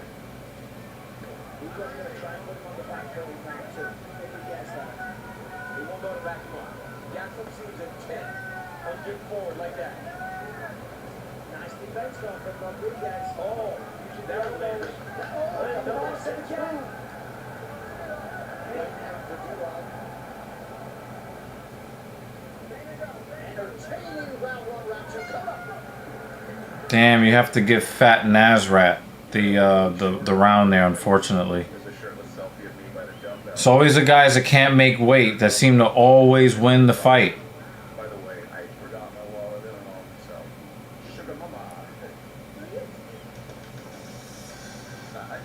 Is Fat Nazrat working at an ice cream shop? He is scooping. Yeah, he's definitely hooking off pretty hard. He looks like he's fighting for his job, but I'm really hoping... He's built like a fridge. Yeah, I'm really hoping that he loses his job regardless. He deserves to be cut regardless of the outcome of this fight.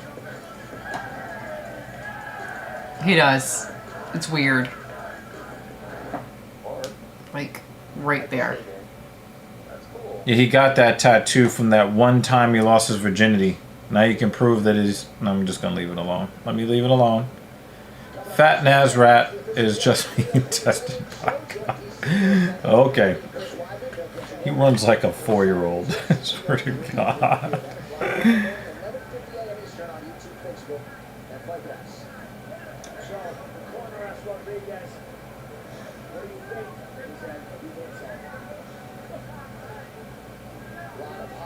Wow. Look at that jab. Why is he not throwing that jab more? That jab is right there for Mr. Rodriguez.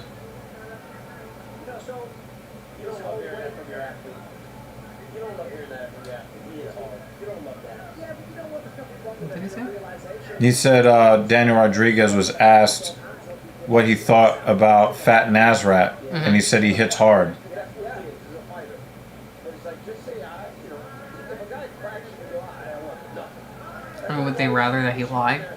Yes, actually. The thing is, if your fighter is actually thinking about what's coming back at him, it's really not a good situation in these exchanges.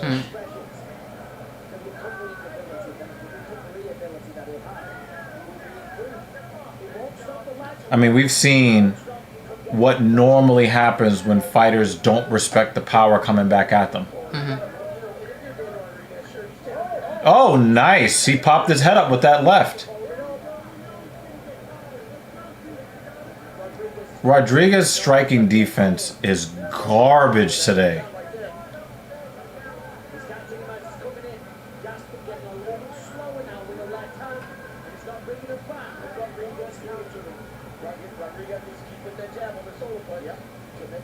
Better footwork from Rodriguez in that little exchange there, where because he kind of pivoted, Gastelum was forced to stop throwing.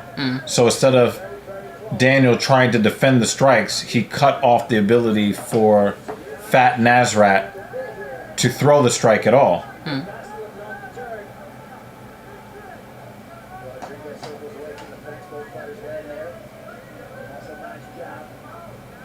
Come on, Rodriguez. Put him out of his career, please. Oh, no. Oh, no.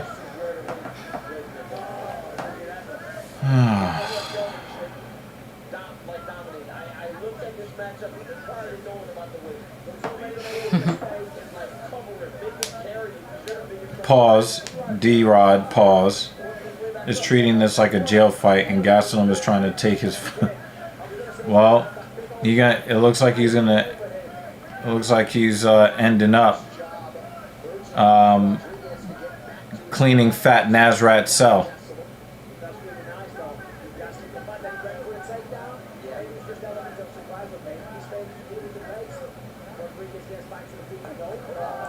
Those are hard shots to the body,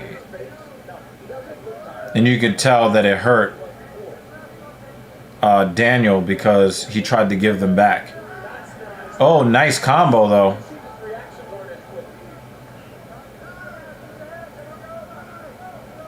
Look, his hands are down now.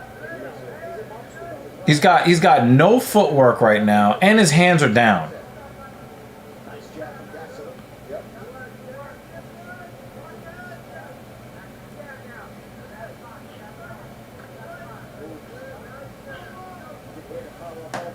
I think Rodriguez has a bloody nose. Yeah.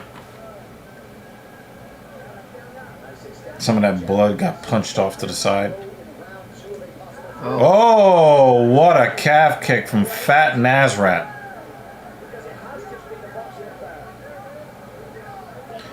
I think Rodriguez could have knocked him out by now if Fat Nasrat would have made weight.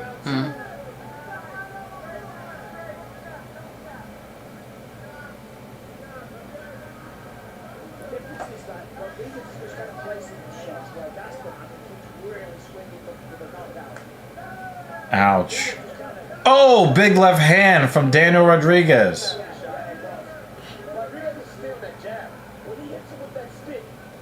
Hey, Banner, can we call him Dan Rod? I don't want to have to say pause every time I read one of your comments. Fat Nasrat. Oh, big left hand. Dan He Rod. doesn't do anything after the big left. Yeah, because he's just looking stops. to see if something's going to happen. Nah, that takedown won't count. Daniel Rodriguez, there, I will say the full name. Like, Dan Rod is good too, you know? Yo, pause, Jay. Pause. Pause. What is going on with our chat? Hey, yo.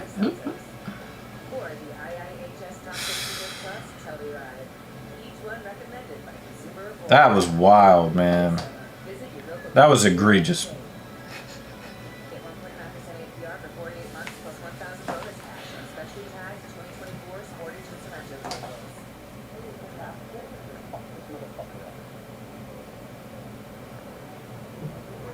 Fat Nazrat is getting caught on the back foot leaning away. Now imagine if Danrod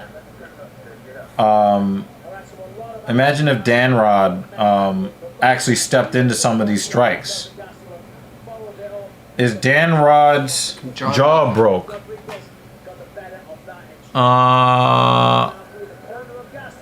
Is it? I mean, nah. He just kind of looks sort of gassed. That's why his mouth is hanging over. I got it 2-0. Fat Nazrat. Unfortunately.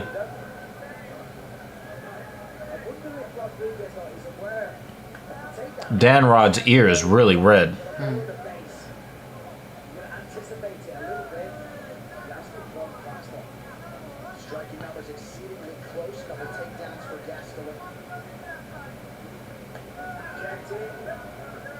Doesn't look like Fat Boy liked that last exchange. He's starting to stumble a little bit. I don't know if you can catch it. Oh, D-Rod. Pause. Putting together combinations.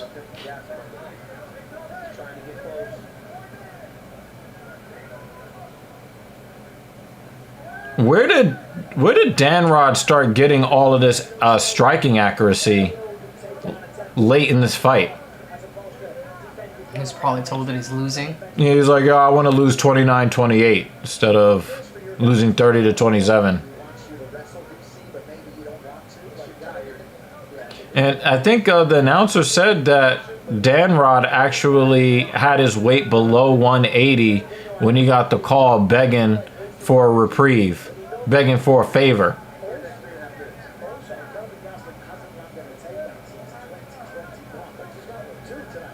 You say, yeah, never mind, he's gas. But speaking of gas, are we cool with smoking here? That's good. That's good, Silverback Orangutan 71. You got to say the whole name like a Tribe Called Quest. Yeah, Danrod's got no striking defense, man.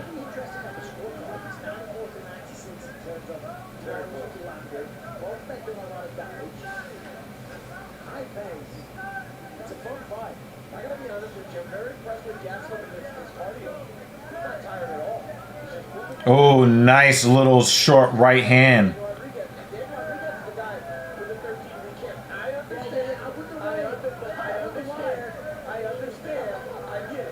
Here we go with the takedown again. Oh, man. Now we're... I really still hope he gets cut after he wins this fight. I'm done with Fat Nazrat in the UFC, regardless.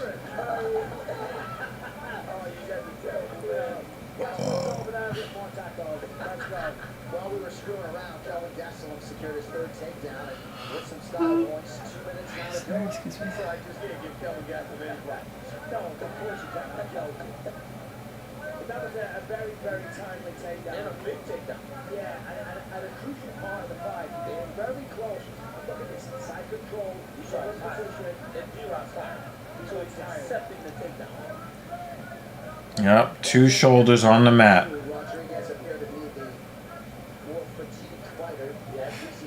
Because we marauders your ear. Yeah, he looked like he had a little blood in his ears.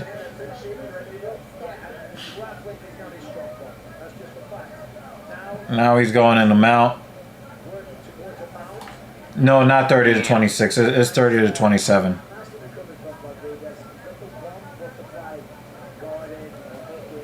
I still think that you have to cut Fat Nazrat.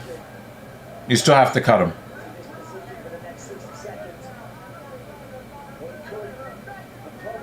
I agree, Banner. He's putting me to sleep. And it's crazy how, like, that Danrod would do him this crazy favor for him to get an easy-ass win.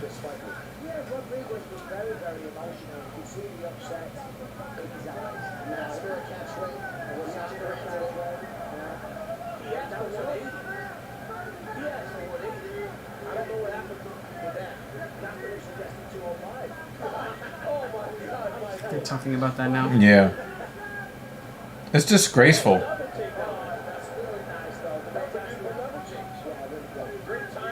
Now I'm gonna wrestle because I don't want to lose my job. I hope they cut him after the win. UFC's done that before. Yeah, this is a bad fight this high on the card. Oh yeah. Oh yeah. 30-27. 30-27. Gaston just said to him, "Hey, I need to keep my job. I've got 17 kids." You're way shorter than I thought you'd be. There's a shirtless selfie of me by the dumbbell. Yeah, I was telling them how, like, I'll never buy a Hyundai car going forward since they want to use anti-male tropes to sell their cars. Mm.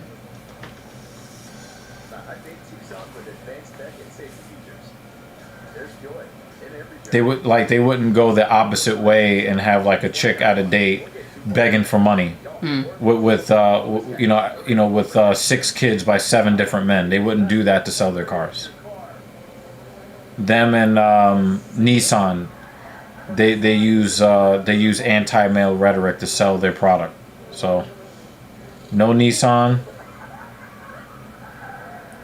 no Hyundai.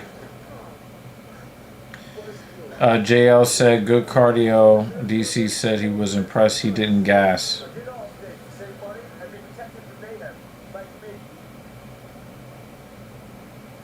Subaru also does the same thing.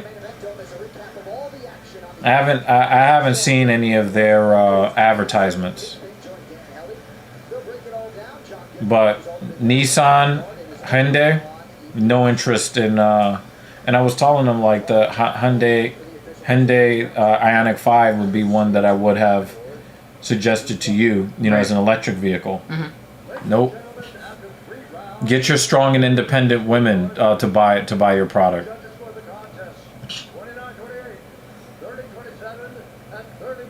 Yep. They gave it to Fat Nazrat.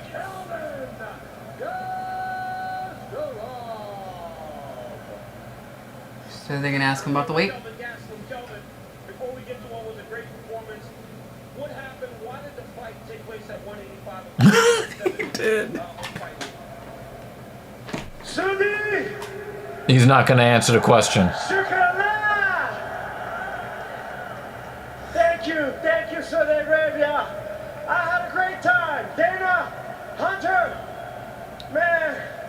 Cut him. I want to be the best company man that I can be. Cut him. Intentions for this company. I love the UFC. Look at DC's face. He's begging for his job right now. Cut him. And I'm sorry. What happened this week was unacceptable. So I promise I will be better. I know I've said that before, but he's like, I deserve to be fired. Thank you guys for the opportunity. As always, I am living my dream. Thank you guys. Thank you, Saudi Arabia. Kelvin, your pace and pressure has made the difference between you and Daniel. I don't care what he has to say. Past the weight miss, I'm done. I don't care. Don't care. No answer. He said, Fat Nazrat, why are you so fat? Yeah, JL. Yeah, I hope he fucking gets fired. I have not wanted someone to get fired so bad. And he tried to take. You see how he tried to take the mic from DC, and DC was like, "Nope." Yeah, I told you, but I told you.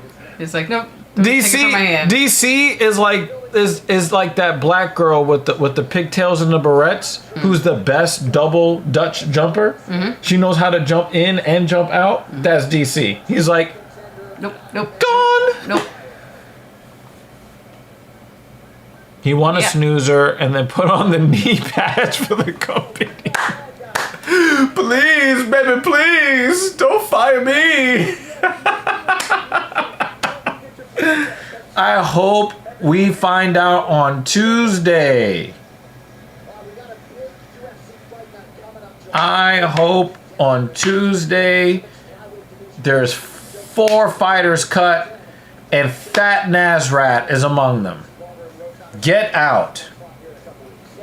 Yeah, I think that Pavlovich is going to kill Volkov. Volkov is there so that guys can have really crazy highlight packages so that we'll care about their next fights afterwards. Oh, by the way, on that fight card, the last 3 fights are women's fights. Yeah, someone in our chat had mentioned who was going to be headlining it, but I didn't realize that the last 3. Yeah, the last 3 fights are all women's fights. Like, it's a fight night. What? But who thought that was a good idea?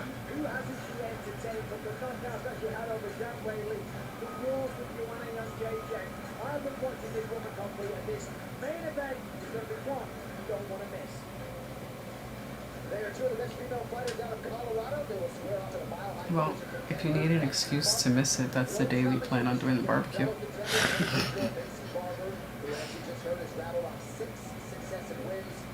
Rose's last fights weren't good. Jay.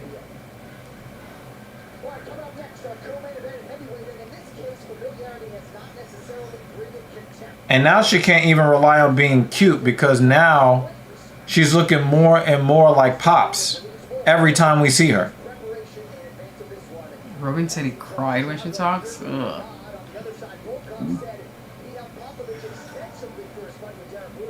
Oh.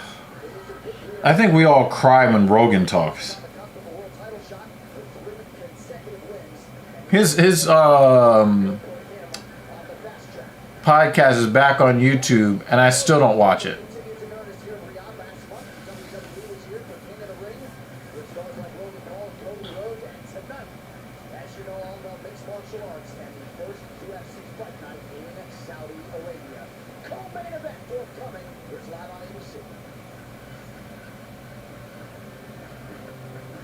It is really crazy to me that we have WWE highlights on a UFC broadcast. Mm-hmm. Yep. Oh, goodness, man. Jay, come on, man. Don't start that shit, man. Well, the UFC started that shit by showing him. No, thanks.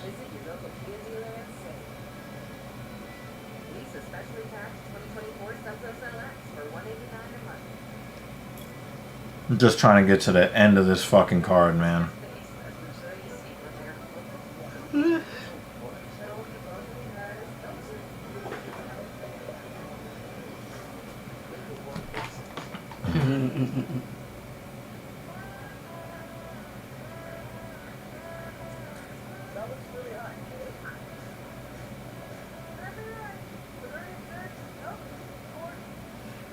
I really do like this pale pink.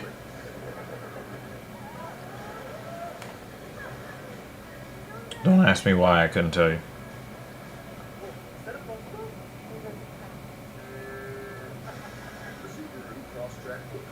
Probably because of like the contrast with that. The other ones that I have with like that strawberry shortcake. Stronger color. Yeah. Sometimes I like to wear weak colors. Silverback said, LOL, WWE. I will say, I will make a WWE statement. I was texting with JD about this. Seeing Bo Dallas try to step into the shoes of his dead older brother in the reboot of the Wyatt group, it really made me sad. And they tried to make it super epic. And like... Yeah, Silverback. See, you belong in this community, yo. She might want to disappear after that comment. But yes, sir. Oh, yeah. Dan's favorite color is red. Well, Dan's favorite color is unattractive. He's about to come back. No. Jessica Androgynous. That's his favorite one. That's his That's all him. Guys poking the bear. Hey, yo, pause. Chill.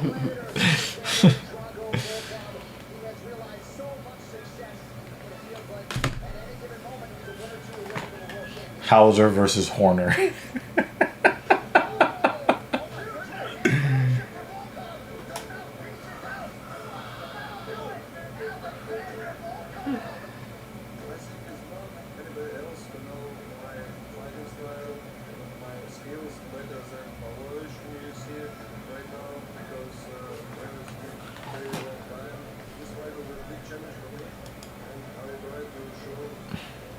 I don't know why I saw his name pop up and thought Sergeant Pavlovich. Weirdo.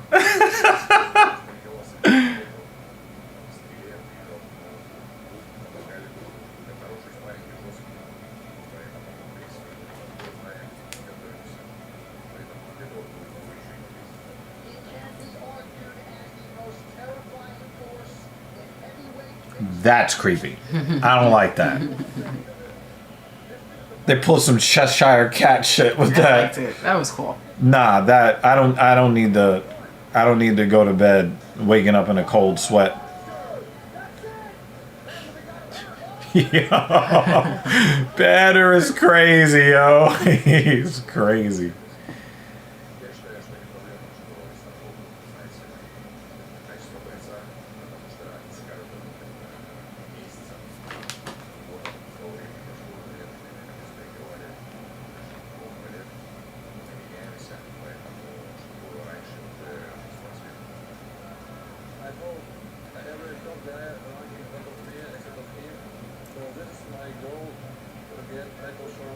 Oh, two fucking Gumby looking motherfuckers.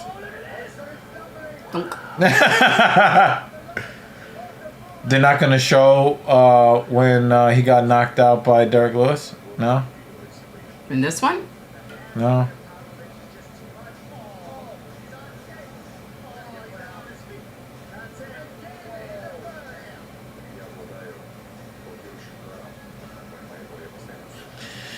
If he dies, he dies. I possess knockout power. Oh man, that I'm sorry. That is funny as shit. Oh, they really gonna do that? Mm-hmm. Yep. This is so corny.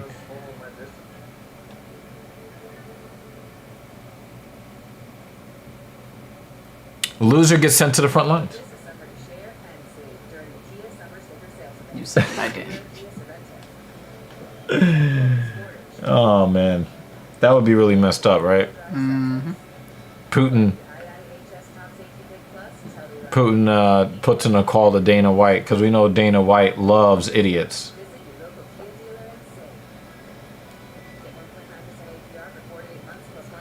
Loser gets sent to the front lines. Both of these guys got smoked by Thomas in round one.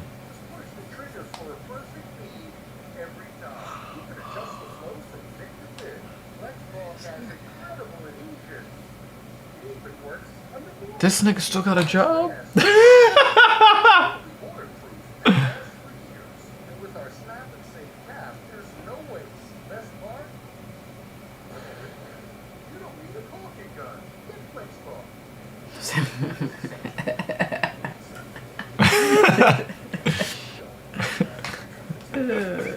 You're a douche.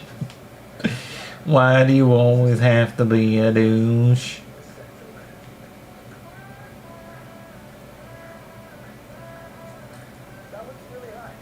Wearing them stupid ass sunglasses at the plate.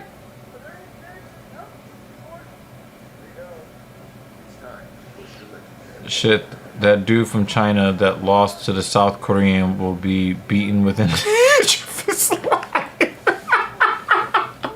The Chinese guy that lost. Yeah, the very first match. Oh man, That was the first one. They're sending. They're going to be sending him where they send the Muslims in China.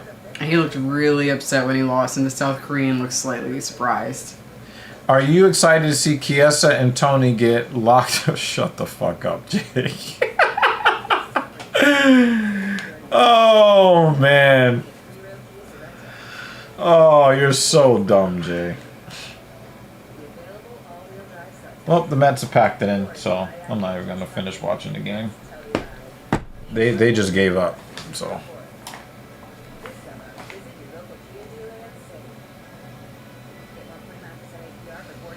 Yeah, next fight, next fight.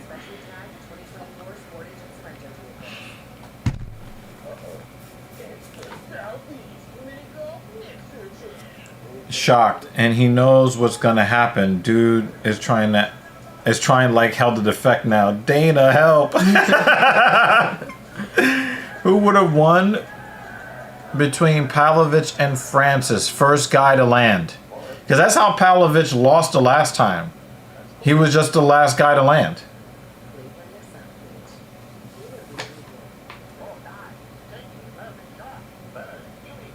I picked him to beat who's the interim champion of heavyweight?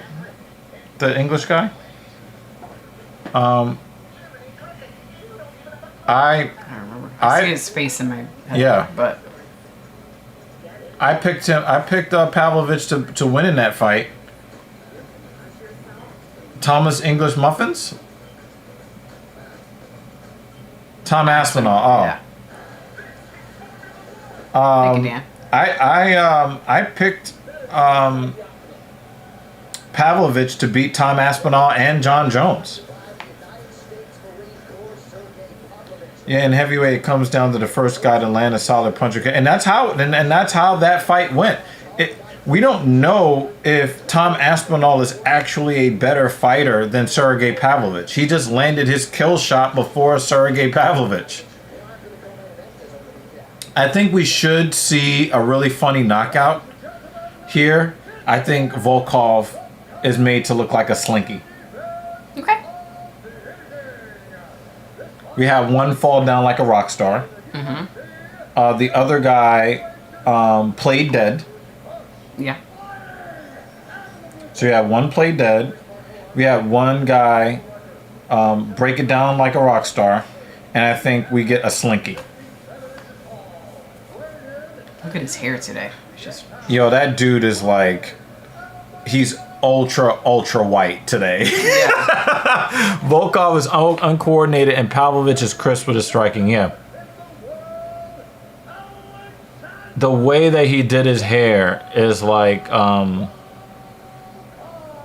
the father from the Brady Bunch. Yeah. Just put him in khakis and a polo. They're like, yo, listen, I wear white tunics in Saudi Arabia. I don't have to know how to fight.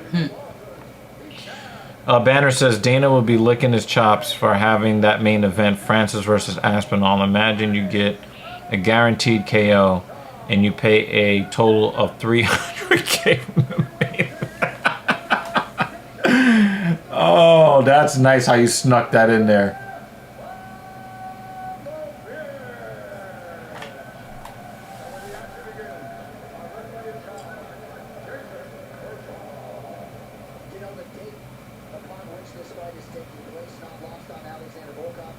Why did they get the smallest referee in there for these guys? Herzog is tough. Yeah, but they should have put the other guy that's doing the main event. Remember the time he came Mark in with Goddard. the black eye? Yeah. Dana said Jones made Francis. Oh, yo, he keeps saying that shit over and over and over and over and over again. Anytime you want to like Dana White makes it difficult to like Dana White. But at least Mark Goddard can actually stand in between these two behemoths. They put the smallest motherfucker in the cage with them. This is not a no-nonsense Keith Peterson. And the thing is, Pavlovich is 3 inches shorter and has a 4-inch reach advantage here, which is crazy.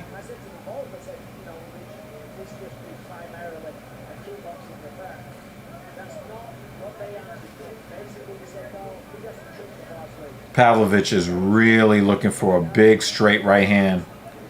He's going to play with that little left, and he is going to try to collapse this human Jenga tower.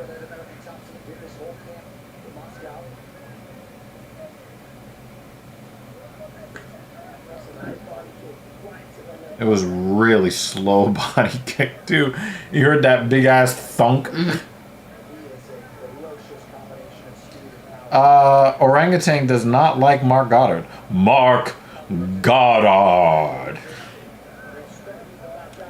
Here's the thing with Dana. Very successful. Don't give a fook. Steve Jobs, Bill Gates, Warren Buffett, Elon Musk. Don't give a fook. And Dana will straight tell you a billionaire. Yeah, but I mean, again, of all of those guys, he's the only one that well, Elon Musk too, consistently says dumb shit. Like, come on, man. Inside leg kick. Gumby. Oh, there goes that left hand. Oh, left hook. Pavlovich wanted to end the fight right there with that shit. And Volkov was like, nah, son.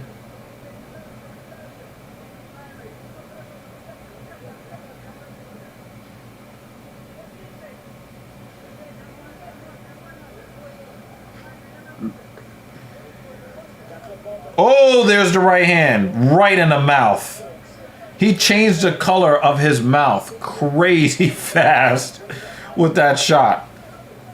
Oh! I thought that was about to be the end.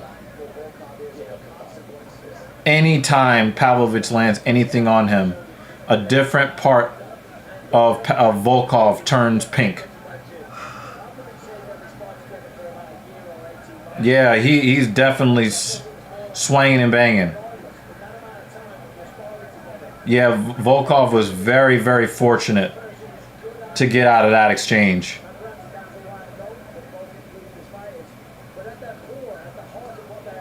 Whoa, that was a quick kick from Pavlovich. Volkov looks like a deer being hunted by a jaguar. Oh! Anytime he lands, I'm like, oh, that could be in the fight right there. Oh, there's a right hand. I'm just waiting for that timber moment. Yeah, but then we have to sit through colon commercials. Totally be shoulder. Counter for Pavlovich. Volkov wants to get his offense off too. And he's doing a good job going to the body because there's no danger of Volkov getting taken down. But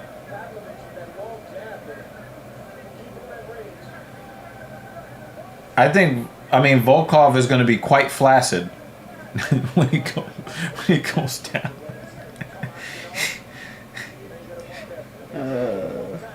You guys are terrible.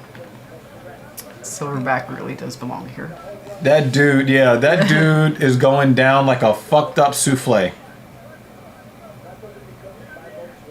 It's crazy. The striking numbers say Volkov is winning, but I got Pavlovich.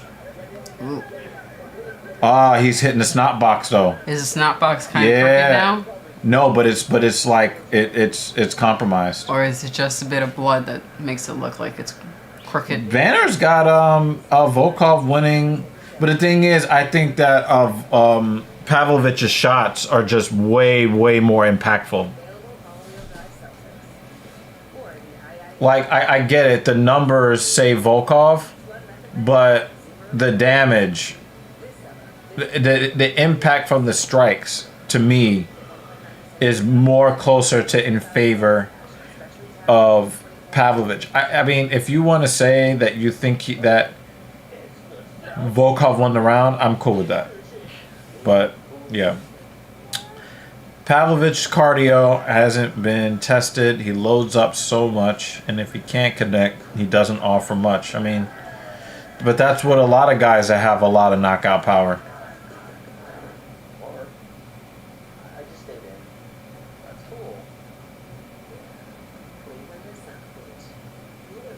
Yeah, like I said, I'm more inclined to side with Silverback on this one. I thought that Pavlovich's strikes were more impactful than Volkov's strikes. in totality. And you can tell because look who's constantly on the back foot. So the corner of Volkov, left, right, jab, right, cross. That's what they're calling for. Pavlovich here, advancing early, but now stopped already. The first time Pavlovich has realized the second round of this UFC career thus far. Yeah, that's a great point, John. Definitely great point. Inside leg kick for Volkov.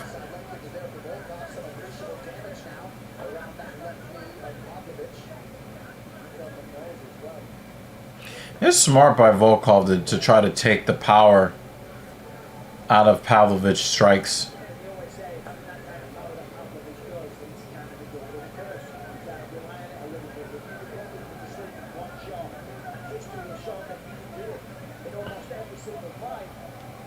Pavlovich is just like barely touching that chin with the right hand, with the side of the right hand. If Volkov got a takedown, he would have this round easy. But damage caused over total number of strikes. But now you're starting to see the damage pile up on Pavlovich's legs.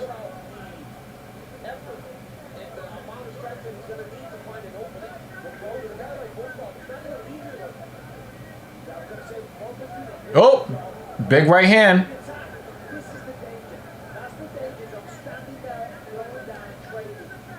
And Volkov's hands are getting lower and lower and lower. And that's really not where you want them to be when you have Sergey standing in your face. Or as I erroneously said earlier, Sergeant Pavlovich.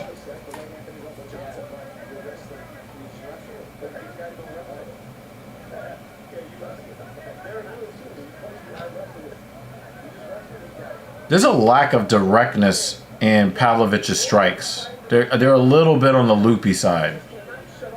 More of like a cat's paw than straight up pistons.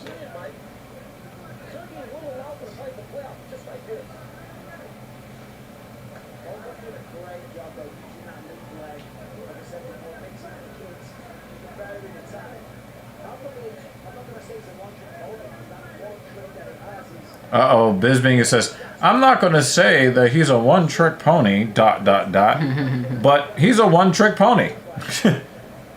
That's really what Bisbing wants to say. If not for the big knockout blow in the first round, what is he? That's really what he's trying to say.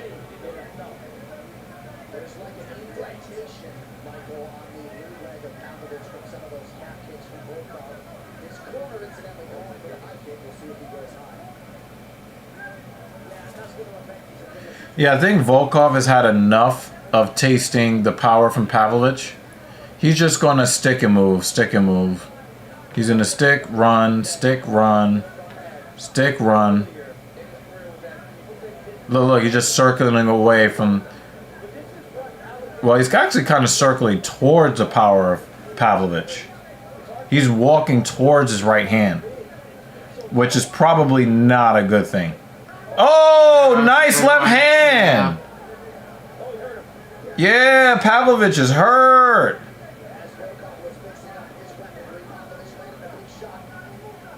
That was a stiff left jab. Do you know who doesn't like stiff left jabs? Gilbert Burns. Yeah. That dude got knocked out by jabs from Usman. Sergey is just staying out of the reach of Volkov with punches. Sergey is going to take that extra quarter step but the thing is that every time Volkov gets a little bit of something going, he just runs. He just circles. He just circles. And Pavlovich is doing a really bad job of cutting him off. And whenever he kind of threatens to cut him off properly, Volkov either slams him to the liver or goes for the high kick. Or that nasty-ass jab that left him stumbling. So it's becoming less and less likely that Pavlovich is going to get the finish And he's just basically dying a death by 1,000 cuts. Banner says Volkov turns and burns. Yeah. Hits Pavlovich outside his range and in circles. And it's crazy because Pavlovich has a longer reach than he does. But, you know, he has longer legs, though, so.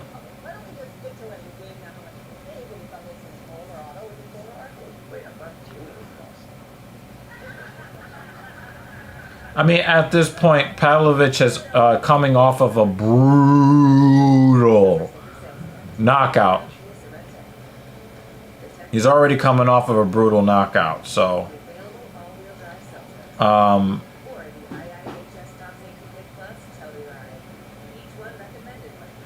I mean, what does he have to lose at this point?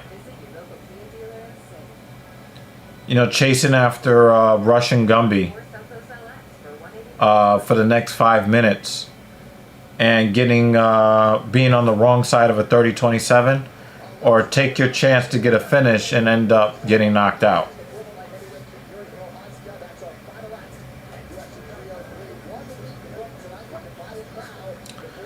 Would you like to live on Seaman Avenue?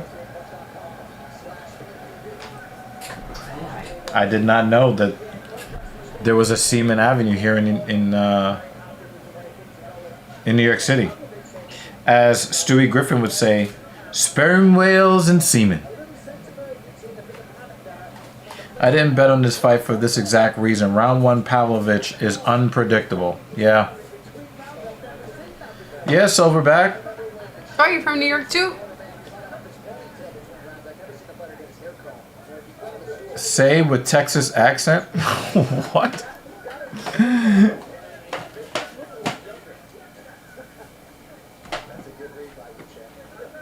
Remember there was some sort of barbecue sauce commercial?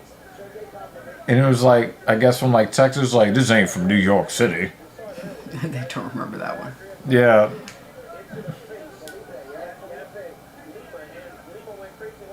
Detroit. Not Detroit.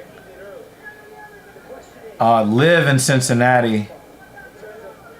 The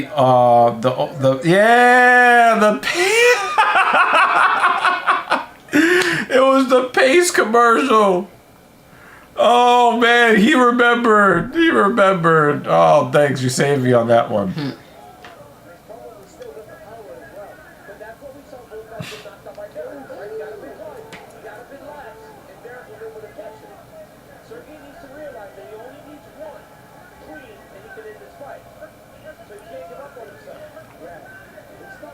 Yeah, but he's getting frustrated because he's just getting pot-shotted as he's circling away.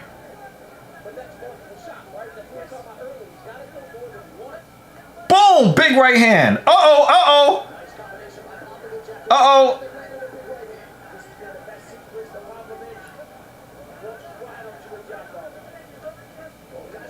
Yeah, now he's getting pieced up again. Nah, Pavlovich just looks like he's broke at this point.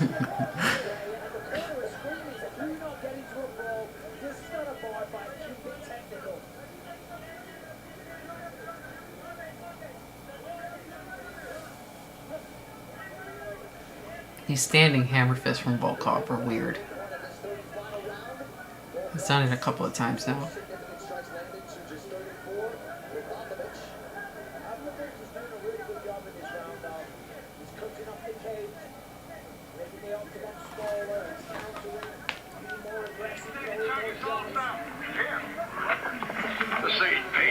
Chucky salsa? Well, woo dog it is. Pace is made with big chunks of tomatoes, onions, and peppers. Perfect for dipping. By folks in San Antonio who know what salsa should taste like. Well, this stuff's made in New York City. New York City!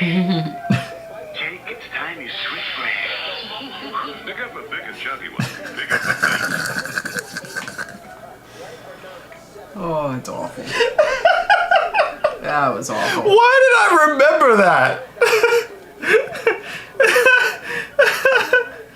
Oh, man. Oh, my God. He just played the commercial for me. Commercial squirrel. More pecani sauce. He's mad. Well, that ain't paste pecan sauce. What's the difference? Paste is made from fresh vegetables and spices. By folks in San Antonio who know what pecan sauce should taste like. Or this don't make New York City.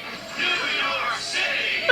Stranger, I hope you can be the full house. Pick up the Pick up the pace.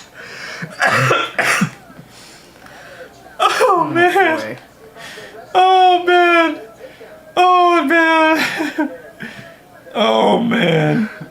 Oh man. And you know who I'm gonna send this to, right? Lewis. Nope. Who? Oh boy.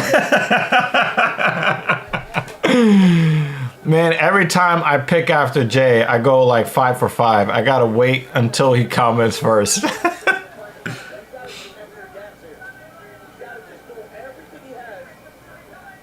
Nah, Volkov is not gonna lose the same weight twice at the end of a fight. That's just not gonna happen. Oh, he got kicked in the face again! Well, that is the end of...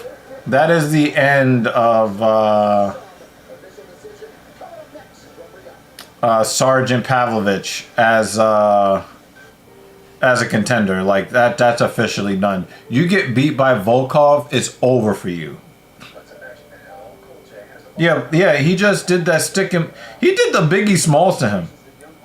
Treat it like boxing, stick and move, nigga. You ain't got to explain shit. I've been robbing motherfuckers with the same shit, with the same clip, the same 4-5. 2 point blank, the motherfucker sure to die. Yep, hit him with that stick and move, y'all.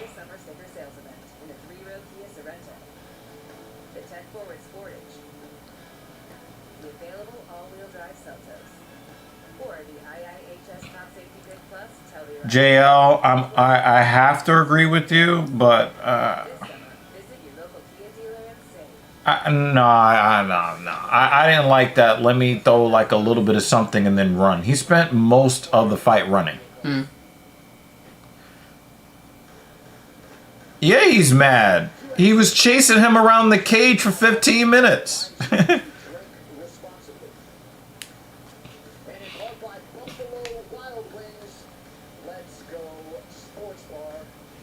If that was Bilal Muhammad that did that, people wouldn't be happy. Oh, he pushed him away when he went to go shake his hand. Yeah, he was like, yo, you didn't really want to fight me. Ladies and gentlemen, after 3 rounds, we go to the judges' scorecard for decision. The judges score the contest 30-27, 30-27, and 29-28 for the winner by unanimous. I'm sorry, that probably would have made Pavlovich want to retire.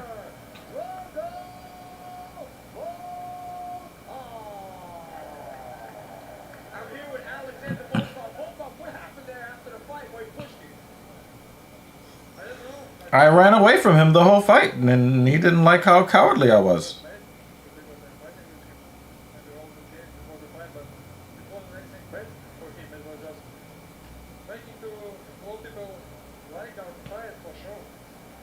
Well, let's take a look at your range management, your distance.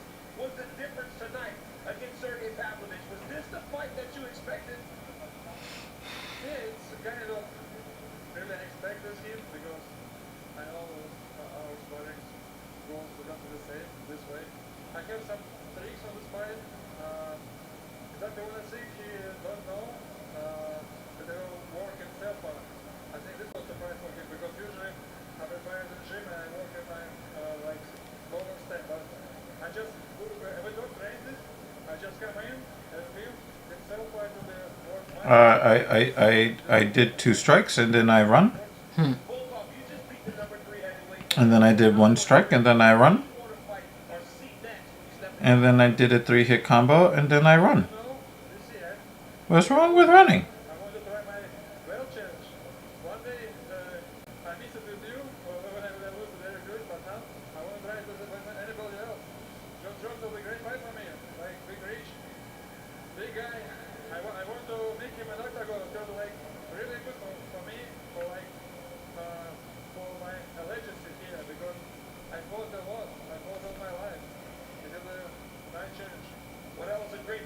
Congratulations, ladies and gentlemen. Give it up for Alexander Volkov. 38th pro MMA win for Alexander Volkov, who has now won 4 straight in the UFC's heavyweight division. Congratulations to a good man right there, Drago, on another big win. All right, coming up next from Riyadh, it'll be our final act. Robert Whittaker first takes the UFC gold. Yay, one more fight left. But this current iteration appears to be his Word. version yet. And tonight, the man widely regarded as the most well-rounded middleweight on the roster puts his number 3 ranking on the line against a relative unknown, Whittaker and Aliskerov. But those in the know really believe in his potential, and the early returns through 2 UFC fights have been quite good. Tonight, we find out if the former world Sambo champion is ready for the elite of the elite in MMA. Bo Nickel now called out Sharabuddin Magomedov. More, the best is yet to come. Stay with us on ABC. There are trucks, then there's the truck. GMC Sierra. Available with the V8 engine. The Super Cruise hands-free driving experience. 3 people slashed on the face at Queens Plaza subway station. But they want to force me onto the subway and out of my comfortable isolation. Should we ask Thing 2 to let us know when she's ready to come home? Yeah, JL Pavlovich height done. I said, should we ask Thing 2 to let us know when she's ready to come home? 'Cause she is going to Queens.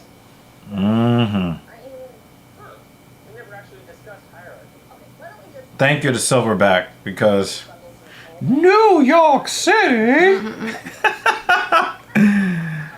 The fight showed how good Aspinall is. He is levels above the 3rd best heavyweight.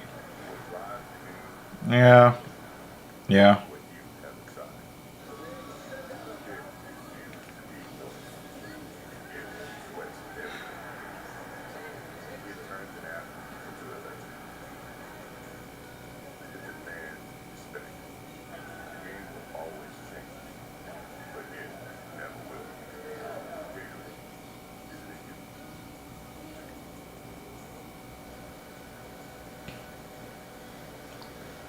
Ladies and gentlemen, now live from this Kingdom Arena here in Riyadh, Saudi Arabia. It is now time for the main event for UFC Fight Night, Whittaker versus Aliskerov. UFC Fight Night is presented by Bud Light. So Whittaker and Aliskerov has been sort of an avoided man in the middleweight division, but Robert Whittaker did not hesitate to accept the short notice change of opponent and what he believes is a tougher fight than initially scheduled. Only one way to find out.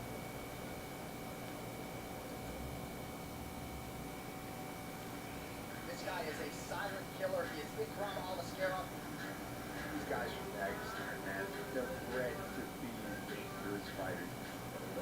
Я как бы уверен, скорее всего, что Whittaker will be just in person. Контенты для зарекомендовался для борца, это можно сказать. Robert is fighting the guy who Hamzat beat. He says that is a harder fight. Well, Hamzat, like, knocked him out pretty fast.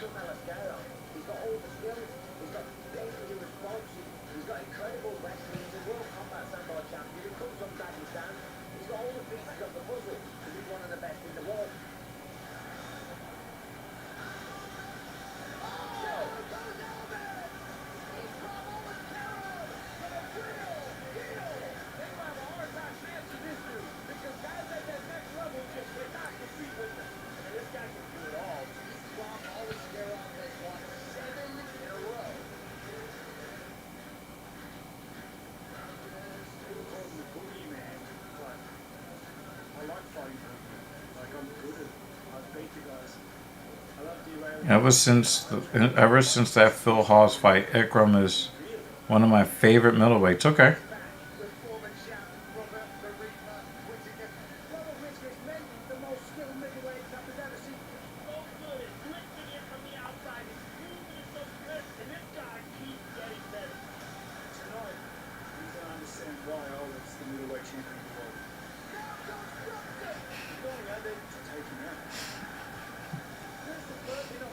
That's messed up, Banner. I want to show everybody that I'm going to be champion again. 그냥 누구가 오신 거 오늘은 스포츠. 야, 근데 오늘 누구 something. 아니시다. Well, then I said do that. Don't check that out. He's in for a rude shock when we start entering the grappling machines. I want to stop the takedowns and I want to Jay's got you there. until he just can't handle anymore. Stop hating on Whittaker, Jay, before you get banned. I'm going to take everything from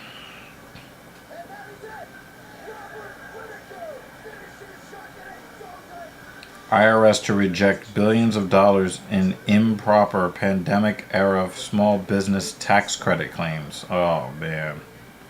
They're going to ruin the economy trying to squeeze little tax dollars out of people. They're going to destroy a whole bunch of businesses. He said the same thing that Silverback said.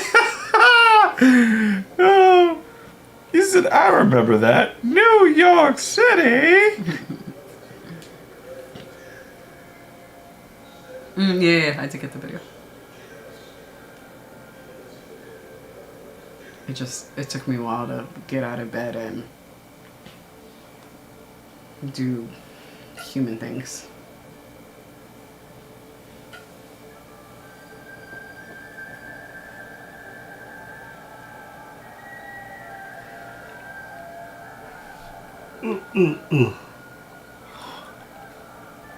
But I figure with the logos that she's making, we could probably have multiple. So we have, you know, something for merch, something for websites. So she's just been messing around with ideas.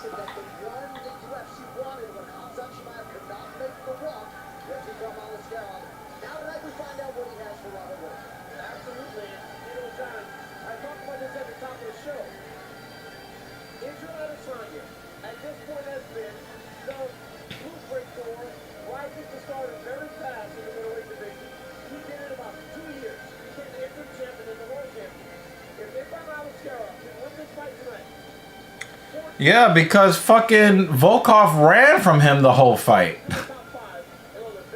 And what do you expect?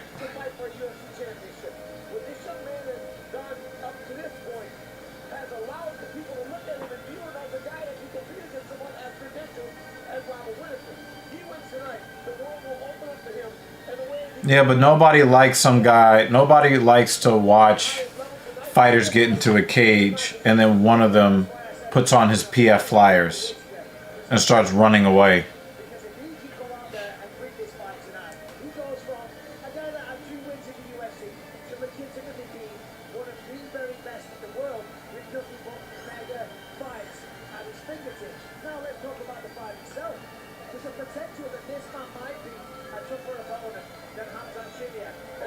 I think Pavlovich would have preferred to have been blasted out the cage, Johnny Walker style, than to have some guy doing pitter patter and running away from him to score points. Like Volkov had no intention of finishing that fight, and so the way that he approached the striking is the same way that some of these guys approach wrestling when they don't want to fight. And we don't like the crotch sniffers. And that was the striking version of a crotch sniffer, and that's why Pavlovich is upset. Vaheda got a ranked guy in his third fight. Why is everyone so upset that Ikram is getting Robert? Admittedly, I haven't paid attention to what people are saying, but you know, the dude stepped in on short notice, so he got an opportunity. He's taking it. If he wins, he'll probably go up to like the fourth or fifth.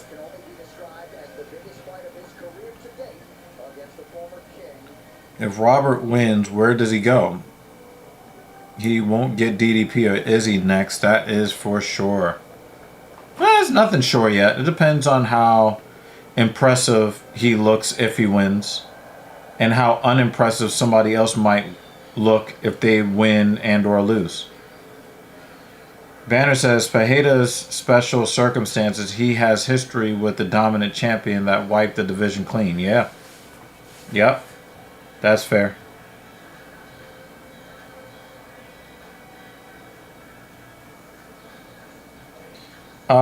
You only need that first half, Jay. If Ikram wins, Robert is done. That's it.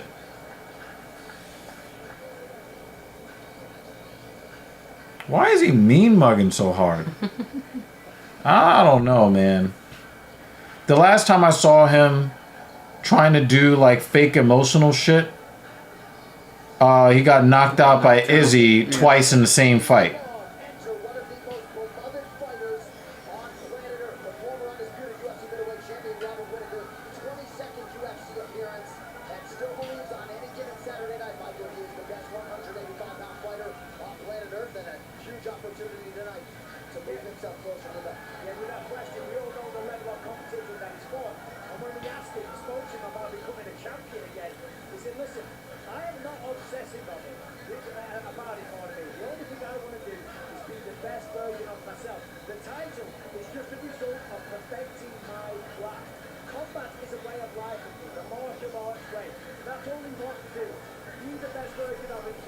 Silverback says Ikram is going to be one of the best pound for pound shortly.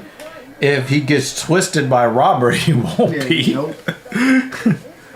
But if he beats Robert, and it depends on how he beats Robert.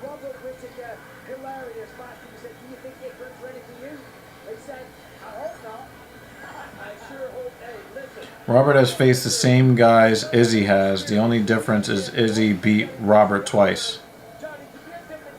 Yeah. Yeah. Agreed. You know, obviously Whittaker is a different type of fighter than Izzy and but they both have their fair share of decision victories as well, you know.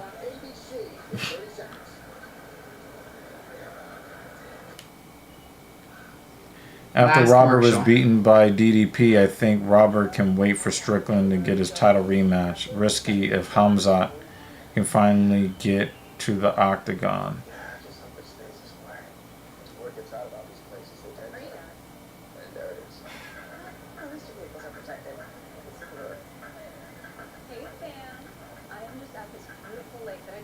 Yeah, Hamzat needs to figure out his health situations first.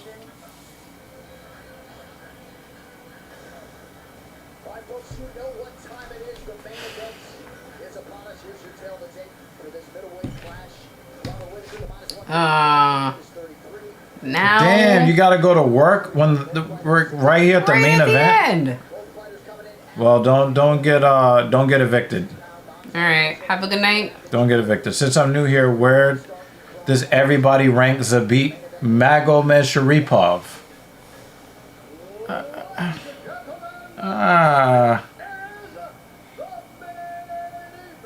We need to see him fight more, and we need to see more people being willing to fight him.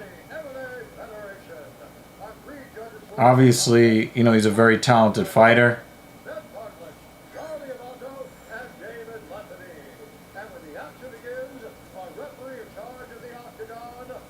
But I'd just like to see...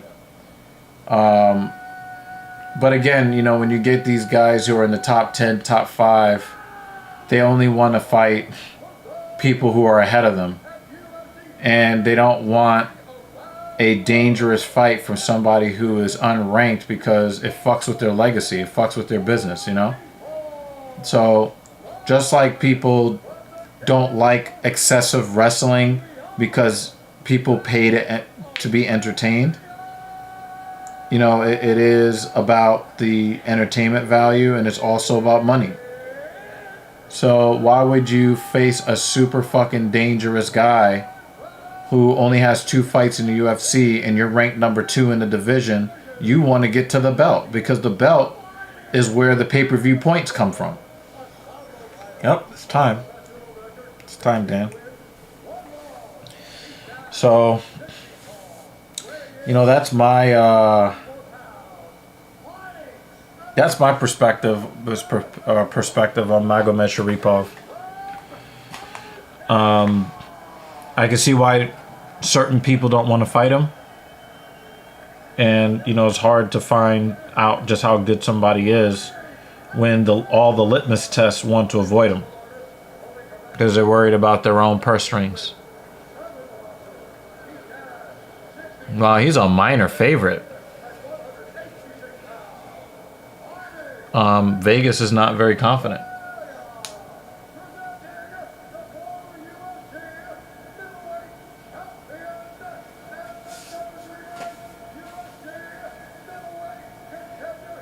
Talent-wise, he was one of the best ever. However, no one would get in the ring with him after a few of those finishing moves. Sean, Gaethje, Max, Dustin, and Robert have all fought back in the division. Respect to them for that. Yeah.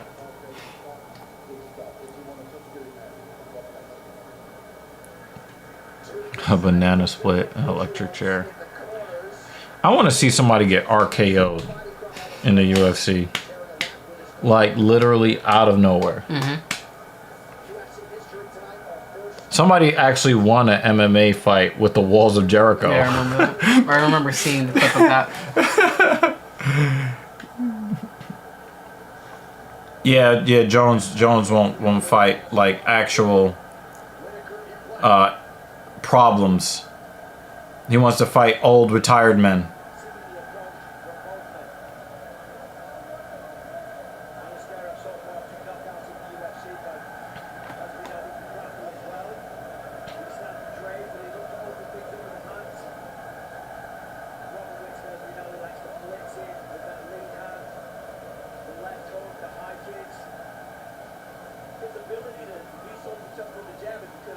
Nice leg kick, Robbie. The Reaper leg kick.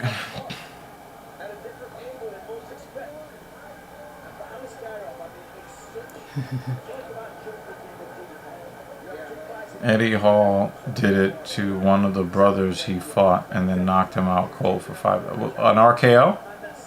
I'd like to see that. The world's strongest RKO.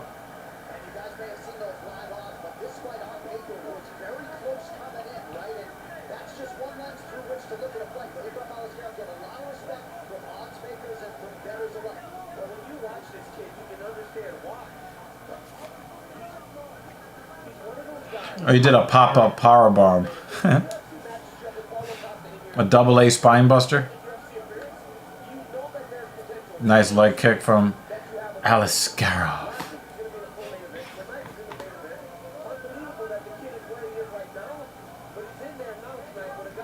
Oh no! Oh no! Yo! Instant wobble. That dude just did. Look, that dude just. He killed him. He killed him. Yo, that dude said.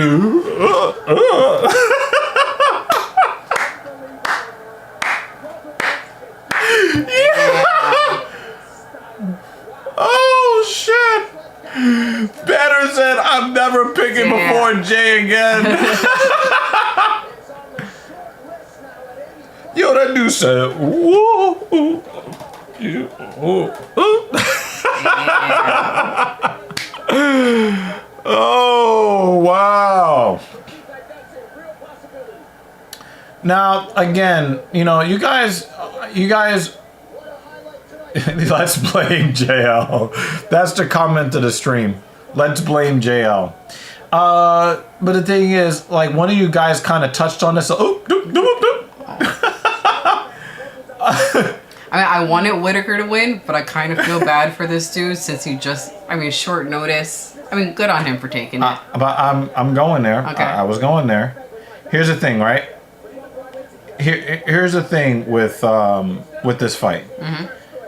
It was a no-lose situation for Aliskerov and a no-win situation for Robert Whittaker. Yeah. Because he's fighting an unranked guy coming in on short notice. And if he loses, he's a bum. If he wins, it's like, okay, whatever. Yeah. Right? Aliskerov, people are still going to be scared of him. Alice scared of him? God, no. Because as he's young and he's working his way up the division. Okay, you lost to Robert Whittaker. Okay, that happened, Robert right? Whittaker, yeah.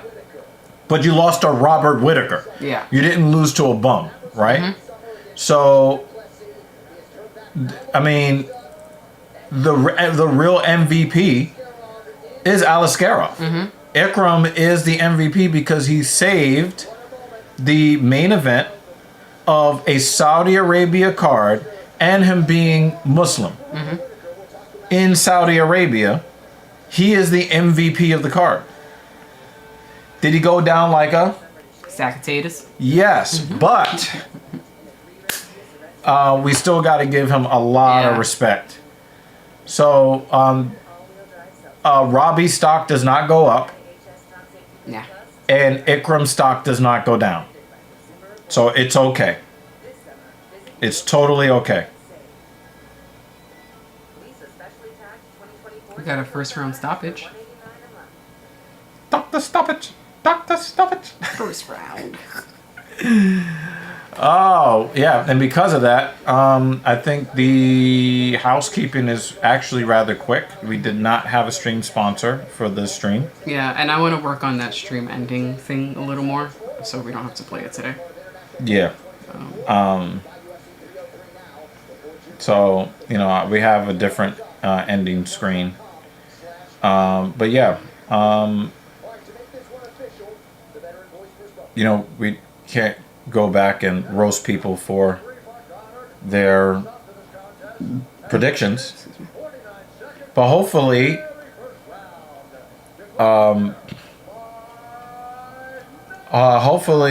we get Silverback to become part of the community. That would be really fun.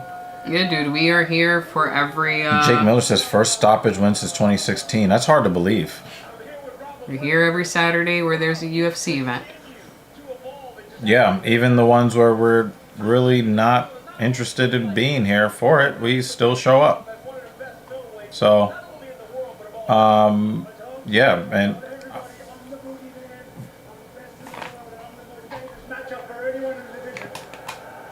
he said, I'm the boogeyman. He's the John Wick, mofos. He's the John Wick. What allows you to do that? You come out and do this in this fashion. Because I'm the best in the world, mate. I'm the most dangerous middleweight in the world. I'll take a fight anywhere, anytime, and I'll prove this tonight, I'll prove it again, and I'll fight anyone. Rob, let's take a look at your work. When you got him hurt, the difference in most guys, they just blitz with the hands. You throw the head kick, miss, but then you watch it with your eyes and you go find that perfect uppercut. What are you thinking in that moment when you can get this danger shot guy out of there right away to land such a shot? Yeah. He really tried to kick his head off. He was salsa dancing. Yeah. Pace also? New York City! Oh, man. I'm in shock from that KO, but really it doesn't help his ranking. Absolutely.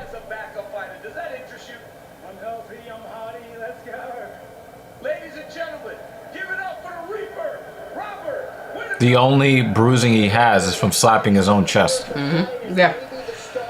All right, guys. Another great stream. Everybody, nice warm welcome for Silverback Orangutan 71. Welcome, Silverback.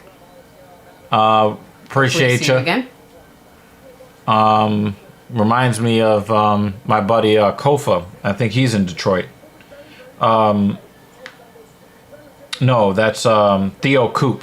Theo Coop is in Detroit. Shout out to Theo Coop on the Theo Coop podcast, the Do Better podcast.